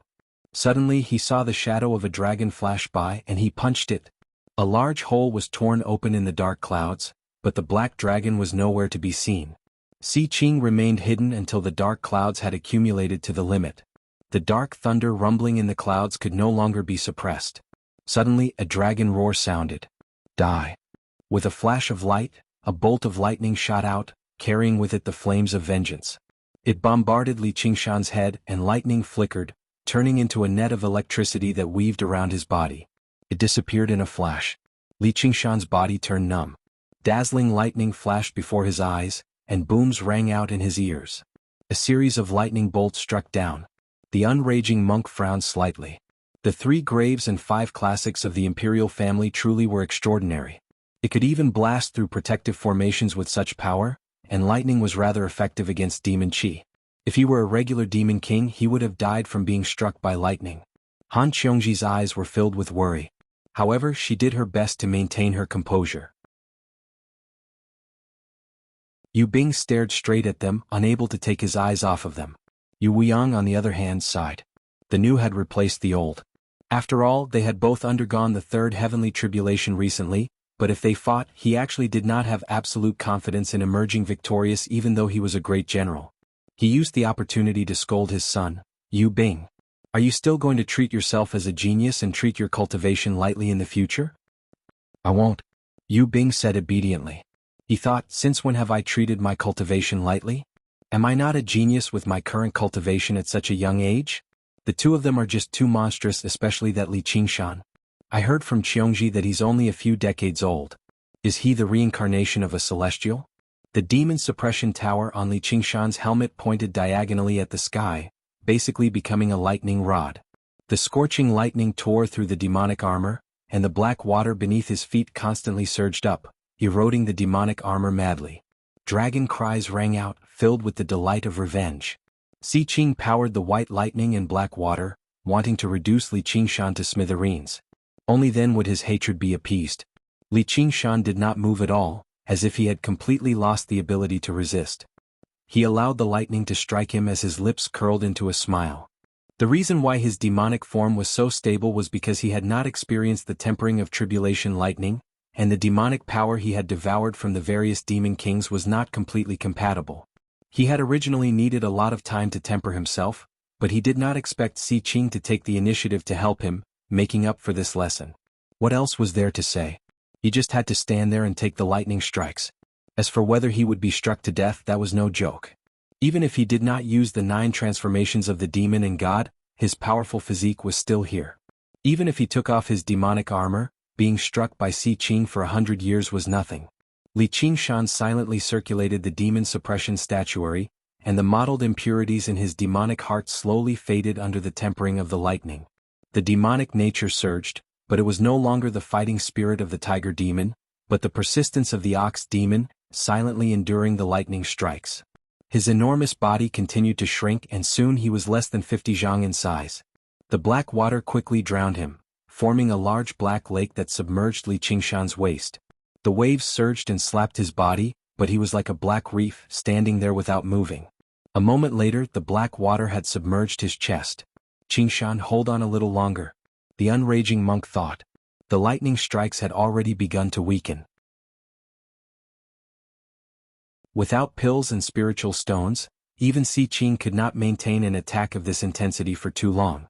Hold on a little longer. Si Qing gritted his teeth and gave it his all. Victory was right before his eyes. Li Qingshan had already reached his limit.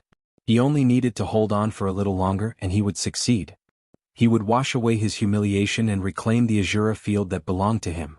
However, Li Qingshan was thinking the same thing. Si Qing, hold on a little longer. The effects of the lightning refinement were quite impressive. This short period of time had saved him half a year at the very least. Li Qingshan's figure became smaller and smaller. A while later, a huge wave slammed down, completely swallowing Li Qingshan's figure. The rumbling thunder settled down, and the dark clouds began to disperse. The black dragon circled around the surface of the water a few times as he wondered, is he dead? Qingshan. Han Qiongji took a step forward, her face filled with concern. The Azura King glanced at her. What are you in such a hurry for, little girl? Your man has won. He's even stronger than I expected. Is one? Han Qiongji asked. Voila. A chain of demon suppression burst out of the water, wrapping around the black dragon's neck and pulling it down violently. The black dragon fell heavily into the water, and the lake churned violently. The dragon's tail would slap the surface of the water from time to time, kicking up huge waves. However, the dragon's head remained at the bottom the entire time. With a boom, the black dragon burst out of the water. As the water splashed into the air, Li Qingshan stood high above the dragon's head. His figure had returned to normal and his demonic armor had fallen off. Layers of demonic glyphs crisscrossed his robust body. He gripped the chain of demon suppression in his hand like a rein, controlling the violent black dragon beneath him.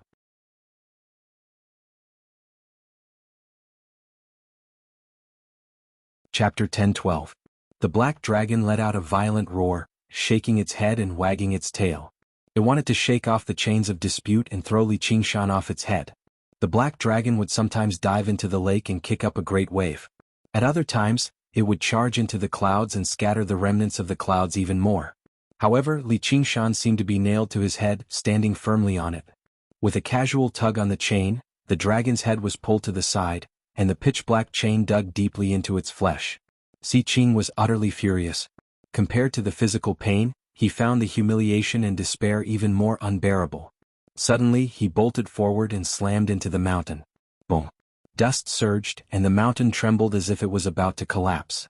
However, when the black dragon flew out of the dust, Li Qingshan remained standing on the dragon's head. As a matter of fact, his upright posture had not even changed at all. Boom! Boom! Boom! Boom! The black dragon circled around the mountains, smashing through over a dozen mountains in a row. The mountains collapsed and the earth collapsed, falling into the deep black water and kicking up great waves. However, a few more chains wrapped around the black dragon.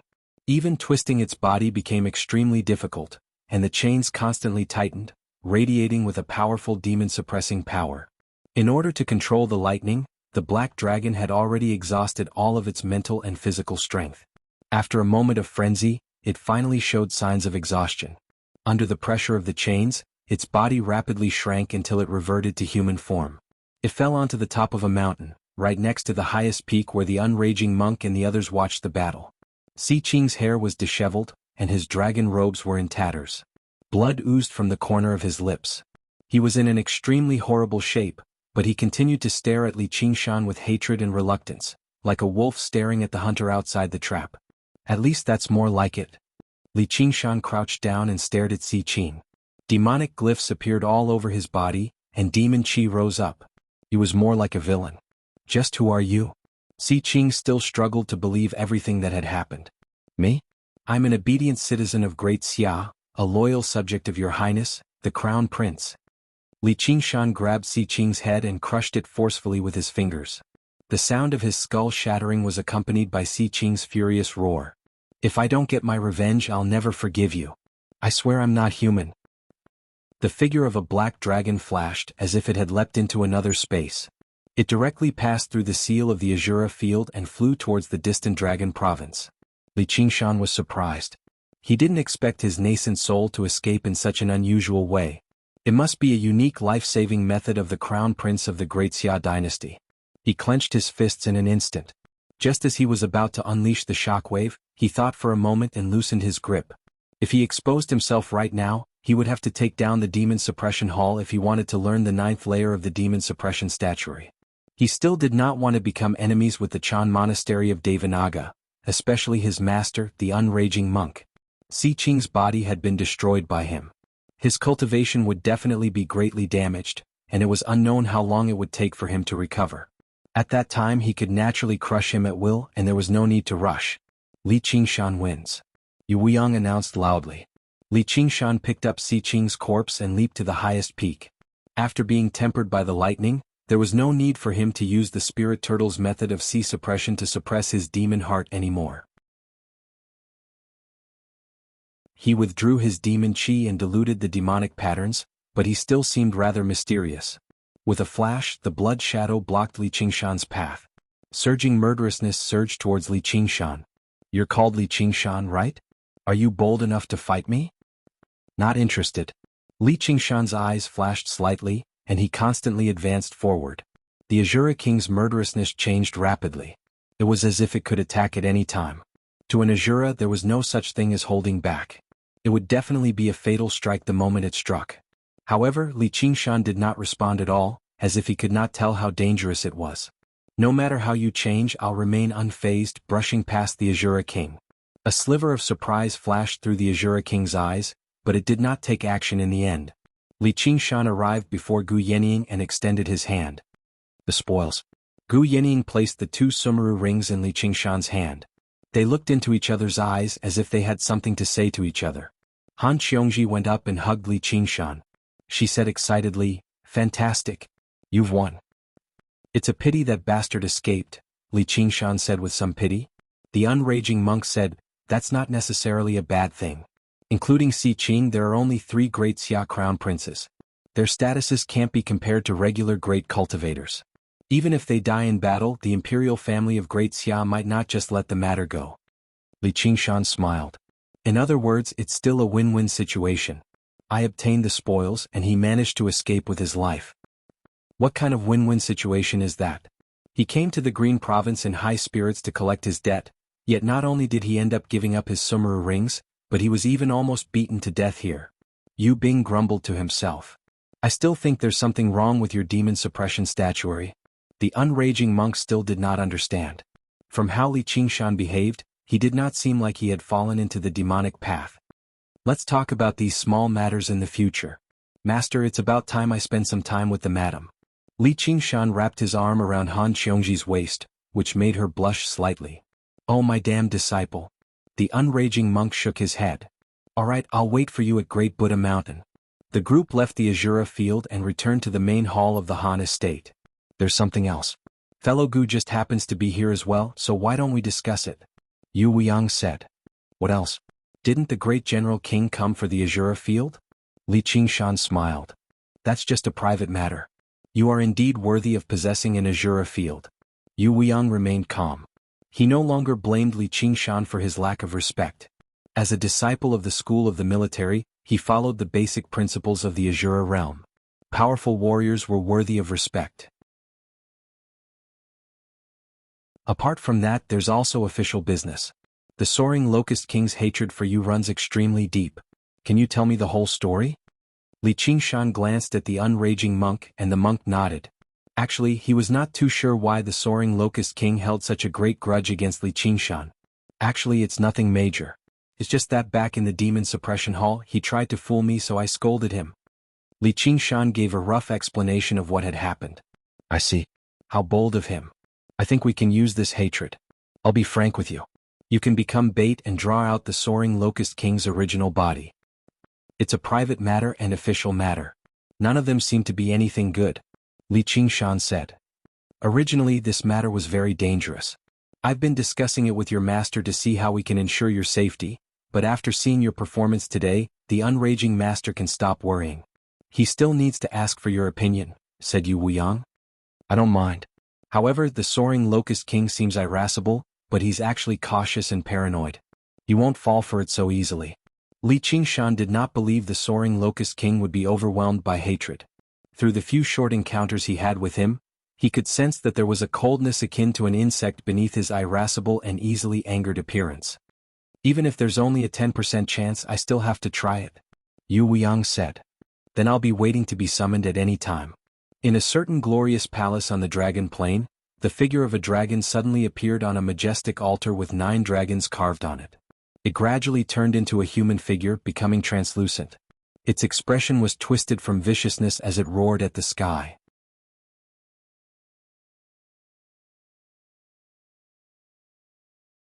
Chapter 10:13.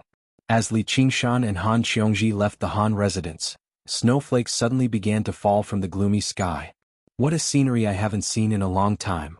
Li Qingshan reached out to catch a snowflake. In the blink of an eye, the entire world seemed to have fallen silent. Where are we going? Han Xiongji asked. We'll follow your orders, madam. We'll go wherever you say. Li Qingshan smiled. Who's your madam? You seem to have forgotten something, Han Xiongji said. How could I have forgotten? However, the marriage proposal just now was a bit too hasty. After you've refined the wisdom fruit, I'll come back here again. Hopefully your father won't object again. Li Qingshan turned back to look at the rich and powerful family behind him. What if he objects again? I'll beat him up. Li Qingshan waved his fist and grinned. Don't you dare. Han Xiongji widened her eyes and laughed. Then I'll have no choice. I'll use my fist. Han Xiongji gently held his hand. Since you're treating me as your madam, it doesn't matter if there's a wedding or not. Don't worry, there will definitely be one. Li Qingshan waved his hand and a cloud gathered under his feet. He carried them into the sky and flew into the distance. They intentionally didn't fly out of the cloud layer and traveled in the wind and snow. The snow was getting heavier and heavier, fluttering like goose feathers. The ground soon became pure white. Han Xiongji nestled in his arms. If only it could always be like this. There's still a long way to go, Li Qingshan said. Really? Stop trying to coax me. I'm not as easy to coax as I used to be. I feel like you're going to a very, very far place. Han Xiongji raised her head. Her beautiful face was filled with melancholy and her voice was so low that it was almost blown away by the wind.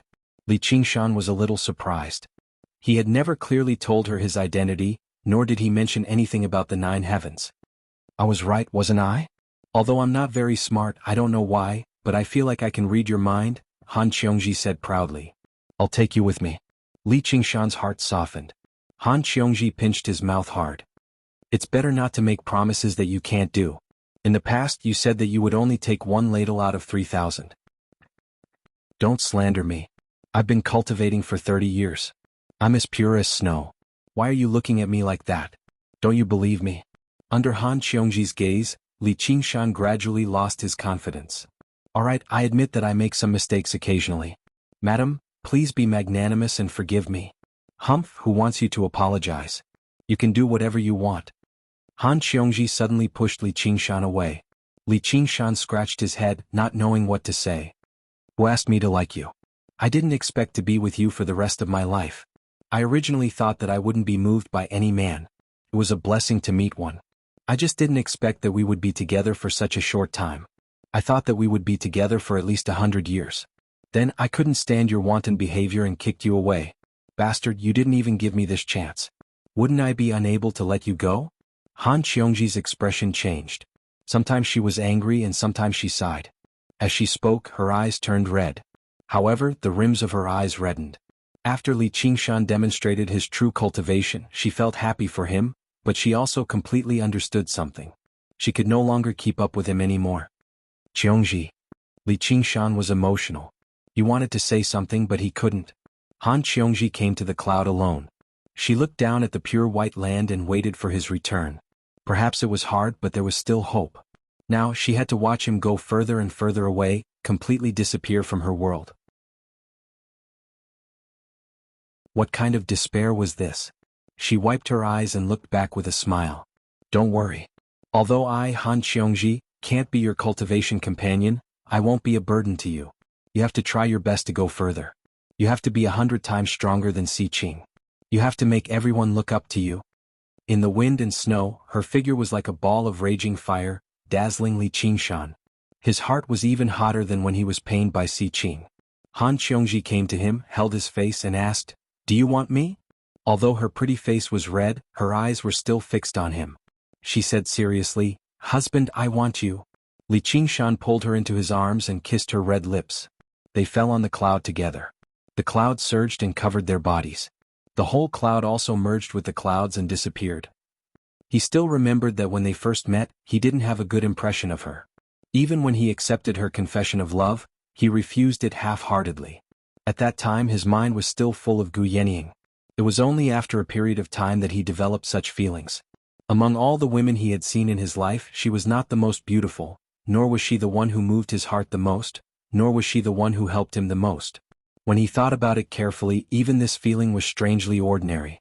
Sometimes it even gave him an illusion that he didn't transmigrate to another world, but was still in a certain university campus, talking about a calm love. There was neither the embarrassment and depression in the cowshed, nor the ups and downs after leaving the mountain. However, when he looked back, there was only this period of calmness that made him want to stop and not think about the aspirations of the 9 heavens. After a deep kiss, Li Qingshan undressed her and kissed her neck. His heart was filled with tenderness, and his actions were especially gentle. Han Qiongji slapped the back of his head. What are you doing? I've never seen a woman as unromantic as you. Li Qingshan's eyes widened. You've exposed yourself. Tell me, how many women have you done this to? Han Qiongji said. Li Qingshan lowered his head and sealed her red lips with his mouth. He pulled hard with both hands and with a rip, the red dress was torn apart. My clothes. Han Qiongji said vaguely. Not long after, a soul-stirring low moan came from the cloud, and it drifted in the wind and snow. Several days later in Han Qiongji's cave. Do you think I'll become smarter after eating this thing? Han Qiongji leaned lazily in Li Qingshan's arms, and raised the fruit of wisdom in her hand. Their bodies, Luo, were filled with a healthy and powerful sense of beauty, and they faced each other calmly without the slightest shyness. Is there anything wrong with that? Li Qingshan yawned. After a few days of entanglement he was also a little tired.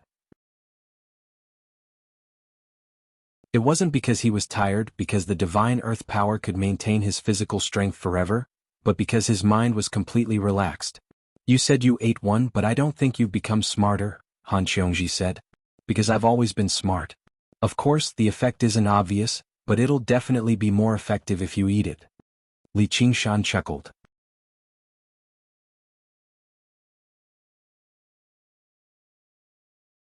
Chapter 10:14. You're burning the bridge after you've outlived your usefulness. Li Qingshan said. So what if I am? I've already grown tired of using it. Piss off. Han Qiongji chewed on the fruit of wisdom as she kicked Li Qingshan away forcefully, but her movements gradually weakened. Light flowed through her eyes, and the fruit of wisdom began to take effect. So dizzy. I wonder what will happen to me. Han Qiongji sighed with a smile. I don't want to see you again when I wake up. This isn't a place you should be. Let's go, let's go. She murmured like that before finally closing her eyes and collapsing into Li Qingshan's arms. Li Qingshan embraced her tightly reluctantly. After quite a while, he kissed her forehead gently and patiently helped her put on her clothes, tidied up her hair, and placed a formation, a few bottles of virtue accumulation pills, and a stack of violet talismans beside her. These were all spoils of war he had obtained from Si Qing's Sumeru ring. He paced around the dwelling a few more times before suddenly shaking his head with a smile. He muttered to himself, I'll be back no matter how long I'll be gone. Afterwards, he stepped out of the dwelling and vanished into the whistling wind and snow alone. Yeah, I'll be waiting for you. Han Qiongji closed her eyes and said with an almost undetectable voice. Li Qingshan remembered that there was still a person he had not seen on his return to the Green Province this time. He heard from Lu Changqing that he had already lived in seclusion for many years, so he made his way through the wind and snow and arrived in a tranquil mountain forest. Unlike other places ravaged by the locust plague, this place was still lush with vegetation, and the lake was tranquil. It seemed particularly clean and beautiful in the snow. Danqing, are you there? Li Qingshan called out. A while later the formation opened up, revealing a few elegant huts. A handsome man in green clothes stood in front of the huts. Qingshan, you've returned from the Mist Province. You've undergone the second heavenly tribulation. Li Qingshan was slightly surprised. In order to repair the three absolutes calligraphy for him, Chu Danqing's cultivation had regressed to Qi practitioners in the past. He never thought not only would his cultivation recover completely after 20 or 30 years, but it had even improved. His bearing became even more refined. You've passed the third heavenly tribulation. Chu Danqing was even more surprised. After tempering his demon heart, Li Qingshan no longer used the spirit turtle to suppress it. The aura he naturally gave off was clearly at the third heavenly tribulation. Looks like we didn't waste any time, Li Qingshan said with a smile. I really don't know how you cultivate. It's simply unimaginable. Don't stand in the snow. Come in and have a seat. There's nothing to sit in the house. Why don't we go there and admire the snow? Li Qingshan pointed to the lakeside. There was a simple pavilion covered with thick grass. It was a good place to admire the snow. All right, I just happen to have a jar of good wine. Let's drink wine and admire the snow. Let's get drunk together. Chu Danqing was also in high spirits. The two of them sat down in the pavilion and Chu Danqing took out a scroll. With a shake of his hand, the scroll unfurled, and maids walked out of it one after another, some carrying zither. Some held a fire, and in the blink of an eye, the pavilion was set up properly. A few red-crowned cranes flew out of the painting and danced on the lake in the snow. It was natural without any pretense, perfectly blending into the surrounding scenery. It was like a freehand painting of mountains and rivers. There were also a few zither notes. It was like a cold spring that was soaked in ice and snow. It was refreshing, and for a moment, it was like an immortal's realm. Your methods as an artist sure are useful. Even I find it hard to tell the real from the fake. At first glance, Li Qingshan could not tell the real from the fake. He sighed inwardly. After so many years, Chu Danqing's painting skills have become even more exquisite. It's still not as good as the school of novels materialization. But looking at your cultivation, it doesn't seem like you have anything to do with the school of novels, Chu Danqing said modestly. The world is always unpredictable. By the way, don't tell me the wine you're treating me to is also a painting? How could that be? Chu Danqing said as he took out a blue and white porcelain jar and opened it. A fragrance rushed out of the jar and spread in the cold air, but it was different from the usual wine fragrance. Li Qingshan looked into the jar and saw the black liquid rippling in it. Only then did he come to a realization. This is ink? Don't tell me you're treating me to ink. This is Danqing wine. I usually can't bear to drink it, Chu Danqing said. Don't tell me this was brewed with your blood? Li Qingshan remembered that Chu Danqing had a special bloodline called vermilion blood. He could not help but feel suspicious. He had already drunk the blood of a friend and did not want to drink a second. I can't brew such wine. Come and have a taste. Chu Danqing ordered the painting beauties to pour the wine. When the wine entered the goblet, the fragrance became stronger. It was like ink but not ink, like wine but not wine. Li Qingshan tried taking a sip and his eyes lit up. The fragrant and unique taste spread in his mouth. Wherever the wine flowed, the flesh there seemed to melt. It was not spicy, but it was even more spicy. It also contained an extremely pure spiritual energy. It was definitely not just for satisfying the taste. He drank the wine in the goblet in one gulp. His organs seemed to have turned into a mass of chaos. He closed his eyes and savored it for a while, refining the wine. Just now he praised, "Good wine. How is it? I didn't lie to you, did I?" Chu Danqing slowly savored the wine. No wonder your cultivation speed is so fast. Where did you get this wine? Li Qingshan asked curiously. However, even a great cultivator at the third heavenly tribulation might not be able to drink this level of spiritual wine, and Chu Danqing said that he did not brew it himself. My master gave it to me. Respect from the bottom of his heart appeared on Chu Danqing's face. Master Chu left it to you?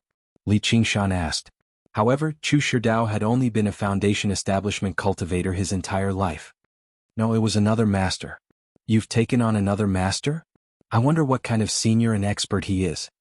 Li Qingshan was rather surprised. He understood Chu Danqing's feelings for Chu Shidao. He would never take on someone else as his master so easily. Master will probably come today. You'll know when you see him. Then I'd like to see him. Come, cheers. Li Qingshan suppressed his curiosity and chatted with Chu Danqing, telling him about the various wondrous sights in the Mist Province. Chu Danqing became fascinated too. In the future, I'll definitely travel around and paint all the sights of the 9 provinces.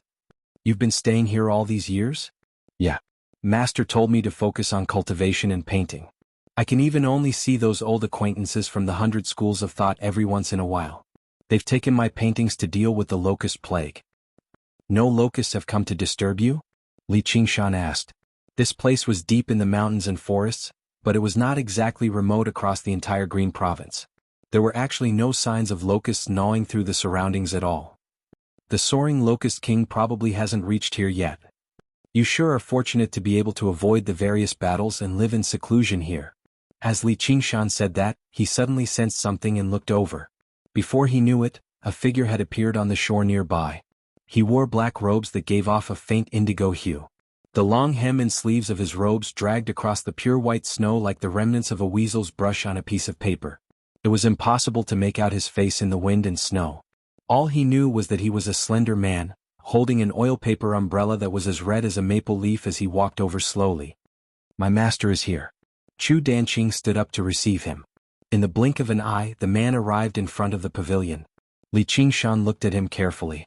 The man's face was lean and elegant. His eye sockets were deep and his nose was high. His thin lips were pursed, and his thick black hair was curled messily down to his waist. For some reason, Li Qingshan thought of the frustrated poets in ancient poems.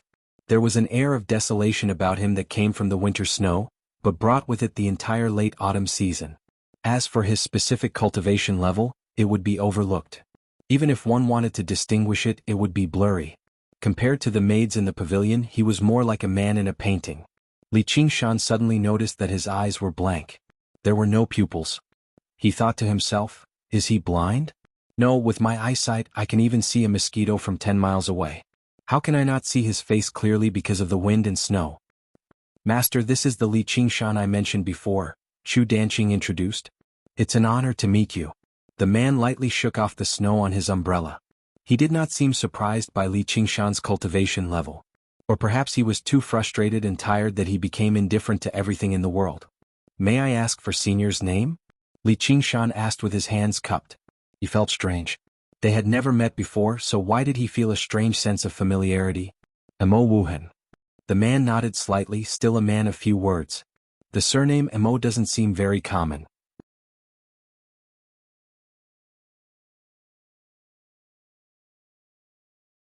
Chapter 10-15. Not too many, Mo Wuhan replied indifferently. Mo Wuhan replied indifferently. He looked at Li Qingshan with his pupil-less eyes. Have we met before? Although his eyes were pupil-less, they were different from the deathly white of a blind person. Instead, they were more like the blanks in a painting. They contained a boundless and profound space, reflecting everything in the world. Li Qingshan suddenly felt like he was naked in a world of ice and snow, with nowhere to hide.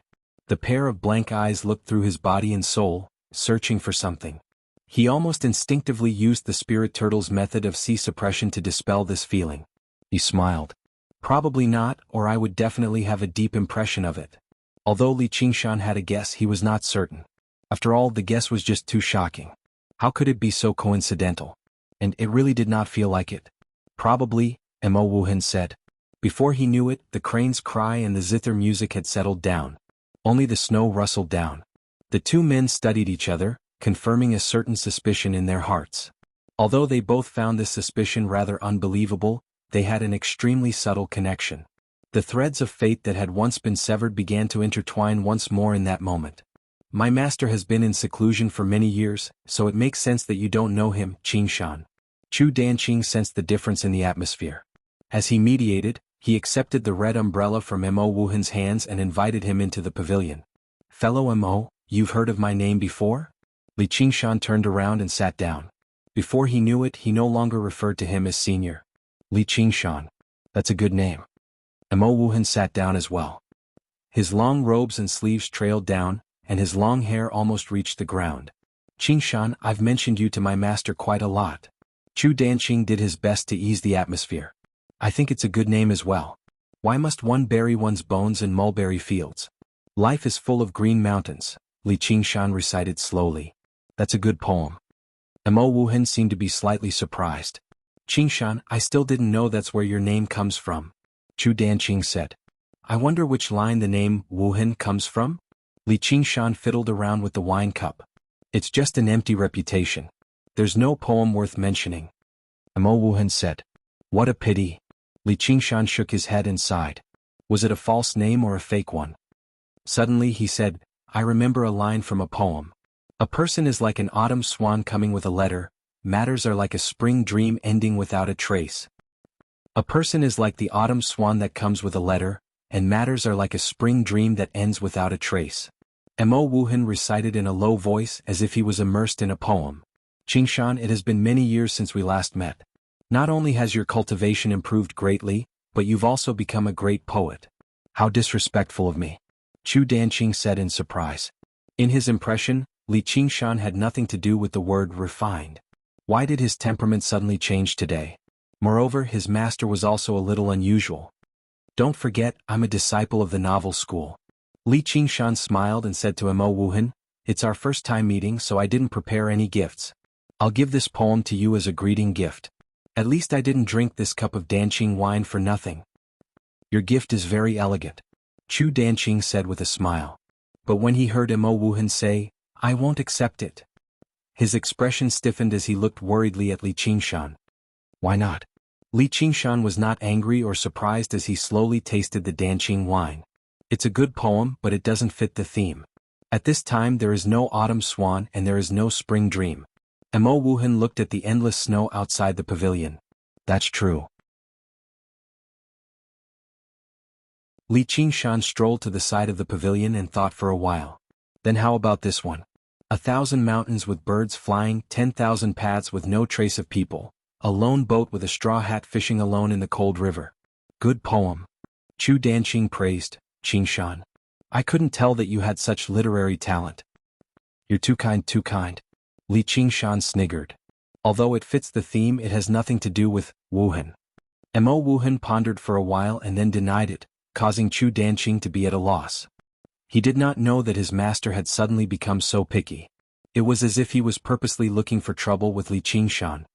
It won't be without a trace in the first place. Things said and done will always leave behind some traces. As a matter of fact, even those things that we thought we've already erased might jump out again one day, Li Qingshan said meaningfully. If I can erase it once, I can erase it twice. It's not a big deal. Mo Wuhan changed the topic. I have a gift that I like on you, but I don't know if you are willing to part with it. What do you want to keep? Just tell me. Li Qingshan opened his arms. 3 Absolutes calligraphy. Li Qingshan's eyes flashed and he could not help but look at Chu Danqing. I'm sorry, Qingshan. Master asked when he was helping me heal. Chu Danqing said apologetically. When he met Mo Wuhan in the past, he had not fully recovered from the injuries he had sustained from repairing the Three Absolutes calligraphy. Not only did Mo Wuhan heal him, but he also displayed extraordinary painting skills, which made him decide to take him as his master. It's okay, it's a small matter. Li Qingshan did not mind. He and Chu Danqing were only friends, which was a level lower than a master-disciple relationship. Moreover, Chu Danqing had always respected his master, so he naturally would not lie to his master. Moreover, he had even exposed the Azura field, so he did not care about this small Three Absolutes calligraphy. But it's a pity that this Three Absolutes calligraphy is not in my hands, and I will not give it to others. Where did you get it? Mo Wuhan did not ask where the Three Absolutes calligraphy had gone. He only asked where the Three Absolutes calligraphy had come from, which confirmed Li Qingshan's guess even more. As a result, he said, a good friend gave it to me. What's the name of your good friend? North Moon. Li Qingshan nodded. His eyes under his thick eyebrows stared at Mo Wuhan before him. Don't tell me it's that North Moon that the Dragon King of the Sea killed in the Mist Province? Chu Danqing said in surprise. He stumbled over his words and glanced at Mo Wuhan subconsciously. Li Qingshan understood even more. He then asked, Fellow Mo, do you know a good friend like me? I do. Mo Wuhan did not hide anything. Li Qingshan suddenly began laughing aloud. His laughter broke the silence and he stopped probing around. He pressed his hands against the stone table and leaned forward, staring straight at Mo Wuhan. He said straightforwardly, Fellow, are you perhaps the Dragon King of Ink Sea? I am, Mo Wuhan said indifferently. Master. Chu Danqing was rather surprised. Actually, after spending so many years together, he had already vaguely guessed Mo Wuhan's identity. There was not a single great cultivator in the world who was nameless. However, since his master refused to mention it, he could not pry too much as his disciple. May I ask what poem the name, North Moon, comes from? Mo Wuhan asked. It's just an empty title. There's no poem worth mentioning. Li Qingshan lifted up a cup of alcohol. His eyes suddenly turned scarlet red as he stared at Mo Wuhan. Let the North Moon offer a toast to the Dragon King. A pair of pitch-black pupils suddenly condensed in Mo Wuhan's blank eyes. They were not human eyes, but dragon eyes that radiated with endless dignity. They looked down on all life, looking down on everything. You're tuning in to the Han Li's Wuxia Adventures YouTube channel. We're so grateful for your support, and don't forget to subscribe to join us on this incredible journey through captivating stories. Your generosity through donations truly makes a world of difference, as it's the primary source of revenue that allows me to expand and enhance this channel for you. Thank you from the bottom of my heart for being a part of this adventure.